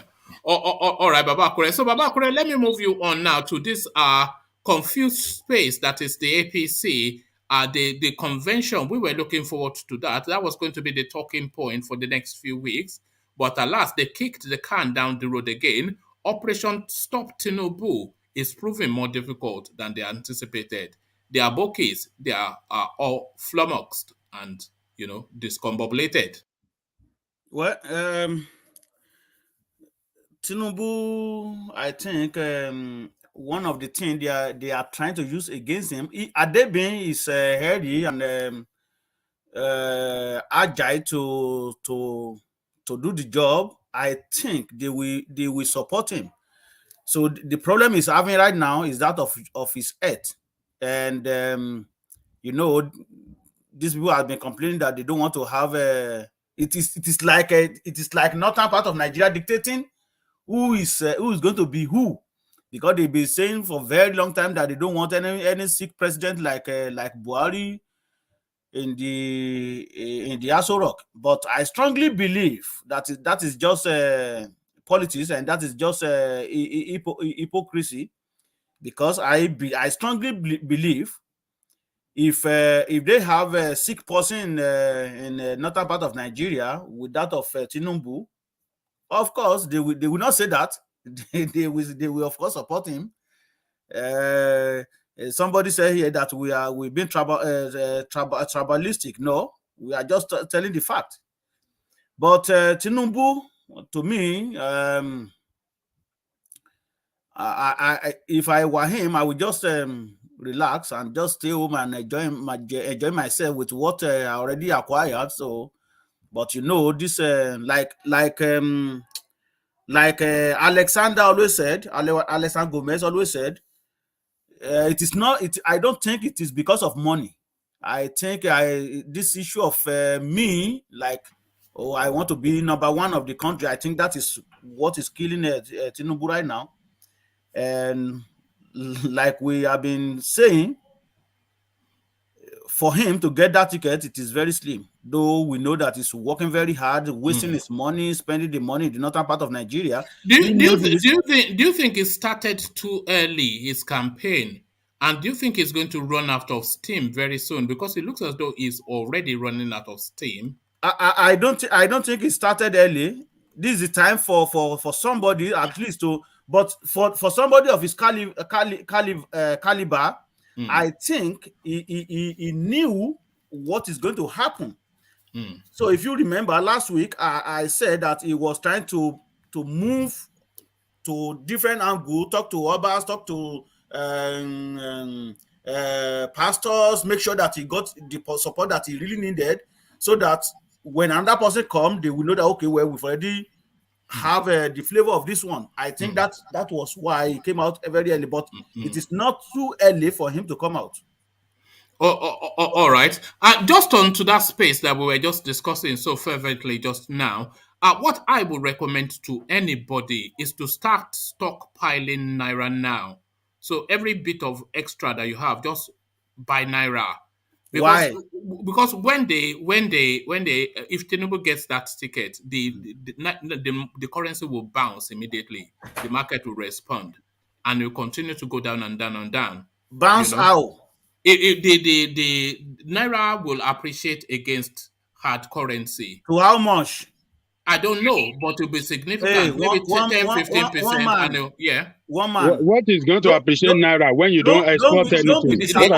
The anticipation of good governance. Don't be disappointed. Anticipation. Don't be disappointed. It's not economics that is driving the Naira. It's politics. Oh, for where? No, it's economy that is driving your Naira. All right. How many things? It's economy. Produce in Nigeria? Okay, you don't know the political bounce in. They are not in Western world. How it many? is Western world that will work like that. You are right on that. You're right, one man. I'm always right now. When am I ever wrong? I'm always right. You're always right. I'm always right. You've been receiving flogging here since one man. Say you're always right. That's your problem. You cannot take compliments, one man. You cannot take compliments and rest. You see, that is to say that means you agree with me too, Black League. Someone give you 1 mile, you want to take 1,000. I'm your man now, you know. What can I say? I have a question for your man. Yeah, go on. So now, dollar is like maybe like $540 now, right? Okay.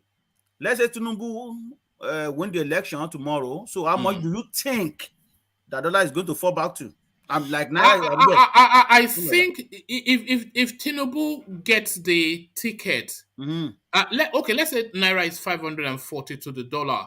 If they announce that Tinubu is on the APC ticket, Naira is going to go to about 510 to the dollar, and it will maintain there.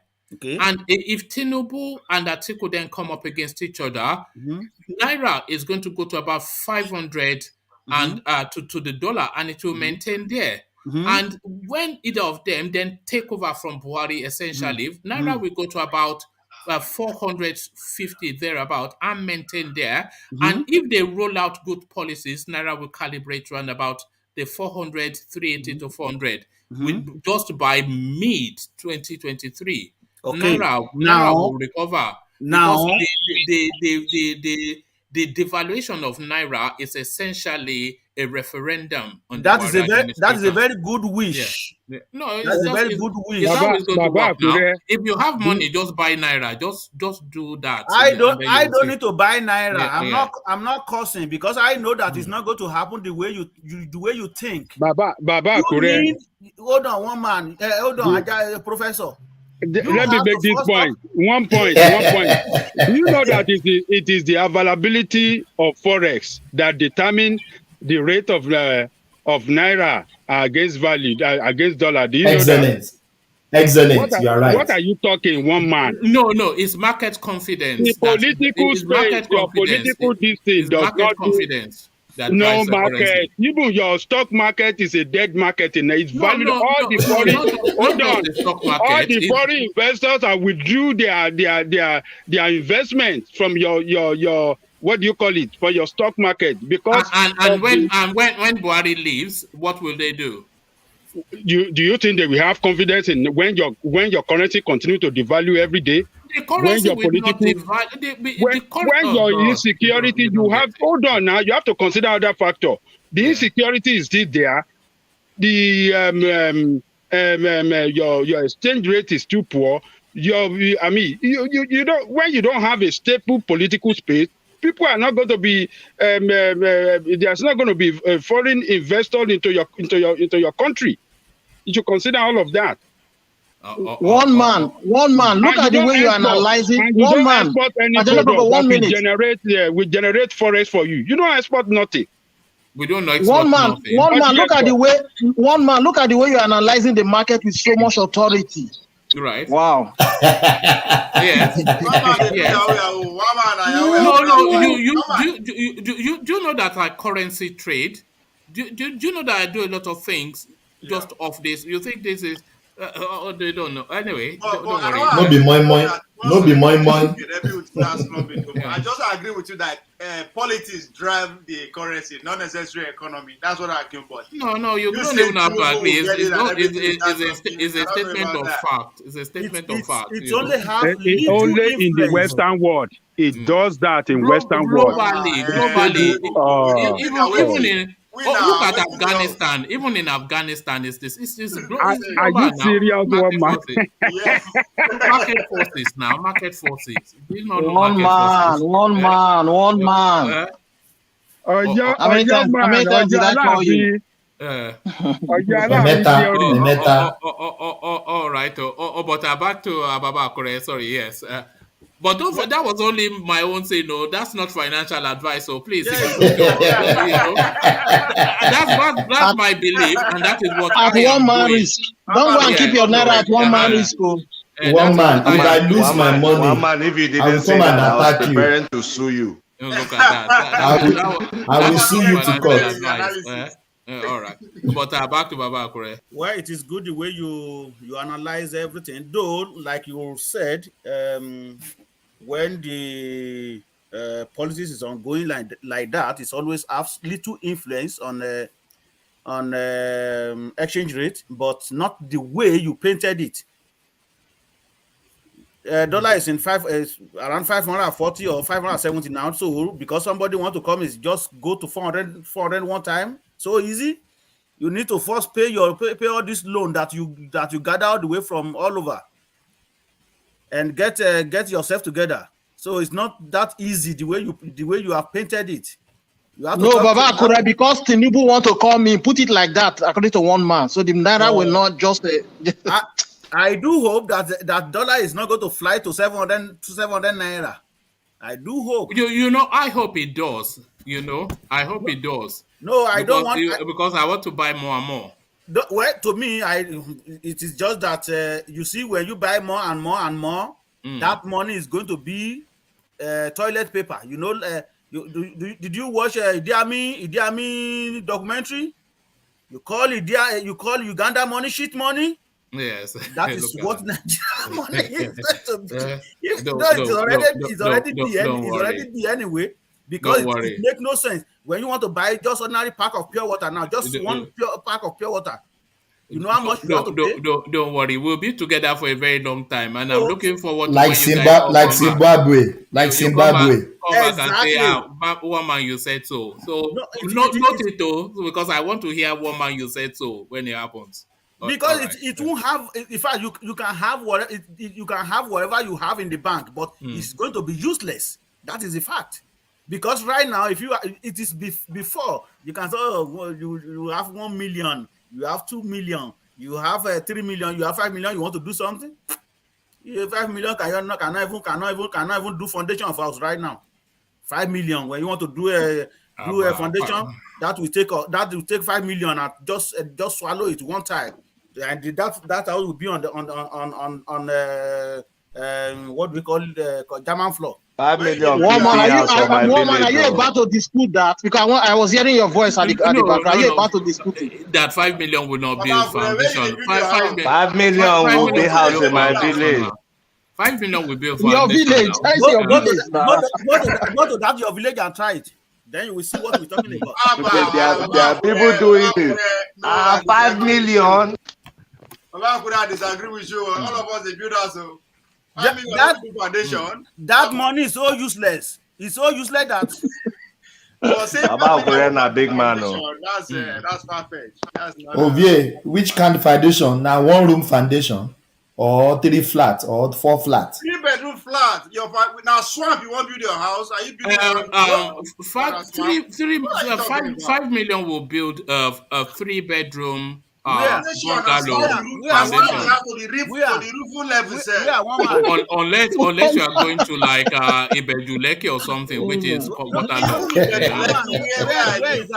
Are you adding price of land or just to build the structure? That's a good question. It's just cement and sand now. Cement and sand. How many bags of cement builds a foundation? At least you are talking of. It depends on what you want anyway. What you want to build now depends on the structure. Go for the highest.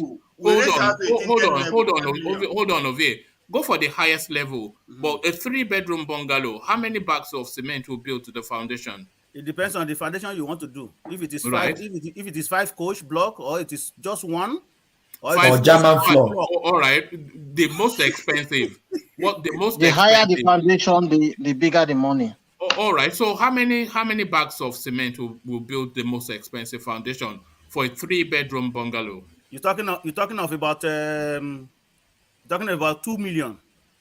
No, bags of cement. Bags of cement. Bag of cement. Yeah. But you just mentioned. At least you are talking of about 20 bags of cement or 30. No 30 bags. 30 bags. Yes. It depends on the terrain, whether the area is swampy or that's what I'm saying. That unless you are building in Ibejuleke, what would 5 million not build a foundation? 5 million will build a foundation easy. Easy. I disagree with you. With the sound, with the workmanship, with the workmanship, no, one man. With the workmanship, sound, water. Look at somebody that is building at the moment, UK. He's telling us a truck of cement will build a duplex. Yes, 5 million will take you out to a tinted level. What are you talking about? Don't come and boju us here. How many bags is that? A truck now, a Hilux, one of those Hilux, about 20-30. 20 what? No, I don't think he's talking about Hilux. He's not talking about Hilux. Those big trucks, those big, we call them trailer. Yes. 1 ton. 1 ton. 1 ton is just 20 bags. It's just 20 bags. Raise your house to a tinted level. Yes, 5 million will raise. Which area? Which area? Depends on the terrain. Depends on which. Depends on the terrain you're talking about. Okay, so one man. Let's move on. Hold on. So UK, UK, who is building at the moment? UK is building at the moment. Which area is he building? Which area? Which terrain? It's building in the east, but I don't know the terrain. But he's saying 200 bags of cement will build you a duplex. Maybe yes, he's right. Maybe from where? Yes, he's right. From where? 200 bags. From where? And it's talking current price. From where? 5 million not is small money, Baba. You they agree 5 million. 5 million now almost 10,000. How much is a bag of cement? Bag of cement is around 4,000. Yeah. 4,500. 4,500. 4,500. Not 4,000. I can visit here from here to Lagos. How much is 5 million in Canadian dollar? What? How much is 5 million in Canadian dollar? I don't know. Work it out. So it's not something you can just go and end like that. No be small money with 5 million. When I just they come money anyhow. 5 million is not small money. You don't earn 5 million in a month. But I'm telling you, I don't do what? You don't earn 5 million a month in Canada. I dare you. Live. Well, but I'm telling you that 5 million is about $10,000 now. It's not small money. Even here in America, 10,000 not be small money. I'm not saying it's small. I'm not saying it's small money. But that money will raise your house to a tinted level. That I can confirm to you. What is that? That 5 million will raise your house to it, not your foundation, but it will raise it to a tinted level. Now lying at the top. Waiting at the top. Not lying at the top. Which kind of man? He said he's in the Abia State. That's a village now. My friend, do you know the cause of in Nigeria? I go bring and come here and make him talk. Hold on now. We don't need to argue. Do you know the cost of building material in Nigeria now? Tell me. Do you know the cost of building material? Every other thing you go to build in that, we're going to put in that house. The electrical, the everything. You said 5 million. Which kind you get 5 million? You think 5 million be anything? For Nigeria, 5 million naira is 11. Even in America, 5 million is money. What are you talking about? 5 million naira is 11,600. 11,600 Canadian dollars. That will not be a foundation. 11,600. Let me tell you something, one man, right? Yeah. You see everybody just making out now. When you get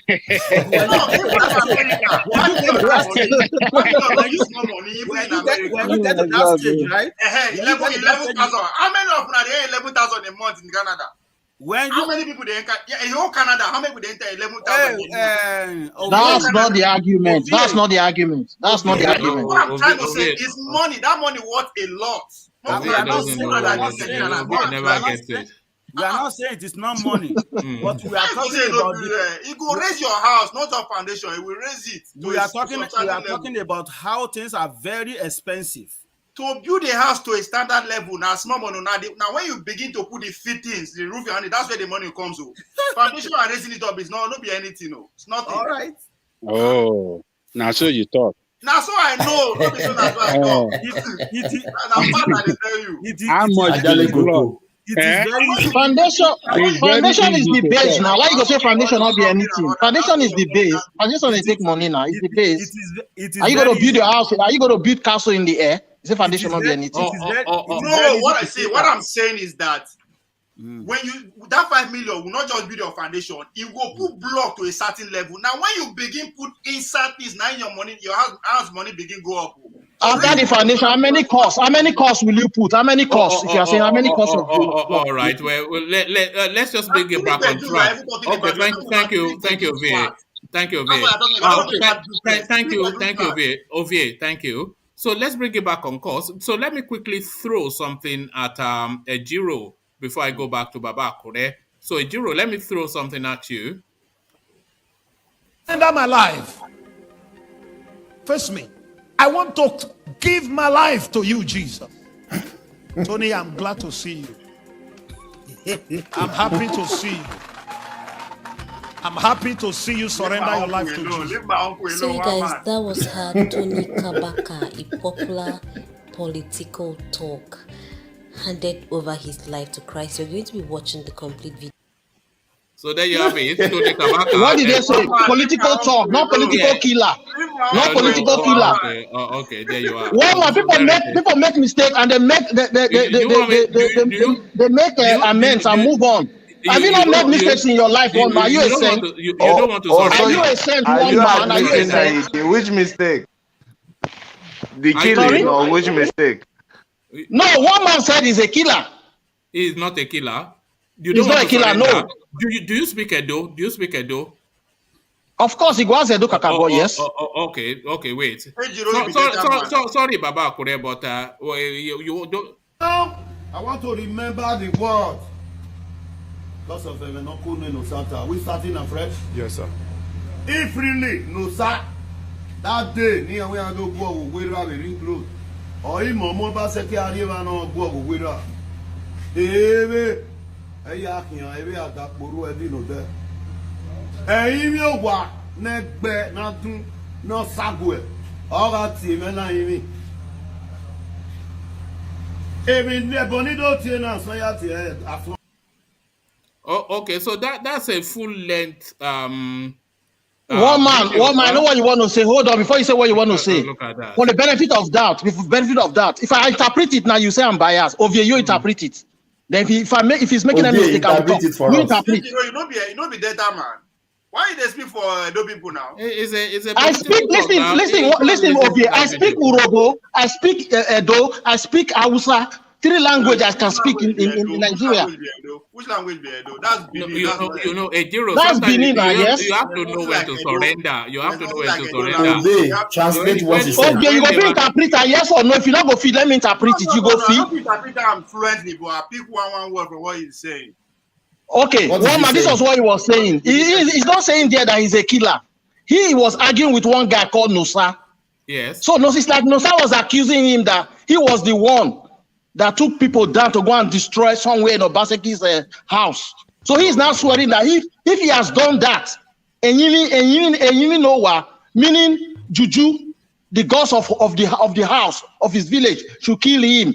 That he never mobilized anybody. No, hold on. I just don't want to play the fullness of it because people will. One man, move on, because you are just going in circles now. Move on. Hold on. It's a 40-minute video when this guy recounted incident after incident of political thuggery. Do you know what Obaseki called that guy? Street governor. Obaseki will acknowledge him as a street governor. Who is a politician? Leave him alone. All right. Keep on short. That's what I told you from the beginning. He's a politician. All our politics, woman. Thank you, Baba Akure. Just like Okibo. All of them, they are all politicians. All right, thank you. So back to Akure, Baba. No, but it's now Chief Akpelua. Even though so back to the chief. Oloye, back to you. Where are we safe? We were. I've even lost where we were. One don't lost us. Missing in action. Don't miss us. No. We were talking about. Talking about naira and currency. Yeah. Well, yes. We're talking about. One man, can I ask a quick question before we move on? Yeah, go on. Black. Is Tony Kabaka part of that notorious cult called Black Axe? Yes. Okay. That's it. But not bring Black Axe on here. That's a different ball game. I know where they go. Not bring Black Axe on here at all. Now different ball game with that black thing. Hold on. You're not. Tony Kabaka now, because that's all I know about him. It's through some BBC articles saying he's part of Black Axe, saying he Not saying just he Article. self-confessed. It's not like they asked him. Now he confessed by himself. Yeah, but he's a black ass, and so what? And so what? Is he saying Now Iwole question I asked, my pirate? brother. Now question Is he not I pirate? asked. I beg, forget. Now question I asked. I see him for BBC. Say he's part of Black Axe. I ask question. You confirm him. I say that is it. And one man is not Okay, a I hear you, killer. Black. I hear you. Okay, I hear you. Sorry, I just say you won't climb with one man. You won't climb the same tree with one man. I hear you. No be plan. Our uncle is a politician. Finish. He's a politician. On a politics. Now you dey talk. Now you come. All right. Thank you. We go back to Baba Akure, but I'm going to put a link in the comment section. This is the BBC documentary that Black League was referencing, where they did on Black Axe. Tony Kabaka featured that, and it was all about killing, but it's not a killer. One man, you got to find trouble again. You are going down that road again. All right. All right. Back to Baba Akure. Actually, let's go. Baba Akure, I'm not quite sure where we were, but let's go on to Thomas, just for reasons that he has to leave for work, which he has been saying to me in the private section. So, Thomas, let me take you to this space. Alleged drug dealer Abba Kyari demands 500 million naira and apology from NDLEA for reasons of his fundamental human rights being infringed. So apparently, Abba Kyari knows what fundamental human right is, but he did not know that when Hush Puppy was sending him dollars to go and kidnap his. Look at this guy saying of all people claiming fundamental human rights, the leader of a kill squad. So what are you making? One man. Even a criminal has a right. A criminal has a right. Even if they saw you in the daylight killing, you still have a right. You have a right to fair hearing. You have a right to a lawyer. You have a right to be taken to a court within 24 or 48 hours, if I'm right. So if Abba Kyari said he was detained and he wasn't taken to court, he has a right. Why can't Nigerian government charge him to court and should go and face his music if they don't have anything fishy or so they should charge him to court and he should go and face it. That is what he said. I heard it when you read it out. It's saying they're denying him bail as well. Yes, then they deny him bail and they didn't charge him to court. He has a right. Even a killer has a right. His right is to have a lawyer and take him to court and being convicted. So if he's saying that, I'm not saying he's not a criminal. We know he's a criminal.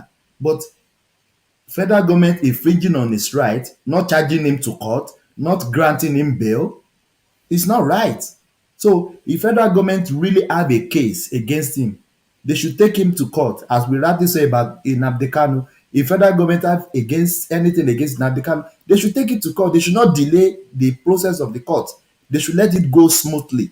If federal government doesn't add anything, because I know Abba Kyari has secret of many big arms back in Nigeria because they have used him for several things. So to even charge Abba Kyari to court is very difficult for Nigerian government because they have used him before. He knows their secret. He knows how he has worked for them at the past. So this man supposed not to take more than 48 hours. He should be charged to court. And if he's not being charged to court, they should grant him bail. The offense is a bailable offense, which we know. He didn't kill anybody. It's a bailable offense. So if we know he's a criminal, but they should charge him to court. Well, is he a flight risk though? That's the thing. Is he a flight risk? Is he going to cross that border in Nigeria? One man. Abba Kyari will not run anywhere. You don't think so? Yes, Abba Kyari has the balls of some Nigerian people in his hand. He know them by their name. He know everything about them. So Abba Kyari is not running to anywhere. Don't be fooled. They will release Abba Kyari tomorrow. They will reinstate him back. Because he has worked for these people. He knows them very well. They can't convict him. One man, go and write it down today.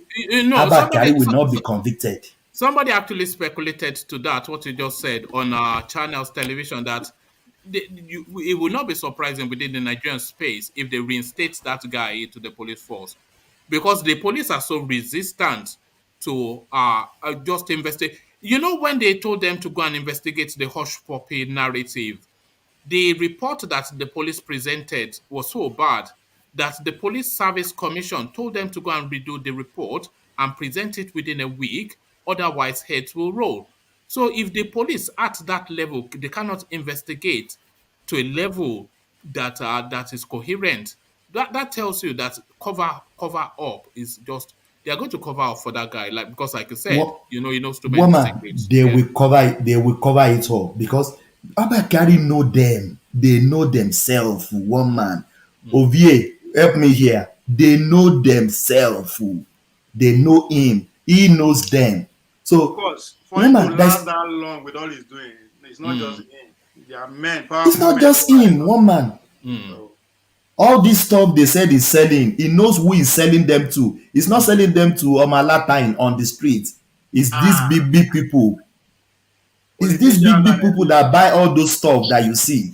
Because Thomas, if they buy, yes, please. It's going to be difficult for him to escape this. There is we shall be here. We will not die. God will keep everyone. You will see. But this one, the hard evidence is there. They show the video to the media to his word. But Ajale Koko, let me say something. Ovie, Ajale Koko, I will let you speak. Let me say this. Have you ever seen anyone they have shown his video like this since you know NDLEA? I've never seen anyone like this, but this one. God bless you. And even Ajale Koko, this video supposed not to come out. They should play this video in the court of the law. No. Hold on. You see what they are trying to look. What NDA is trying to achieve. What the NDA is trying to achieve is to show a new rebrand of them. That look. Oh, Ajale Koko, come on. Hold on now. Ajale Koko, just say it. Hold on. Working, and that's the next president.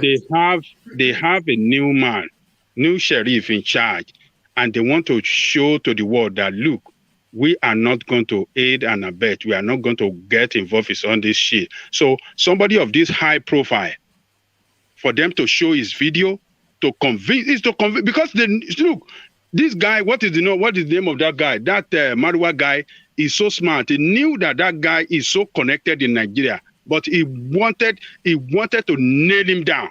And that is why he brought that video before the public court so that the whole world will see it. And then who is going to free him? Let us go and see him. That is the strategy. Yeah. That is the strategy that guy is playing. Fingers crossed. Fingers crossed. Let's wait. It's going to be hard, though. It's not this one. They can't put it under sweep it under the carpet and walk away. Like no. It's going to be very, very hard. They won't free him, but I don't think he will. I mean, in Nigeria, they won't jail him, but at the same time, it's not going to. Okay, maybe they see, I know. One man, let's move on. All right. All right. Thank you. So let me take you then to the space of let me take you to Ganduje endorsing Tinubu. It says the North has no other option. So that's Tinubu space. We cannot really calculate it or understand it fully because there's a narrative that the North wants to hold on to the power. That's one narrative. There's a narrative that Tinubu is going to be the next president. That's another narrative. There's a narrative that the North are conceding power to the South, but they don't want to give it to Tinubu. That's another narrative. There's a narrative also that there's a split amongst the governors of APC, that some are so verilously for Tinubu and some recoil from him so viscerally. So that space again is just. Do you think the APC, it would be an easier place if Tinubu was not in contention? Because they cannot swallow him and they cannot spit him out. Ganduje comes out for Tinubu, but Mia Malabuni plotting to stab him in the back. Tinubu again, that name. Yeah, one man. the narrative of not want to hold on to power. The North will love to hold on to power, but that narrative just cancel it. It's non and void. It's not going to happen in any way. The presidency is coming to the South. So any political party that features a northerner as the president, they are deceiving themselves. They will love to hold on to power, but it's not going to work. So that narrative. What's your conviction that is not going to where will not come back again after 8 years of Buhari? Okay. It's not going to happen. Okay. It's not going to happen. So Ganduje, yeah, that is it. Yes, that is it. That's the reason.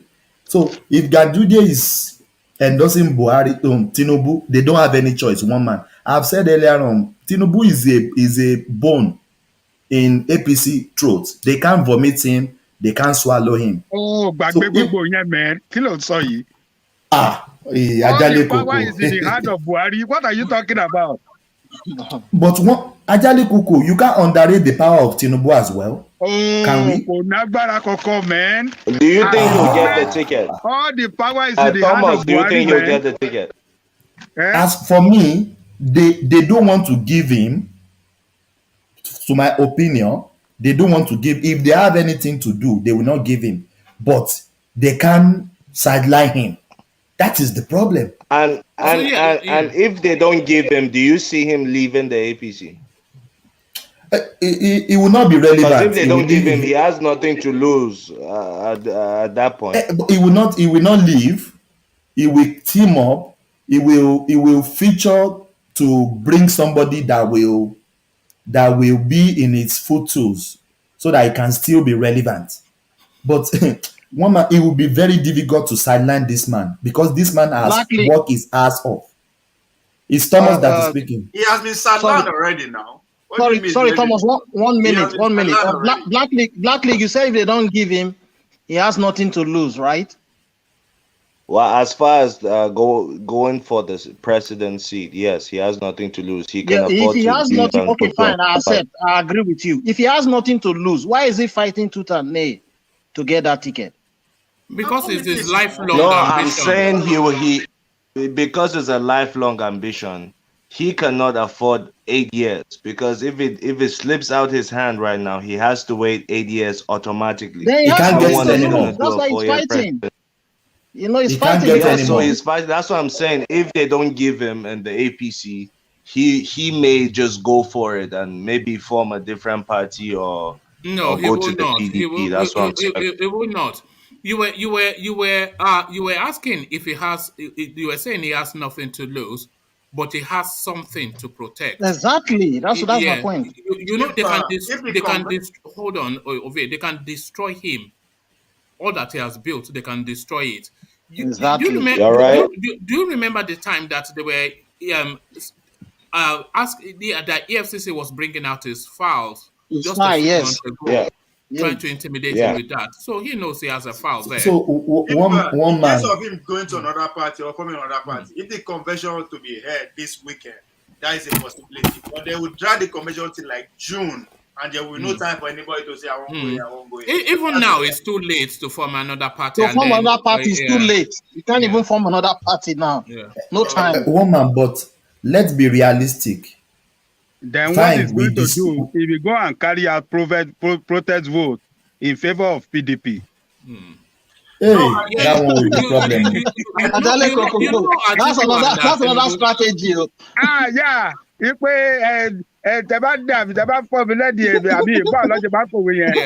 adìyẹ dá mi lógun nù adìyẹ bá dá mi lógun nù máa fọ́ lẹ́yìn.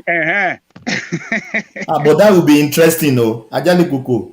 It can be interesting because that's why it's politics now. It must be interesting now. That's why it's politics. He did it with Goodluck Jonathan when he first contested. One man, but we dislike this man. But this man deserves this ticket. No, because he has worked. No, let me finish. I dislike him. I don't want him. I dislike him. But for what he has done with his antecedents so far in the party, he deserves this ticket. Even though I dislike him. he has worked his ass off. You want to say something, one man? Yes, I was just to something that somebody said earlier on that he will protest votes to PDP. You know that Atiku Abubakar is more of a political ally to Tinubu than Buhari. Buhari, yes. Buhari was just a tool that Tinubu used to force Goodluck Jonathan out. But in terms of politics, Atiku Abubakar and Tinubu, they've been politicking together for 30 odd years. They know each other politically. They've aligned, they converged, they've gone different ways and they've come back together. They know each other's politics and they understand the way each other works. Buhari is just the unknown paradigm who wants to bring an extremist sort of parochialism into politics. So Buhari, Tinubu's loyalty, if it boils down to it, is more to Atiku than to Buhari. He doesn't even like Buhari. He never liked him. Those but two people, as Ajale Kuku rightly said, if Tinubu lost these tickets this time, he should just forget about it. He can just go back.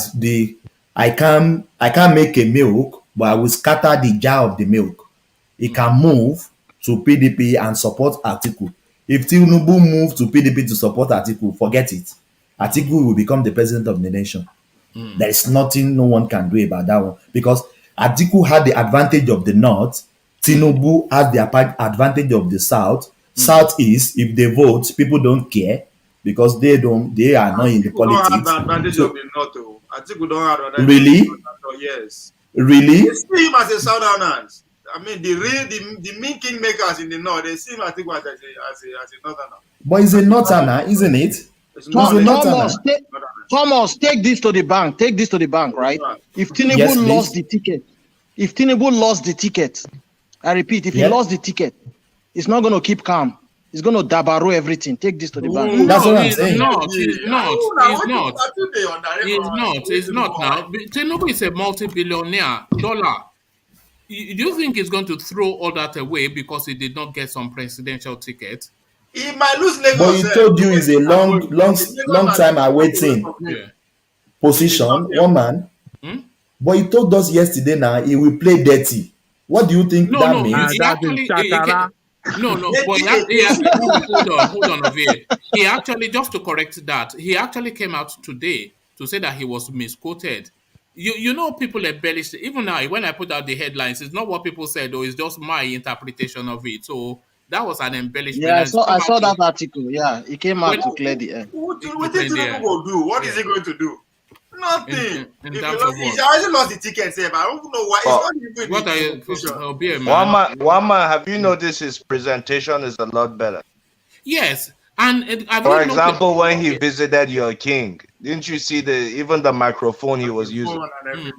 Yes. You know, but they should have prepped him better earlier. You know, all these little faux pas that we're seeing, we should not be seeing them. Hold on, just hold on. It should be a slicker operation by now because the price is so big. You know, it staggers me how amateurish, you know, his presentation has been. And that's to do with the handlers. It's not being handled by experts. Maybe he's going and put his paddyman there. You know, they should slick him up. You see his cheeks he's looking rosier cheek-wise. He's speaking more articulate. All they needed to tell him to do was just to slow down his speech a pace. Because if he speaks at speed, he falters. So just pull it back a bit. You see how Wike talks, you know, just, and I will, you know, so just slow down your speech pattern. Just pace him back just a little bit. Dress him up a little smarter. Brush him up. Hold on, Thomas. Okay, carry on. Yeah. He cannot be better than that. One man, man. His biggest problem are the Yoruba people. And one man, you said he might have started his campaign early. I don't think Tinubu started his campaign yet. He's just consulting. When campaign starts, you see the type of people that will come support him. My brother, that is the campaign. Nollywood actors and actresses, the fast, the bad boys. Everybody will come out. Like, he's gonna really use the youth for this one. Yes. It's going to be a youth-led campaign. All those NSAS people, they'll be out, they'll be wearing their gaban. But one man, is he not very irritating. Rino Oduala became campaign manager for Bukola Saraki. What are the youth? What did they want? It's not surprising. But it's very it sound irritated. The other time I heard, they said this same lady that is fight back and front, center, like is the messiah of all. He can. Do you remember during the sorry, let me just insert this. I do beg your pardon, Black League. But do you remember during the 2019 election when all this new crop were coming out, and there was one lady, Eunice something. Can you remember her? She was part of that crop of Durotoye and Showore and Morgan. And Showore and Eunice something. She's a senior lawyer. I remember her, one man. But can you let me land the point? Very quickly, after it wasn't going away, very quickly she became like a campaign spokesperson for Atiku. That's what I wanted to say. Because she crumbled her party into Atiku'S campaign. Yeah, so there it is. So so all this fighting Aluta is just for money. That is what it's telling me now. These people don't have any ideology, because ideology is you stick with your policy, you stick with your ideology, you stay with what you believe. Thomas, they are doing it for a motive. No, you are wrong. The ideology is money. Make money. That's the ideology. No. The fact that you are fighting Aluta does not mean that you cannot align with party of your choice now. So it's a two different thing. You fighting Aluta does not mean that you cannot be a member of the party, of any party. I mean, Showore is Aluta now, and is a member of AAC now. But what we are saying you have to also. Fela Sheun Kuti is an Aluta now, but he has his own party too, Movement of the People. Of the People. Yes. So being an Aluta, but what I'm saying, you can't be member of the party. Yeah. What I'm saying is you should not align yourself with people that we know people have been saying they are corrupt. Yes, because that's those what are I'm the people saying. you are Aluta in against. Let's hear from Black League who wanted to insert something. Yeah, I wasn't surprised when I saw the young lady in support of Saraki. Why? Because NSAS was majorly a Lagos thing. The protest happened in Lagos, and of course Saraki has been wanting to get back from that Otoge they did to him in Kwara State and take him out. He's trying to replicate it in Lagos State, so of course you use the NSAS people if they are willing to join him. Also, everyone has a price, Thomas. Even you, I'm sure you have a price. I know, I don't have the price in a corrupt way. You don't have a corrupt way. I don't have a price. Presented right now. No one is presenting it right now. So no one has a price when it's not being presented. When they present Black League. I have a price, but not in a corrupt way. Look at this guy. You can have a price, but not in a corrupt way. It's exactly as Black League said. You can have all your morality when they put $5 billion in front of you. Then that morality, you will what of Black League? Do you have a price, Black League? My brother, I have a price. You have a price. Everybody has a price. I'm telling you the truth. Unless you want me to come here and lie to you, we all have our own price. Some may be high. Your price may be high, medium, or low. But you have a price regardless. So Ajale Koko, you don't have a price. That's what you are saying, Ajale Koko. You don't have a price. We are looking up to. Ajale Koko, you don't have a price. No. If it's on that one, don't look up to me. We all have a price. Just ask me where my mark is, whether it's high, medium, or low. I'm disappointed to Black League. You used to be our hero. One man, you want? So you want? That's your problem. You want your heroes to lie to you. I will not lie to you. Everybody has a price as long as you're human. Wait.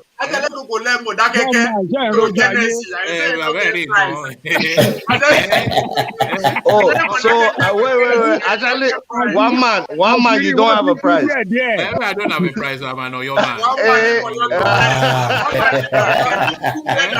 You are changing now, but the other day you say you have a price. Now you're changing. You're changing now. No. Everybody has I a also price. look up to you people to tell us the truth. No. Everybody has a price. It might not be a dollar price, but we all have a price. We have a price, Yeah, yes. Exactly Yeah, what I because mean. That's exactly My what I own mean. my own price is Showore and good governance. That's it. yeah, that is it. That's your price. Yeah. Ajale Koko, talking about Showore. Do you know by the day, every day that we wake up, it's so obvious and clear that the youth has missed 2023. Will you agree with me on that? You are not lying now. Ajale Koko, You are not lying. So on that note, like one man will always say, yeah. So give it to Tinubu. No. Listen to this. Ajale Koko, your price is a duplex in Brentwood at Nashville. That's your price. One duplex. No, it may not even be monetary. I have my house already. With your what is duplex going to do for me? Oh God, you people don't understand. Brentwood in Nashville. Forget about that. House now house. Brentwood in Nashville. What is special in Brentwood? You know what? I would prefer to believe that Ajale Koko doesn't have a price, because it would disappoint me if he did. So we all have a price. We will all prefer. We will all prefer. Tennessee, you get price. What's it come out from Modakeke?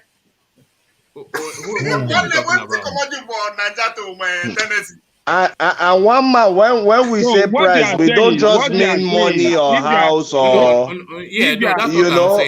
hypothetically. What you say? Hypothetically, you're doing something. You don't know what type of blackmail. The politician will purchase you, and they can keep your mouth shut. They can purchase you and keep your mouth shut. I'm saying it's beyond purchasing. It's beyond purchasing with money. Like, these people can blackmail you, like kidnap your kids.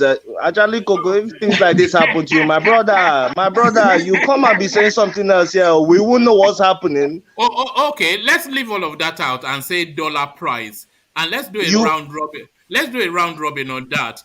Thomas, do you have? Okay, let's use let's put a price. Let's say $5 million in raw cash. So will $5 million sway your political leanings, Thomas? In what sense? I don't understand.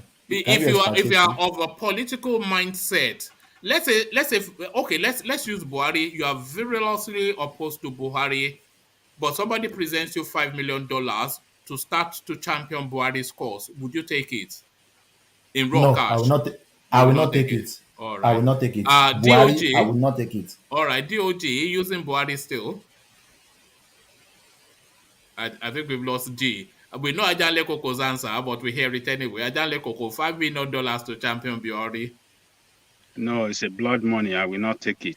I will not sell my people, kill them, mortgage their future. Okay, $50 million. No, I will not take money that I won't have peace of mind. No. One man, your question is unfair. You see this 50 million, if it's in cash, you're asking all of us one-on-one. Yeah. Our answers may be different, but since it's not cash, we know you don't have the 5 million. All of us will say no. Okay, I'm trying to get you to understand reality. Okay, but you as well, what would be our answer be? My answer would be no. You know, okay, you have morality too. So what about $5 million to support Buhari? No. You say how much? $5 million raw cash. To support who? Buhari. To support who? Buhari. Buhari is a genocide president. That's a genocide president. No, It's of a course. genocide Okay. president. And you VA $5 to support Buhari. I will change my father's name to Buhari. This is it. Instantly. You become on Frederick of the Buhari. All right. $5 million is a lot of money, and you'll be surprised. $1 million. What of you? Answer the question, one man. No, What of you? Answer the question. I will have to say no. I will have to say no. I wouldn't support As that. an Oyo man, Abi. As an Oyo man for that matter, Abi. No. Maybe if we're it's just for reasons that I think Ejiro said it's a genocidal man. It's a killer. You know, it's a genocidal man now. You know, blood money, as Adiale Koko said. You know, so we have to have some line that we must not cross, and that is that line. So thank you, Thomas. Let's go on from Thomas. I think we've lost DOG, so let's go on then to Ovie. So Ovie, thank you, woman, for having me. Thank you. Thank you, Thomas. So Ovie, we're continuing to query the nationality of Atiku Abubakar, and that is a matter that remains in court. This Cameroonian now wanting to be the president of Nigeria, the cheek of it. It's a Cameroonian. That's funny. I mean, I think that's just political distraction. I don't pay attention to all that. I mean, this is a man who rose from, who was governor elect, who was in charge of custom at the point before he became vice president 8 years. Then when Akon doesn't live in Nigeria, that's just nonsense. It's just a distraction. You want to, and keep him busy, lose his focus. But the man a veteran, so to me, it's just a political distraction. It never work. And look at the people that even took him to court. I think it's a registered NGO that took him to court. And they told them bluntly, we don't get the right to the harass public politicians who came out to declare. We don't get right to the harass them. So and Buhari's refusal to sign the electoral bill. So bye-bye fair and fair election 2023. So they perfecting the rigging strategy yet again.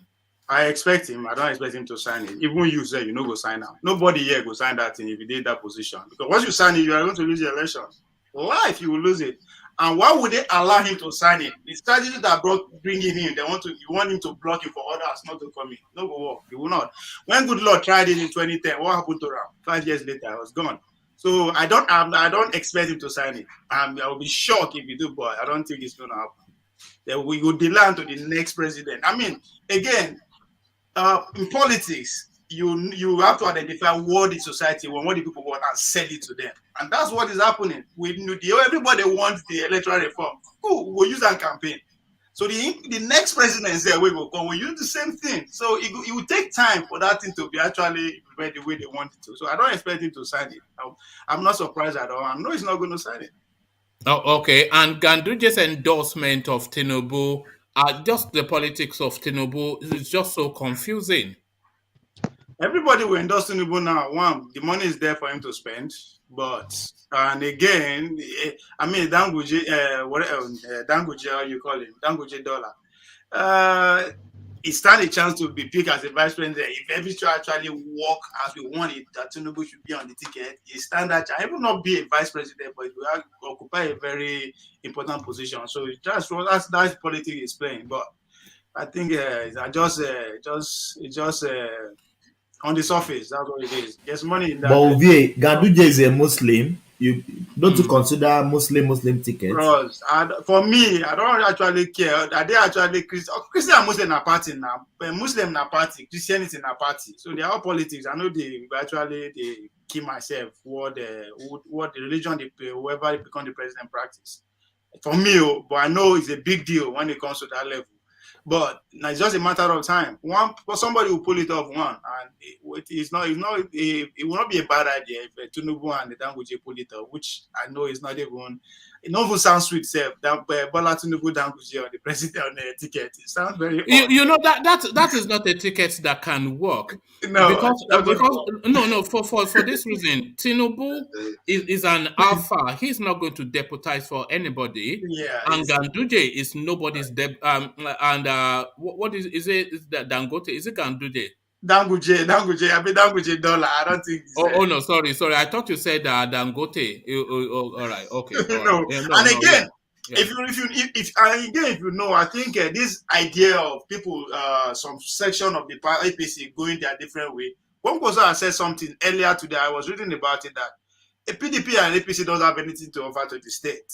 So, and I was like, why is this man saying that? Is it because there's a big gap within that state, Kano State, in terms of who control the party and who doesn't? There are three big ways there: the Ganduje, the Konkosai, and the other former governor, what was his name? So again, it's just it might be just a trick to bring Tinubu in. They need his money to throw things around, and Tinubu has it. You mean Senator Shekarau?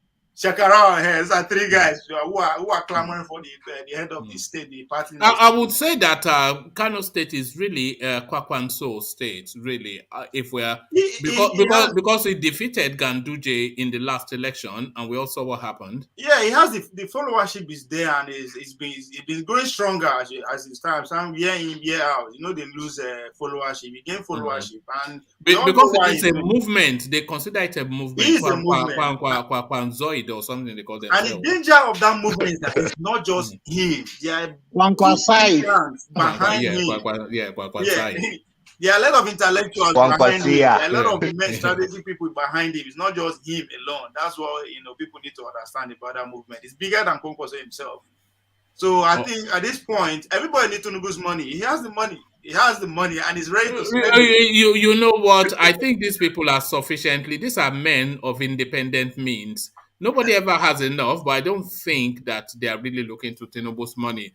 But they are looking to what they can negotiate for themselves under his presidency. For my outside people, there's what they call kudin chizo, right? They get money, but they will spend them as Tinubu they ready to spend. The question is no, Tinubu don't hold Lagos for what, 20 years? That's a small country he's been in charge of for that long. There's money to be spent. So if Ganduje won't bring and come back again to donate few money to help him grip the party as a leader, I don't see anything wrong with that. So at this point, Tinubu will be calling every news and crying of Nigeria, in as far as stick his head out, which I'm still very much disappointed in him. I don't know why he won't become president, knowing that he cannot. But I don't know why. Well, if he knows he cannot, then he would not be attempting to. Nigeria power tussle. The guy on his own, he has more power from the region he's coming from. Whether like it or not, Tinubu controls the political narrative. Well, not until now that everybody don't see the handwriting on the wall. He's been in charge for a minute, so he said gets more power. Now he won't go and give out the whole country. I mean, I don't think he's unheard of. He knows that, but I think he's pushing for a race. What are you talking about? What are you talking about? Tinubu na power block too now. It might be small it's a power block, yes. So, so you want to give him the whole country to rule? Doesn't mean what do you mean give him the whole country? Now give them they give now. Look. The agitation is for power to transit to the south, and the foremost politician from the south is Tinubu. I agree, but the people don't agree with him. It's Yoruba people don't agree with him. And which Yoruba based on his antics, you just talk somehow sometimes, man. I don't understand the way you talk, but your space. No, what I'm saying is they know they give power to that person. That would be very stupid of the Nigerian handler to say they won't give another person within their level. How? No, they work. Himself talk, I'm a kingmaker, but I want to become a king. Even that statement will offend a lot of people from his own. Obviously, you're not getting it. One man wants you to say when election come now, if Tinubu, for example, becomes the candidate, the person they pick as a candidate, is going to go into the field and will be voted in, of which for Nigeria, not they happen. If NDC give him tickets, then it's a different permutation, but it's not going to get it. That's what I'm saying. It's not going to but that's what one man is not agreeing with you. Well, he has lost. No, I can speak for myself now. That wasn't even what I was saying, but Okay. Let Ovie just say because Ovie is on a different. Where I speak for the future now. When they shout, I never see him, but it will still become clear to everybody. No, you are not speaking for the future. You are just speaking. 1 minute. I want to ask this before I forget. Ovie, let me quickly. Ovie, let me ask this before I forget. Let me quickly ask this. Tinubu, because every time it keep ringing in my head. Tinubu and your man, what's his name, man? Atiku. When you talk of the dollar power, who has it the more? Atiku. Man, I don't know. I think Tinubu will be richer than Atiku only because of Lagos State, Nah, man. I just want to know. I want to know, Atiku those two, as one man said earlier, they are tight friends. They might be on the same level.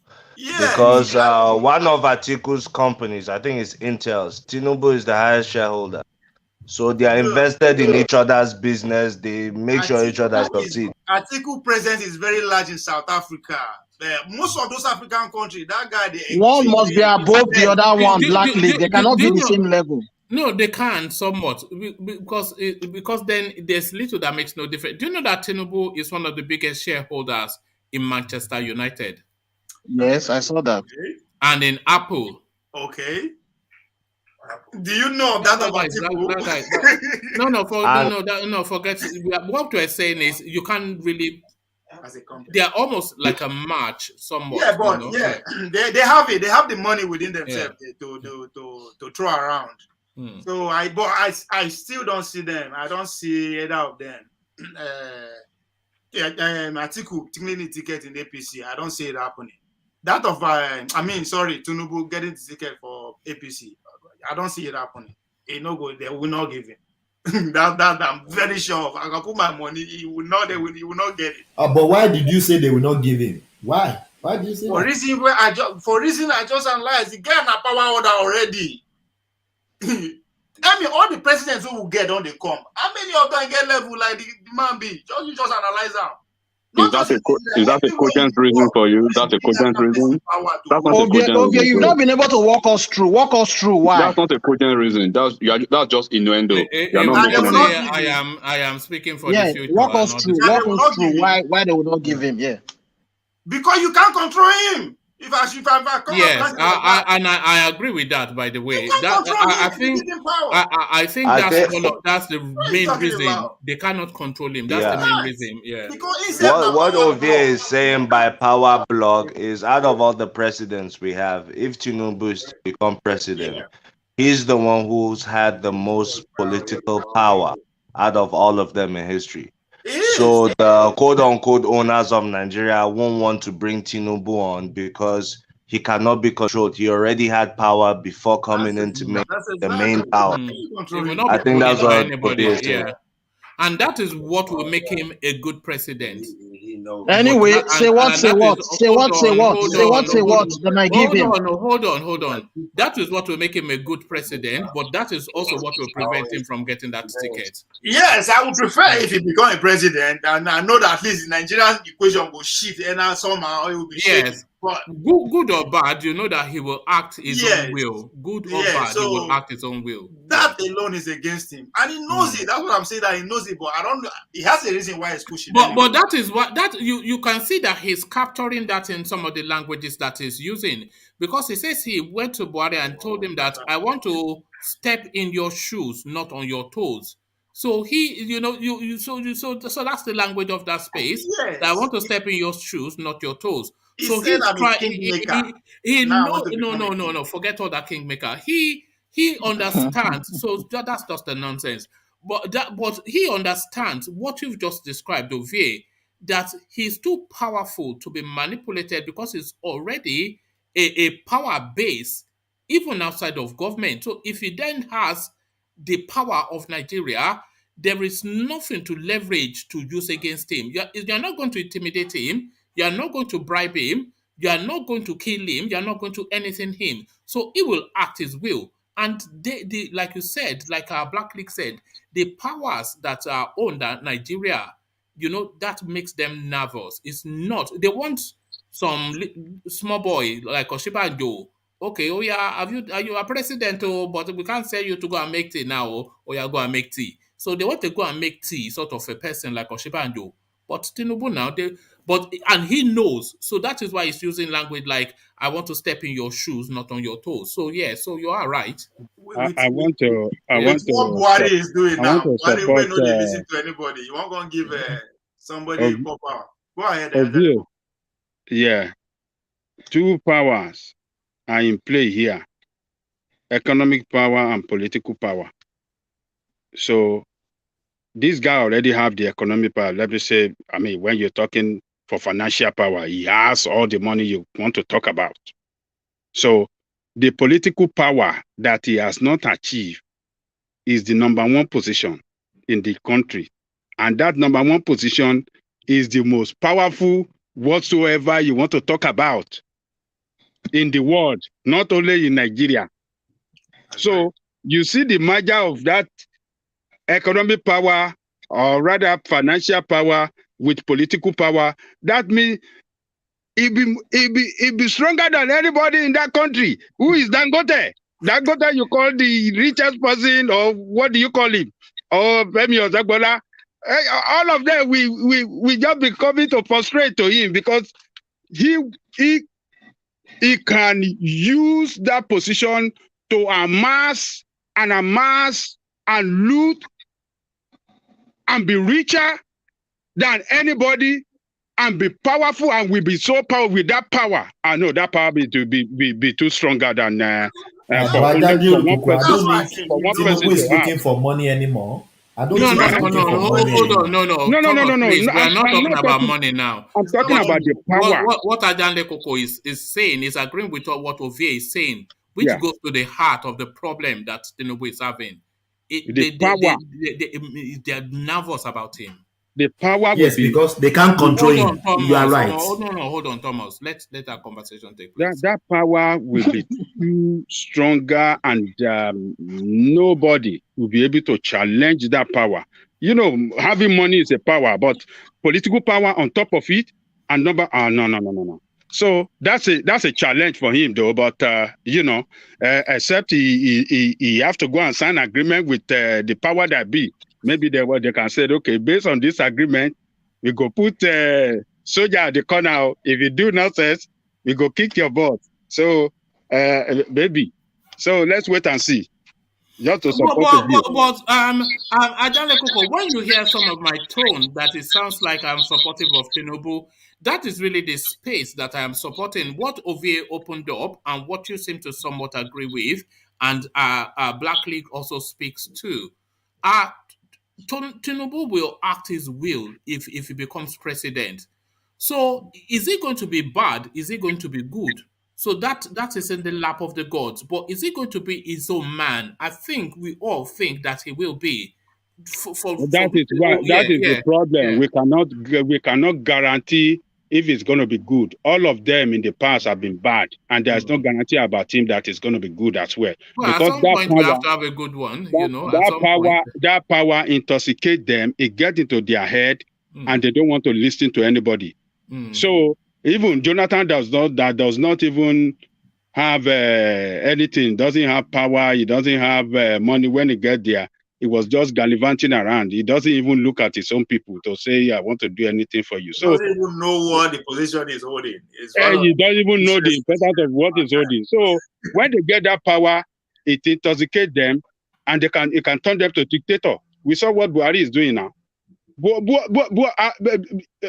Tinubu might even do worse than Buhari when it comes to, because when that power comes, what he never enjoyed before, we say, yes, this is the time, and I have to use it. The one thing we can say about Tinubu, if he becomes president, it's not going to take 6 months to compose anything, because he already has his team. He already has his plan. You know, I think we can assume that, because he looks like a man that is prepared. But how will that work out for Nigeria is what we don't know.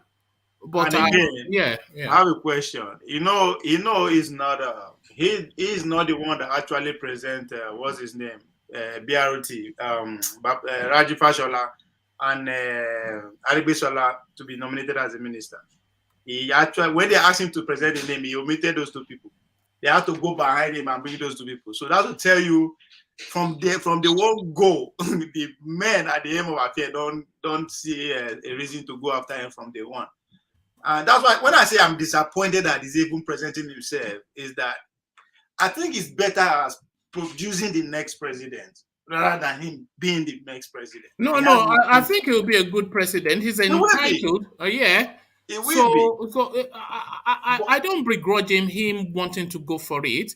If he feels he has the capacity, which he clearly feels he has, and he feels that is just the only other place that he can go in life, which is the only other place. What more ambition will Tinubu want? He doesn't want to be rich. He's been rich for so long. Just the only thing that he can have left in life is to become president. Self-actualization, yes, you But cannot why begrudging I that. said, Whether I get it or not is a different thing. yeah, But why I said certainly, yeah.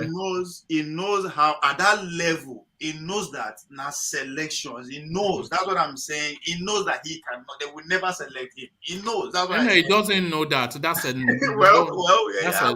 well. If he knew that, then he What- wouldn't. No, hold on. If he knew that, then he wouldn't embarrass himself by parading himself.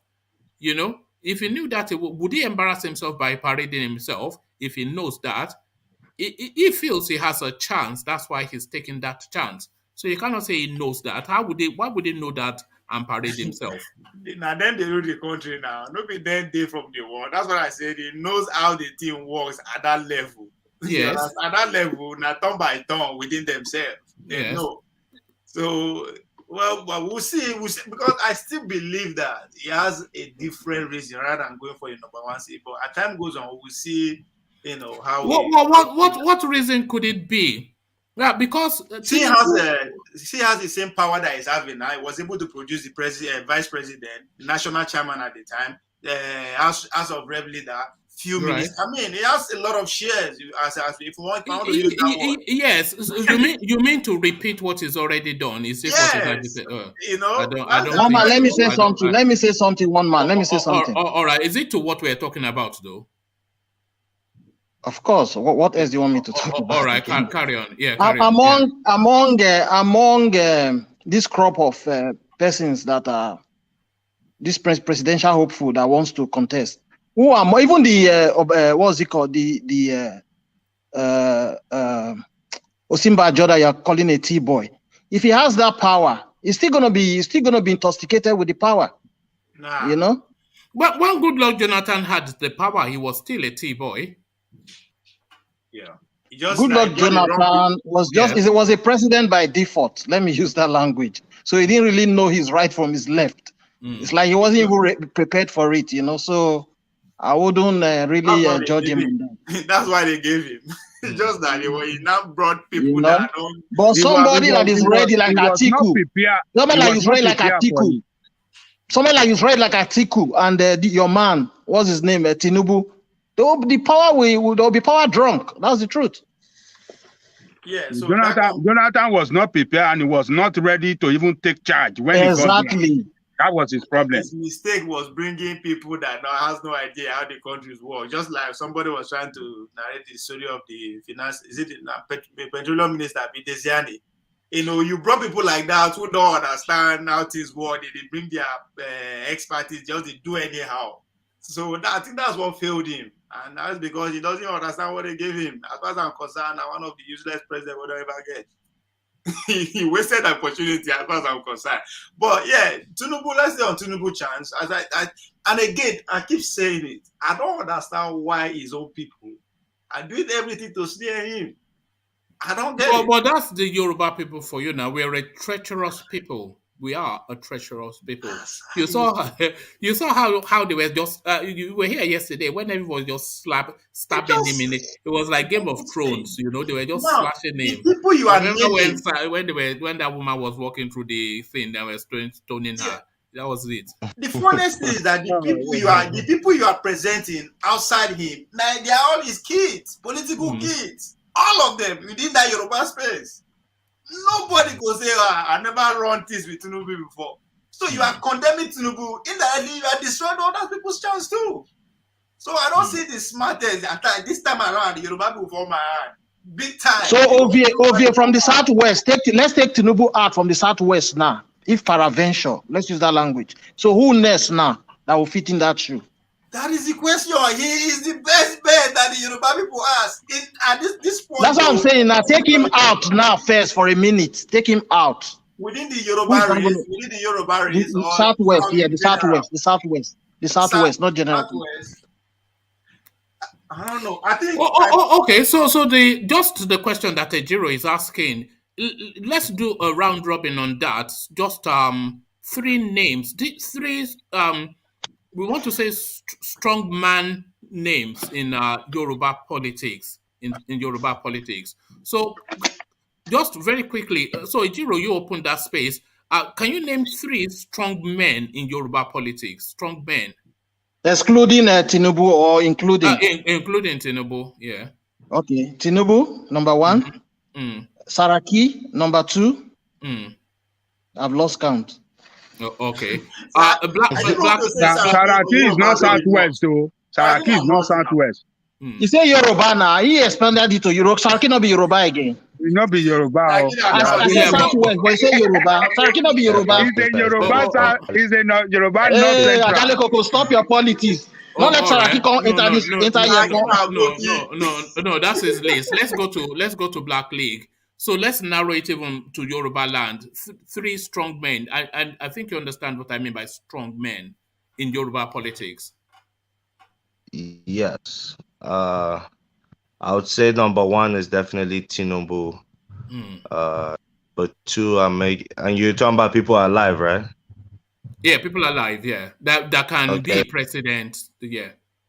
So Obasanjo aside, okay. Tinubu. Yeah, Obasanjo aside, yeah. The man from Ogun State, Ibukunle Amosun. Who else? I'm tempted to say Fayemi, but the way you describe it, you say like a political strong man. That's all I could come up with, those 2. All right. For those on the ground now, I don't see anybody that I will back among them. Not back, but just somebody strong men. Back. Yeah. Oh, strong man, strong politician now. Yeah, just strong that carries presence in Yoruba land, that carries authority, that strikes. Leave their corruption behind. Hold on, Ejiro, that strikes fear in the heart of people. Well, Tinubu. Then number 2 is what's the name of this man in I will say that governor of your state. Makinde is a strong man. Is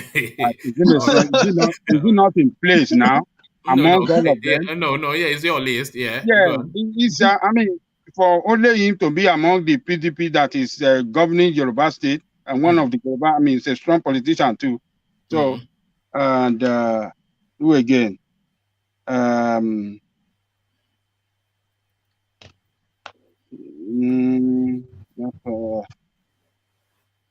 don't see. Those are the 2. All right. Let's go to enigmatic. The question. Well, on equivocally, that will be number 1 will be Tinubu, of course, and then I'll consider.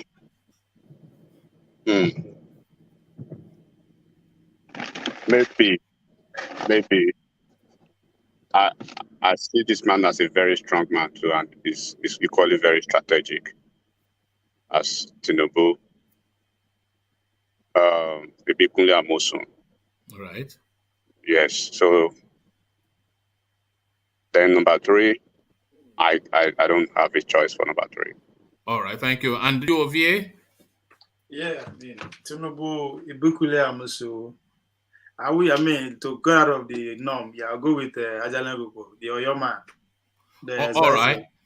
My list will be, I'll actually give a list of 4. I'll go with Tinubu just as a natural default because he straddles that space at the moment. I'll go with Akeredolu, who carries authority and strikes fear.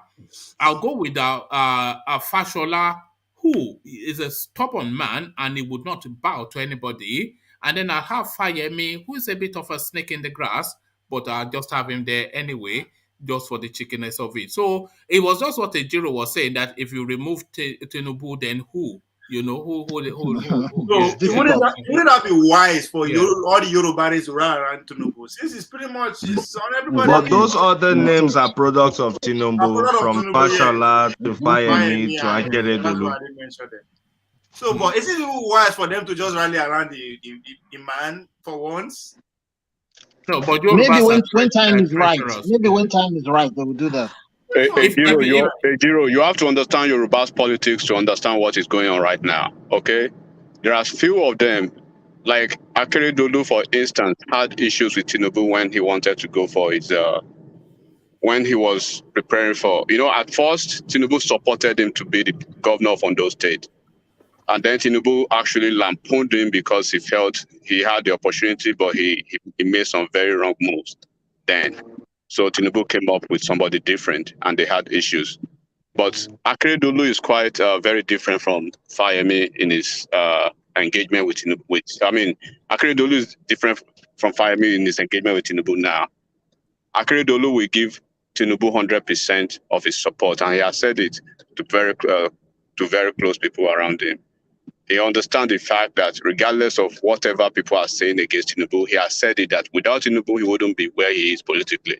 Though they had issues, but Tinubu has a large heart. And I can assure everybody here, right? Tinubu will have more uphill tasks, especially from close quarters, people who are very close to him. He understands the politics of Yoruba. He understands there will be more betrayers within his fold, and he understands there will be more, there will be more snakes around him. He plans for all this, even in the National Party. Is Buhari actually supporting him? If you still look at body language and everything, Buhari is not throwing his weight around Tinubu at all. And all this shifting of their APC, whatever, Boni and all of them, they are orchestrating against Tinubu. Enigma. Yes, sir. Yes, sir. We cannot blame Buhari now. Buhari cannot support anybody now. He shall not show any indication. Yes, sir. You can't really say we can't blame Buhari in this situation. If you know what, but we wouldn't go to the situation. We wouldn't go how eventually Tinubu became. Gave his support to Buhari. People who are very close to the skirmishes of 2015 election. They will understand what it takes for Tinubu finally to give his weight. To put his weight behind Buhari at the end of the day. It took almost 3 years. Very powerful people trying to convince Tinubu at the end of the day. But let's leave that for now. Is Tinubu aware of the fact of the treacherous of his people around him? Of course he knows. But he has come out to say, this is what I want. Now it is your choice to say, this is what you want. So let's go there now and fight it out. So I as a Yoruba person, it's quite unfortunate that we see ourselves like this. And that is why there was a guy who mentioned something yesterday about the political, about the northern politics. No matter how bad you are, they will want a way, to rally around you. But the biggest noise around Tinubu now is coming from where? From his own people. And he knows that. But let's see how it goes. APC is in disarray because they are playing high-wired politics that is not favoring them.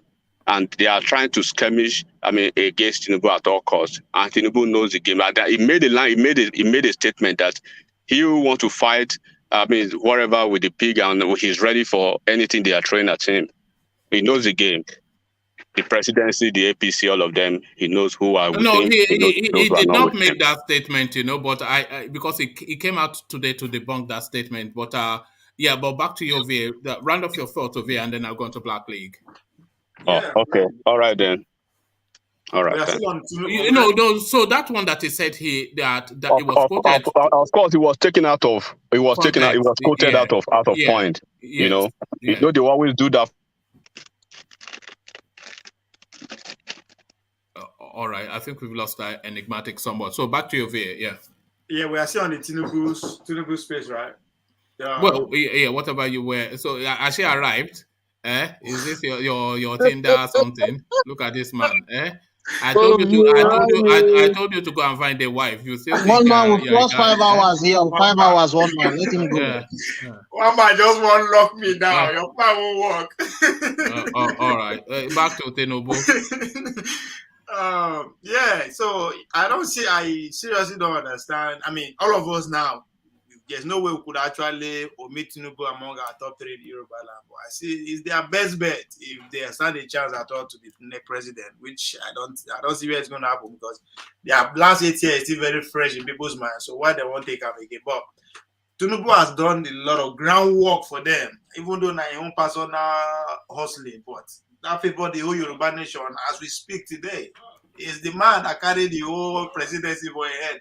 So rather for them to come around, yes, it's evil, it's bad, it's whatever you can. But at this point, we start everything to lose, especially when they know that the party that he pretty much carry on his shoulders, he has lost it based on his own short-sightedness. He has lost the party control. The North are still very much willing to hold on to the power, which I support. I mean, so I don't see reason why they are home people again, who claim to be the most smartest, educated, and whatever, are throwing him into the bin just like that. It embarrasses them with their own little power they have with the media and all that kind of thing. So I don't see it, but we'll see how it goes from here. So yes, hate him or love him is done his. Why I say I'm disappointed in him coming out, I see him is larger than he has already built that personality that only at this point, maybe only Awolowo can say, okay, we'll dust him for what he has done politically in that region. So him to cement his lordship is to actually back another person again to be president. Maybe that's what you don't know. Anyway, but that's your opinion. But thank you. At this point, I'm curious why what is he going to end up as? Now I'm curious now. So as I said, it's an all or nothing gamble. You see. I think we've already said it before. Tinubu has been in politics man and boy, and he has done everything politically man and boy. He's been a senator. He's been 2-term governor of Lagos State. He's held Lagos State since he got control of it. He's amassed more wealth than Mansa Musa. So everything that he could have done, he has done. The only ambition that he can have left he has made almost single-handedly a person president. So if he has any ambition left in life, it has to be that ambition, and he would not be able to sit with himself if he did not test that ambition. So whether he gets it or not, he has to test the ambition because that's the only place left for him to go politically. One man, I have a question. Yeah. When Tinubu was backing this Buhari, the mother, why didn't him just take that that position? Because I mean, if you have that ambition that that you want to be a president of Nigeria, why didn't you take up that space? Because that was in the politics at the time. The politics at the time was that Goodluck Jonathan, they were claiming was cheating the North out of their turn at the presidency because he took over the Adwa slot, and they felt he should have ceded this place to a Northerner. So the North were already in one voice wanting the power. So if anything was going to force Goodluck Jonathan out of power, he was going to be a Northerner. And if it's ever going to be a Northerner, it can only be Buhari, which is the name that they all always rally behind. So he couldn't have, Tinubu would not have defeated Goodluck now because he had incumbency. I think another thing I see there is that when all these people started the campaign, from PDP to APC, I think that's when Goodluck started losing. I think because they didn't agree Goodluck to go, another term. Yes, because that's what I'm saying. Because had it been all of them, we are still there. UK. Sorry, Daniel Koko. Sorry. The other thing that threatened them in a Goodluck Jonathan return was the changes that Goodluck Jonathan was lining up for the Nigerian state. Goodluck Jonathan was perfecting the concept of a six-year one-term presidency. This was one of his agendas for his second term. Goodluck Jonathan had already completed that national conference to rebalance the country. That was something that he was going to pursue as well. So Goodluck Jonathan was going to go into a legacy term, in his second term, that will recalibrate Nigeria in such a way that, that power will not even have meaning to it. So they had to get rid of him Okay, because he was going to take, I want to say something. Sorry, please, can I quickly interject? I want to just say something. Let me say something. Hold on. Let's hear from Ife. We've not heard from Ife for a long time. Yeah. Let me just say one sentence, then okay. It will help you. Don't worry. It will help you. It will help you. You see, every time people do analysis here and you say there was agreement between Tinubu and Buhari, the interview granted by the former naval Commodore Kunle Olawumi, when he was saying that, when he was saying that they had to go and convince either Obama or the CIA to allow Buhari to run, that it was later Tinubu came into the mix. And that's why I'm going with Ovie's analysis. When Ovie is saying that the people that Nigeria is bigger than Tinubu, in terms of there are people that still hold some power, which will still determine the course of events. So all these things APC is doing, for me, I'm not surprised. I think we are overhyping. Are those people Nigerians or outside of Nigeria? Well, you can. Yes, outside Nigeria. Hold on, that was to Ife. Sorry, yeah, Ife. For me, I believe some of them are in Nigeria, then some of them are outside Nigeria. In terms of they are looking at the potency. Who are those shadowy figures? What is your speculation to this? Because people hint at shadowy figures, but who are they? Well, it's hard for me, but speculate. I don't expect it. He said the CIA. Yeah, he specifically mentioned the CIA in that interview. So I want to say that maybe the CIA, in terms of the security of the African continent itself. Yeah. So the CIA has the real first say on who becomes president. Not the Sultan of Sokoto as some people think. In terms of security, because why did Obama come into the mix in the last election that brought Buhari in, when they brought this bring out back our girls banner, and we have issues of cases where we have bombing, killing of people, even another Chibok case, nobody is shouting bring back our girls. During Trump's era, they had to go and do photo op with Buhari, had to go and do photo op with Trump for the Tucano jet deal. So if there are shadowy figures, I'm not surprised. I think even the formation of PDP, they said some people met in London to see the Queen when they wanted to form PDP. So I'm not surprised. You have people who are at stake, who have multinational stake in Nigeria that also in one way or the other won't want it to fall apart. Yeah, that's the point. All right. Thank you, Faye. So let's go on to Black League as we get into the deep hour. So Black League, are you still there? Yeah. So good of you to stay with us, Black League. So we go to that space then. Buhari weakens Tinubu again, backs postponement of APC National Convention. So I don't know. Is operations the whole of the APC party is just a Tinubu narrative, isn't it? So this guy has now said, "I want it." So they are now saying, "What are we going to do about it?" This is not. I think this is about the third or fourth time they are postponing that convention. Operation Stop Tinubu. That's essentially the foremost agenda, the only agenda on the APC, whatever agenda.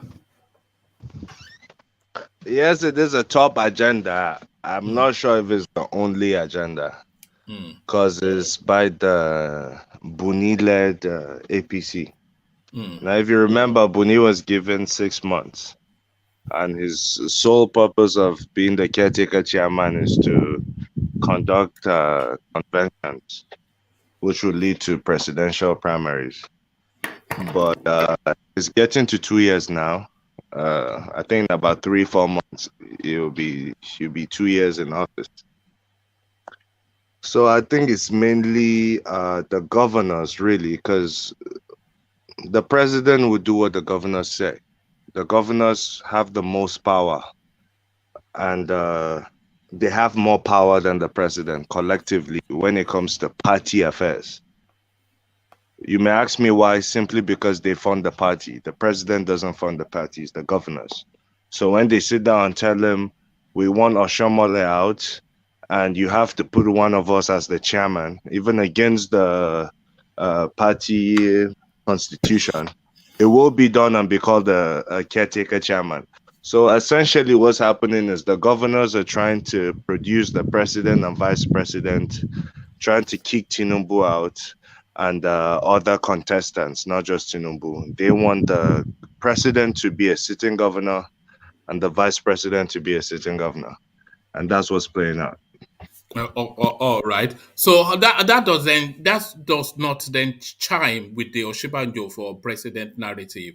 So they're not even for Oshibanjo, is what you're saying. No one. We are the only ones mentioning Oshibanjo. They are not mentioning him there. Even his change golf poll, the people don't want him. It's just Buhari said he belongs in the other room, so he's just going to stay in the other room.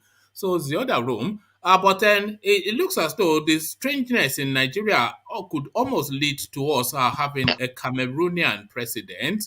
Abubakar Atiku from Cameroon has abandoned his first language, which is French, to learn the English language as he wants to come and seize charge of a country that has wealth.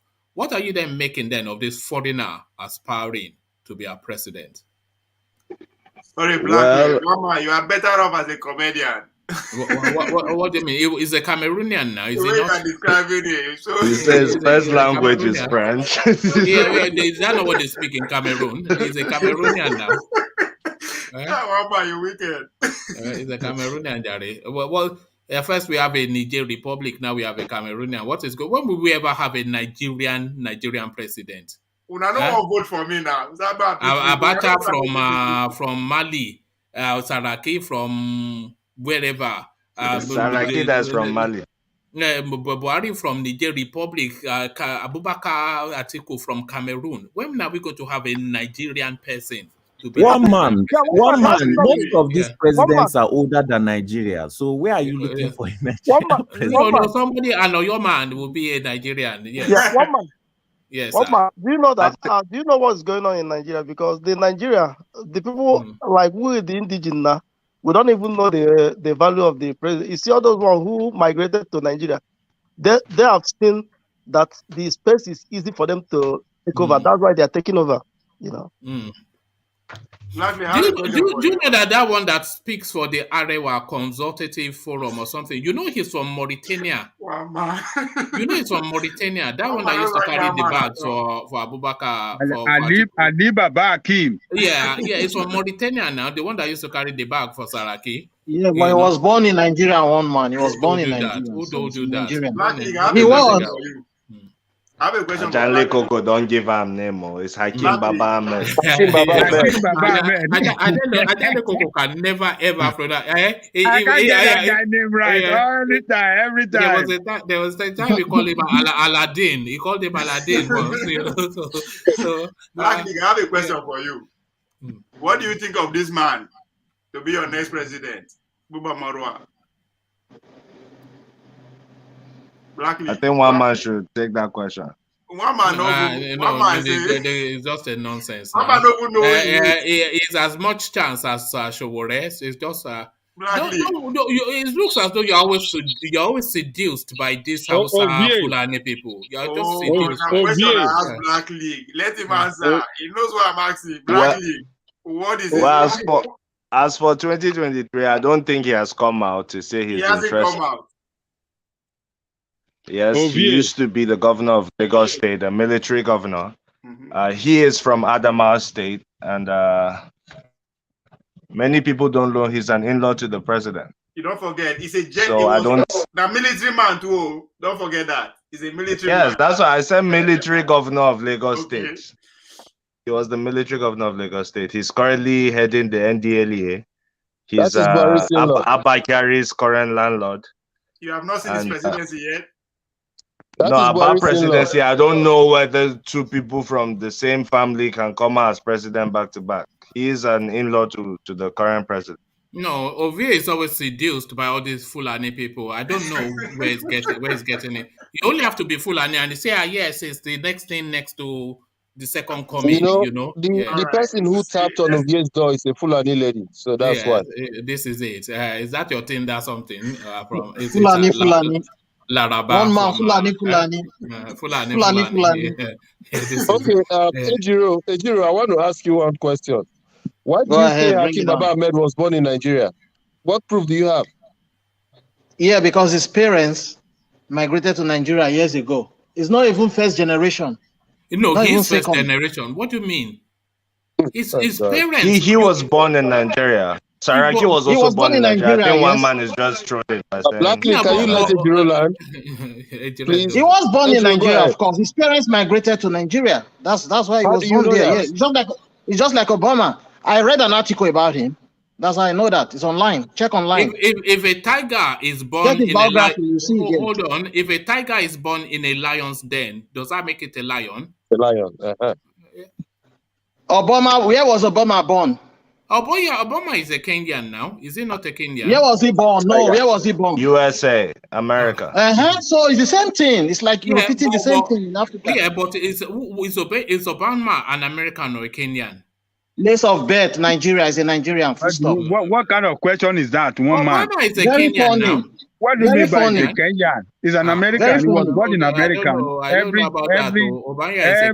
child born in America is an American. All right. Full stop. Full final stop. Tell that to the police when they stop you next. Look at that.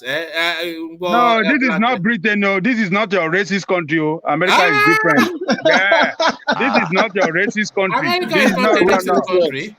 This is not your racist country where a foreigner will have a child there and you will say he's not a British. We don't do it here.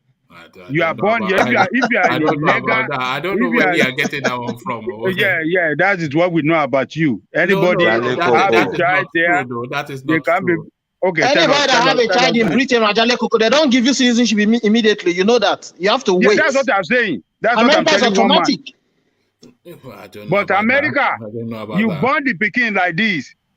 As illegal, that child is. When it is true, one man will say he doesn't know about that. When you say they talk true, you say he doesn't know about that. You don't know one man where Jiro. No, all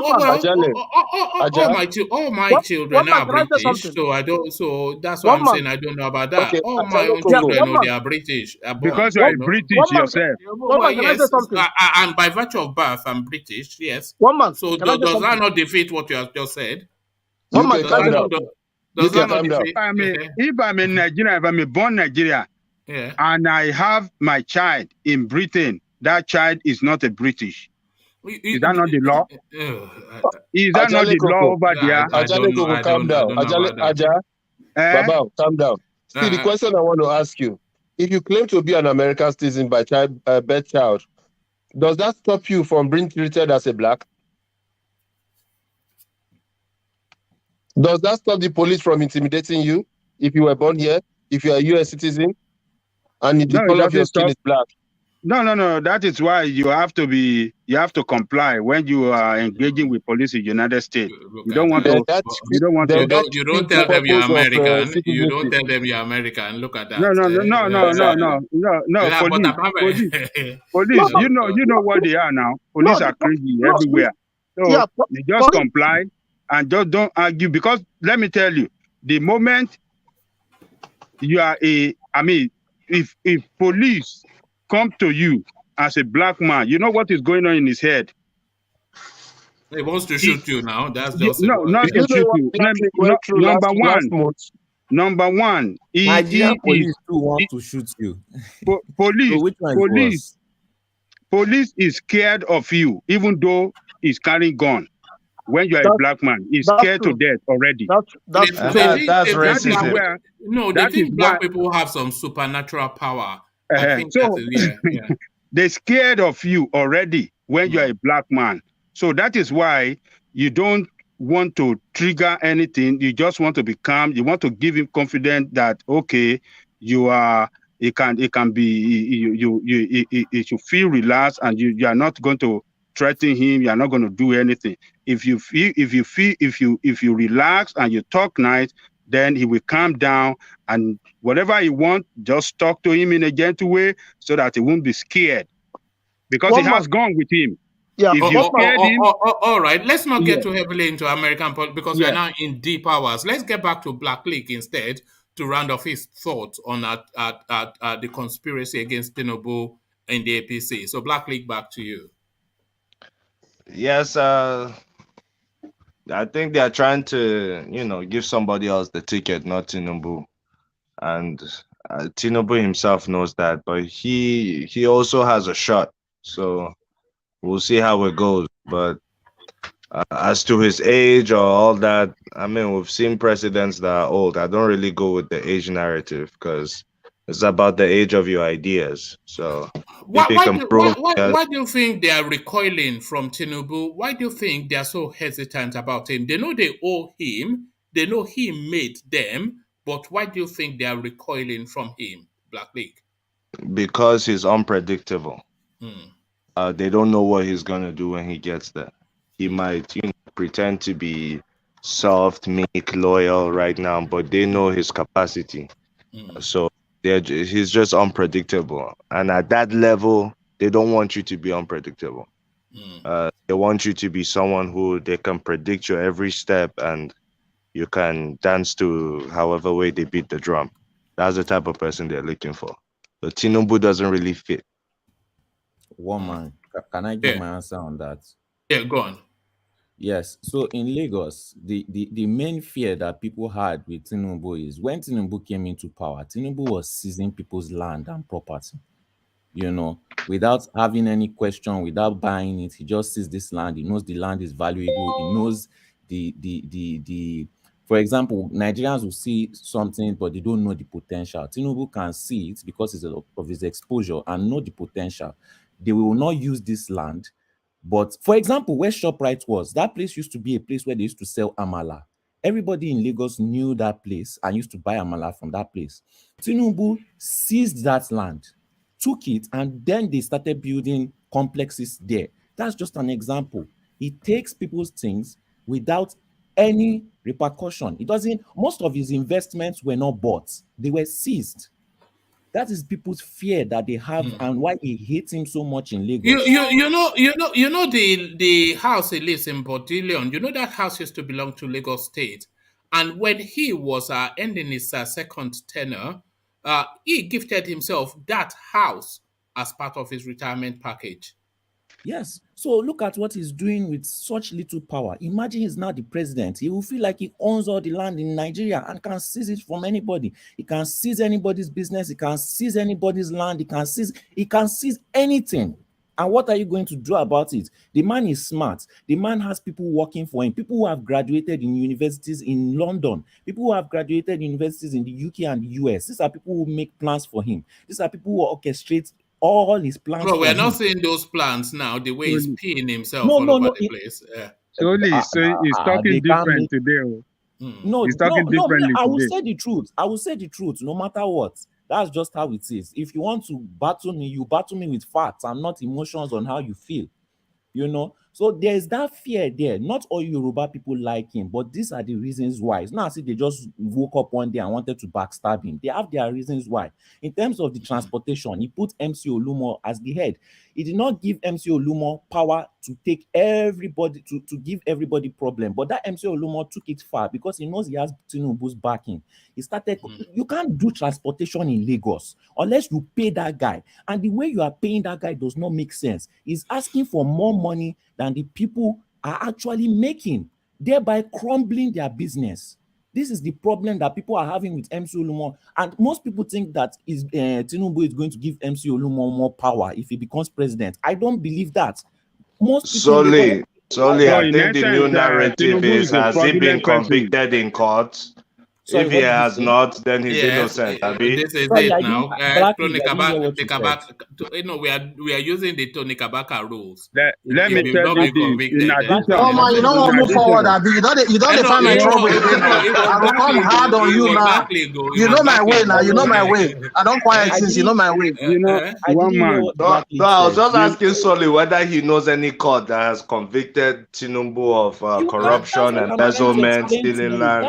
That's what I'm trying to explain Because to I've you. also heard that TVC belonged to some nursing school owned by Lagos No. State It's not Land, even. Yes, It's not Tinubu is Blackley. the ABCD. but it's not in Now, court. I TVC, just heard Tinubu. it from reading Yeah, articles. but No court came out to say. the reason why you are smart all these people Blackley. is because Hold on, Ajale Koko. Let's Solly finish. So Solly, yeah, go on. Yeah. So Blackley, the reason why they can't convict him is because he has smart people working for him, not just the streets Agberu. No, that's not the reason, Solly. Let me tell you why he's not being convicted. It's the Babangida technique. He has corrupted every single space that would hold him to account. This was what Babangida did now. He made himself the richest man, but he made you also fantastically rich. So he has your file, you have his files.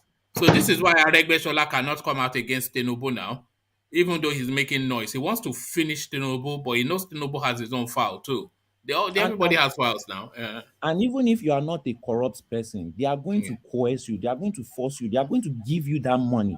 So is that if you're not corrupt, they won't let you in. They will let you in a little bit and corrupt you. And if you are saying you don't want to be corrupt, they go and put you at the back office. Room 50. Or they will remove you entirely. Yeah, they will put you at the back office. Yeah. So Ajale Koko, sorry, you wanted to come in.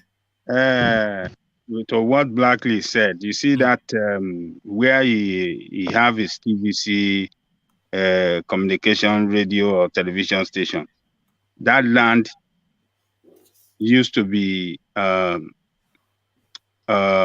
satellite campus for Lagos State Polytechnic. Lagos State, it was Lagos State Polytechnic that was there. So, but that guy came in, he removed that school from there, and they took that land, built his TVC station. You know that very well. So this is a person that we must not support. It is not that we are. Did they buy the land? Why must he buy government land where they have a school structure in place, a public land, land that already has school? Government lands are sold now. No, you can't sell government land for what? For your own personal, because you are governor? For better use. No, which better use? For personal, for better government land? It has to be for public use. But Ajale Koko, remember, he did not do that alone now. He's Attorney General then, which is your man now on the seat of power. He's not my man, no. Don't say my man, no. He's not my man, no. It's Ayo. Go and call for Ayo. It's Ayo. Yamhead Osibajo was the one that connived with him, was doing all those things then, Yeah. So, just like one man said, he was the governor, so he used all the power in his possession, to corrupt the system, and that's why he's still living to today. He corrupt everybody, and so everybody became loyal to him and are ready to protect him. Because but my question is, can we hang that on his head? Because no court has convicted him. Forget about court, but this is what we know. We can hang it on his head. Which court is going to convict? Is it not Lagos State? Is it not in Lagos State? No, we have to understand. Is it not in Lagos State? You want to take him to court in Lagos State that is already corrupted by him? He have all these people there. I mean, you know the way the system works now. Blackley. I know, but it's the system that we chose to adopt. This democracy, presidential form of government. If you say someone is corrupt, you have to prove it. It's not like the French system that you say someone is corrupt, then he has to prove he's not corrupt. In Nigeria, if you're the one talking, you're the one who's gonna prove it. So Okay, if Tinubu likes, he can come and sue us, but I know he doesn't have our time for now. But if he sues you and says this is defamation of character, he never did such, my brother, you lose that case because you cannot prove it that this man actually did it, is what I'm trying to say. You know, a lot of the Tinubu narrative, Black League, a lot of it is just made up. A lot of it, they are urban myths, just stories that have been regurgitated and recycled and embellished and then spun and passed on. But then when you interrogate it, remember when we were interrogating the alpha beta space yesterday, and they couldn't defend that wasn't just a consultancy firm offering good service and getting their just rewards.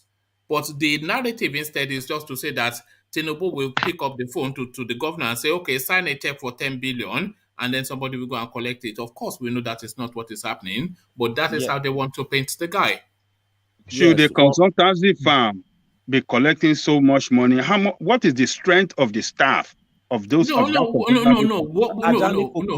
question, hold on. What is the strength? What is the strength of their output? What is it? It's a performance related when fee now. we have Lagos State inland revenue okay. services. No. We did all this yesterday. Adanle Koko, let me put you a question. Let's say we have Lagos State Inland Revenue Service, and they are generating 1 million a year as tax revenue generation from Lagos. We're just using, for example, 1 million naira. They then subcontract to a private firm who is then able to generate 2 billion naira per annum. But that consultancy firm now wants to be taking 200 million as their fee for being able to generate that. Is that justified? Well, one man, the way you are putting it, you're trying to corner me. No, I'm not trying to corner you now. Oh, yeah, well, the reality now. You have phrased the question in such a way to favor you. You know whether my answer will surely be yes, they are doing good. But that is what you want. Not the point. You phrase the question in such a way that my answer will favor you. So okay, rephrase it then.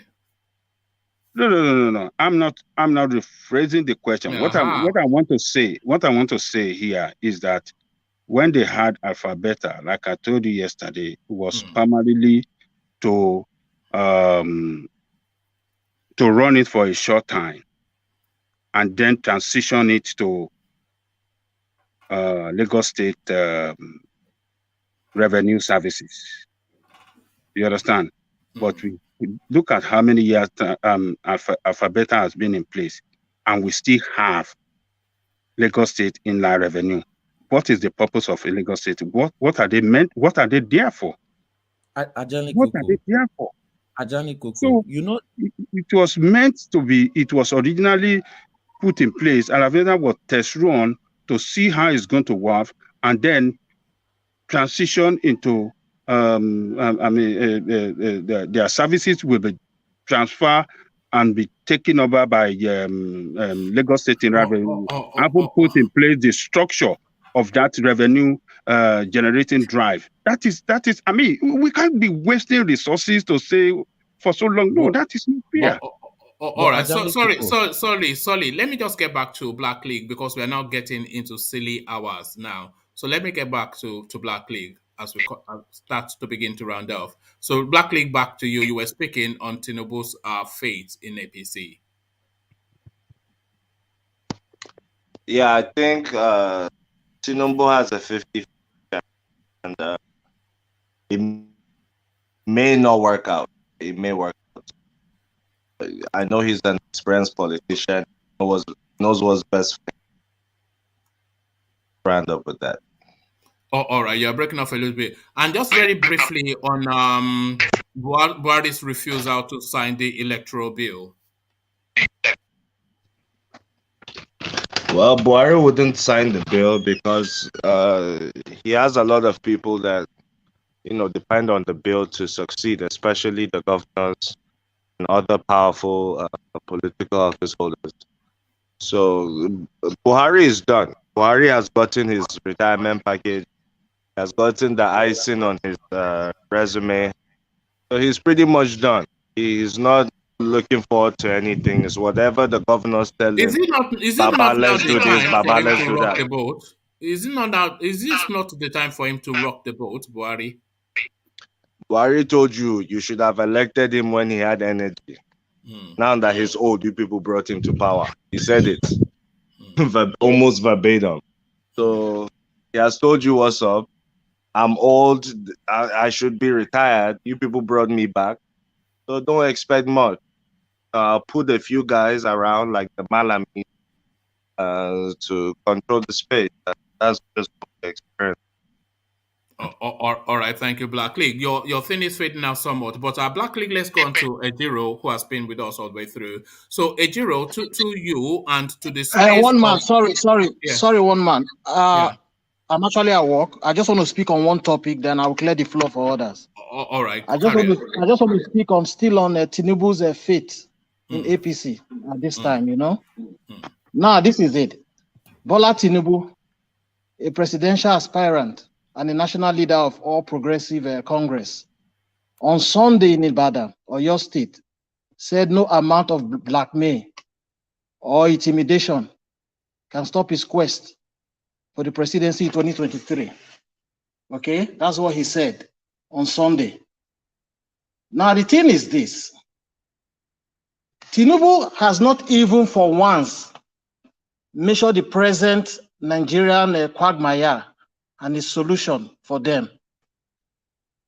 Nigeria is the poverty capital of the world and is at the brink of internal collapse with the strife and division, insecurity, massive corruption, and economic depression plaguing Nigeria.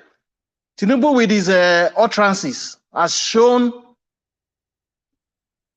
his rabid desperation to fulfill his long-time dreams to be president at all costs, and not about a vision to remedy present dire circumstances. He only wants to be president and nothing else matters to him. This is my opinion, you know. So for me, it's obvious that the man is selfish. He just wants that golden crown, you know, and this is not good enough, you know. And again, who are we going to blame? I'll still point my fingers to the youth. Because if the youth were even serious at the beginning, when we lost that 2019 election to Buhari, that we were crying that the man performed very poor. By now, one of the youth, somebody like Mogalu or Oshowore, could have been able to stand in the gap, you know. But now, the way it stands now, we are still going to go back into that same boat, that rickety boat, and the future for Nigeria is like Fela would say, suffering and smiling. So it's just unfortunate. Thank you, one man. Can I make a quick interjection, Ejiro? When you say youth, what is your definition of youth? What is your age bracket of youth? Yeah, we've been trying to tackle that question. So we tackle that question. Let's make that a round-robin question, actually, but you put it first to Ejiro. So what politically constitutes a youth to you, Ejiro? Yeah, one man, time and time again, you've asked this question here. Some persons will tell you 45, some will tell you 50, some will tell you 60. If I'm to cap it, I would say 50. For president? Yes. All right, brilliant. Okay, so that's Ejiro answering the question. So I will start to round off here because I don't want to get past the 6-hour mark, and that will be in 20 minutes time. So in 20 minutes time, I'll just have to shut it down. But starting with that question that Lord Michael opened up, I'll go to Solly to answer that question and just say a few words. So Solly, to you. Okay, we don't have... No, based on the age, I would say maybe 45, because Nigeria really needs a young president right now. You know, if not for based on experience, but the whole dynamics needs to change. The whole dynamics needs to change, because Nigeria has a respect complex based on the fact that if somebody is older than you, they respect you most of the time, no matter what, even if your decisions are bad. So we need a young president so that we can remove that traditional aspect that we have in that country. So I would say maximum of 45. That's for me. All right, thank you, Solly. So good to hear from you. Solly came in at the last minute to drop that gem. So thank you, Solly. So from Solly, we'll go on to UK. So UK, starting off with Lord Michael's question, your remarks. Well, my take on that is 45 down, because we need a new change, because these old people, they have really messed up the whole thing. So 45 is okay, because 45 we want to follow the trend, which is the technological way of life now, because if you look at our own space, there's nothing is going on there. But somebody who is 45, who knows what he's doing, and who is also open and more exposed, they will do a good job. That's what I want to say. All right, thank you, UK. So from UK, we go on to Ejiro. So Ejiro, just a few more words from you, or maybe we've lost you already. Okay, my closing remarks, right? Yes, just a brief one. Like we all know, like I always say, the way forward is in our hands. The Nigerian people have to decide, because what we actually need now is the restructuring and the rebirth of a new constitution, which is not going to happen anytime soon. So if we are to move forward, going forward, we, the people of Nigeria, need to decide and take the bull by the horn. Thank you, everyone, and good night. Thank you, Ejiro. 2023, gentleman, no day. So 2023, gentleman, no day. Lord Michael, a gentleman. Your words, Lord Michael. And answer your own question as well, and then your words. Okay. For me, what I feel be say, when we want to talk of youth, I would believe, say, because of Nigerian context, based on, say, many people don't lose their normal life, where they're supposed to take excel, where they're supposed to do better things. So I would look at like from maybe 50 or 55 downwards, because, say, normal for Nigeria, would they lose opportunity to do something? Not be like the rest of the world, where you say at 18, sometimes your parents don't pursue you, come up for house. May you go hustle. May you become better person for life. So that's my own definition of youth for the Nigerian context. Then I go say, most of the things now they talk since about Tinubu and all this, Tinubu say, Tinubu not say, we can't even make me bet. Now what Tinubu don't come today? Can't see follow Nayan. Say Tinubu not go even win primaries. Because I don't come out before talk say, make anybody bet me. Say Tinubu not go be president. That bet still day on. I don't extend that now to the end of March. Anybody will get $500, make it bring them, because you could just donate and give me for free of charge. Nigeria people not going to ever let that kind of person be. Anybody will get that kind of status. They near power. Otherwise, not disaster.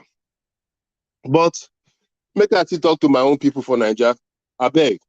This program not to feel young well, because you get ACB and not quick come, all those kind of youngs. But make we see the try.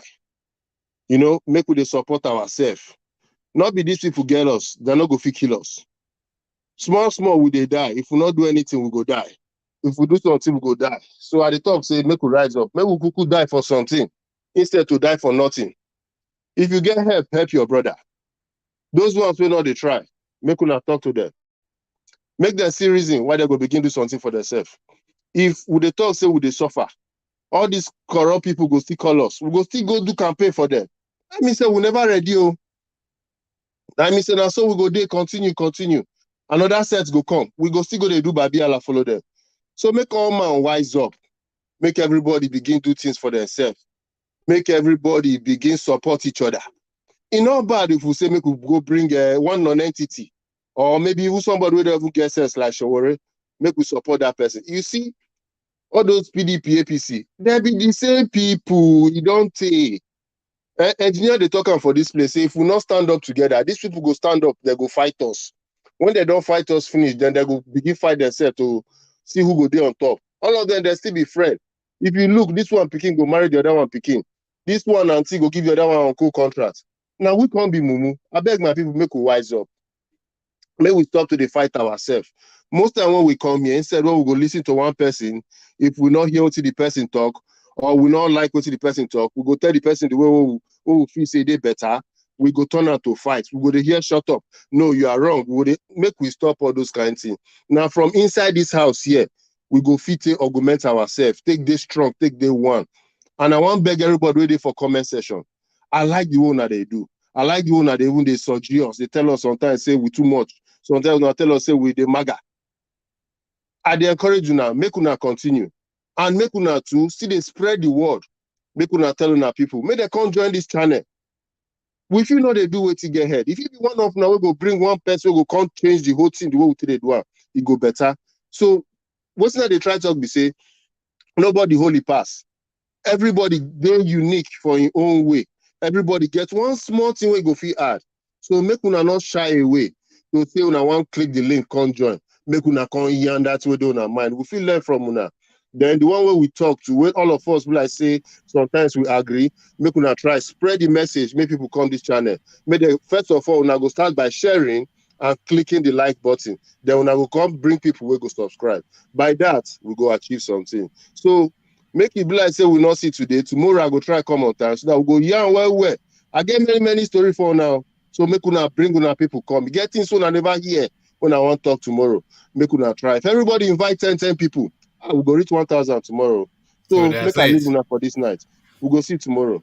All right, but which part of pidgin language is augment? Which part of pidgin? Look at this guy. Which part of pidgin language is augment? You are trying to. You want to be one of the people when we know you live in the top of the hill. Augment. All right, thank you, Lord Michael. Try for my age. That's small boy I be. Don't worry. Grow, go learn well. Don't worry. Person with the America, they talk pidgin language. Look at that. You think we don't know you? You're a paper boy trying to be one of the. All right, thank you, Lord Michael. We'll catch you tomorrow now, and we'll go flog you where. So that was Lord Michael. So from Lord Michael, we'll go to the might. That is Ovie whiskey, or it's Ovie. Give us the give us the Fela Kuti rendition, but condense it because we're pushed for time. Ovie. Oh man, I did rich people neighborhood. I not see Igbo smoke. So say they Ajale Koko. I'm coming to Tennessee tomorrow. I want to do we need to link up. I'm coming to Pigeon Forge. I don't know in that place. It's like about 5 hours from you. Oh, that's far. That's far now. Yeah, it's far. Pigeon Forge. I think I have your number. Huh? I think I have your number. I go call you. I have your number now. I don't think so. You don't get my number and a new number again. My number is brand new. Oh, okay. You want? I'll give you Ovie, don't you know signal? When it's telling you that is far, I think I have your number. What is that telling you? Now money you they bring come. You just tell man I'm coming to your city. Now money you they bring come. Talk no, hold on, Ovie. He said don't come near me. So. Okay, Ovie, post on for private chat. I think I have. Hold on. Make a chat. I get them now. Hold on. Make I tell you right now whether it's the same. I mean, you don't change the number. That's what I'm saying. I changed my number. Okay. Put on for private chat now. Make a carry on. Because you don't put on for private chat before. Now from there I copy them. So yeah, I get that one within the last I think 3 weeks ago, if I'm not mistaken. All right. As you're doing that, let's be hearing your remarks because we only have 10 minutes left. But Ovie. Put on for private chat. I will copy them. Well, the politics don't stand now, don't they see how? But let's pay attention to APC because as they are going to produce the next president, and the way that they do, I think there's a lot to learn there. Buhari is insisting on consensus, and I think he's gaining momentum. So, yes, and Blackley was talking about how the governors are in control. They want to produce the president and vice president. That's true, but I think that's where the disagreement agreement is. What the person they really want is not falling to their own equation, either serving or ex-governor. So, well, ex-military governor, by the way. But we see how it goes. But the youth, when they talk about youths, they don't lose out. We have lost out. The NSAS push us to one corner, they share us. So on our politics, so let's approach it without emotion. That's the only way you can see things clearly, because they will select for us, we will vote as they want us to vote. So we should put our emotion aside. We'll see everything going on well. And again, those 17 clans, I see our problem. I keep saying it. Those 17 governors. But other than that, and hope to see you guys tomorrow. But if I know, because I'll do road, I'll be traveling. If I couldn't, we'll see you soon. Oh, all right, thank you. Yeah, I'll drop my number for you on private charger. All right, do that. Or if you can't, then do it to my Instagram, and I'll forward it on to Ajale Koko. Yeah. Oh, but so thank you, VA. So from VA we go on to Black League. So Black League, yes. As Lord Michael rightly said, we need to come together and push forward for a better country. But also, I don't like the narrative of putting it as old versus young. If an old person has the age of his ideas up to date, I don't see anything wrong in putting that person there in power. I copy a leaf from the Chinese book. The Chinese president is about 70, maybe around 68. He's Tinubu's mate and our grandpa's mate. So, but he's doing a good job in China, to the extent that the Chinese people changed their constitution. They told him to continue till he dies, so he'll be life president. So I don't think it's really about age. We've seen young people come to governance, and they were pretty much a disaster. So we should really interrogate candidates individually and see really what they have to offer. Some of these young people have nothing to offer, while some of these young people also do have something to offer. So I think we should really sieve through and not just simply generalize and say the young are good, the old are bad. Any country that has made progress anywhere in the world, it was as a result of the relationship between the young and the old. There was a partnership in place, and that partnership brings about nation building. But when we ostracize the young or ostracize the old and marginalize them and say, no, they are not fit for purpose, I think that's the wrong way to go. So I'd like to round up here, continue to like, share, and subscribe, and invite friends and family. Time is fast spent. Thank you and have a good night. All right, thank you, Black League. Always a delight. So from Black League, we go on to the might, that is Ajanle Koko. So Ajanle Koko, the final word, but just condense it to a short summary for us. Ajanle Koko, ladies and gentlemen. Thank you, woman. And I want to thank everybody that came on the platform tonight. Your contribution has been very meaningful. So the idea of youth, I think that Nigerian youth, irrespective of the bracket we want to put them, either 50 or 55 or 45, they need to show seriousness. They need to stand up. If they really believe in taking charge of their country and their future, they need to come to the stage. So I don't really mind somebody at the age of 70 to lead, 65 or 70, 60 to 70. But I want to be sure that that person looks physically fit and, he have a track record of a disciplined and non-corrupt person, and a person that we can trust. So Nigerian youth, they need to wake up. If they don't wake up, if they want to sit behind, just as Buhari described them, lazy youth, they want to remain lazy. Yeah, laziness we mortgage their future. So other than that, let me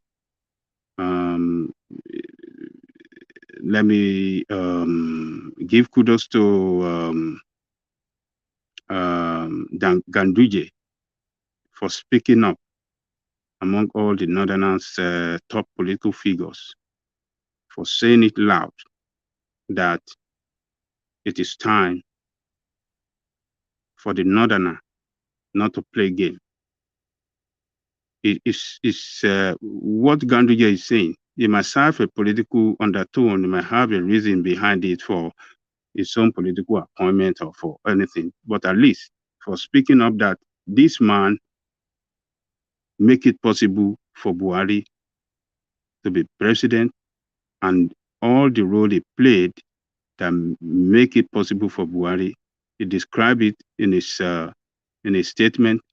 It shows that he doesn't want to play politics. He just want to say the truth to power. Maybe he have seen the game that they are trying to play against him, and he doesn't want to partake in that kind of dirty game, and that is why he's picking up to urge his fellow Northerner that, look, let us rally around this man, let us support him, because he gave us his full support when Buhari 2014, when Buhari was contesting, and it made it possible for Buhari to win the presidency. So he did well at that. I am not full Tinubu fan, but Ganduje did that. We have to give it to him for speaking up.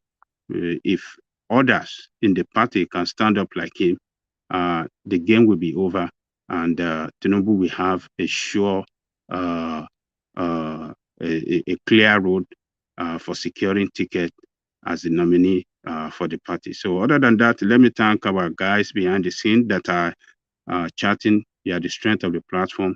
I would like you to come back tomorrow and let us do the job. Everybody watching us around the world, please like, share, and subscribe. Hit the notification button so that anytime one man went to know more is going on live, you will get notified. So one man, I thank you greatly. I thank everybody. Tomorrow, another day, we will continue the struggle.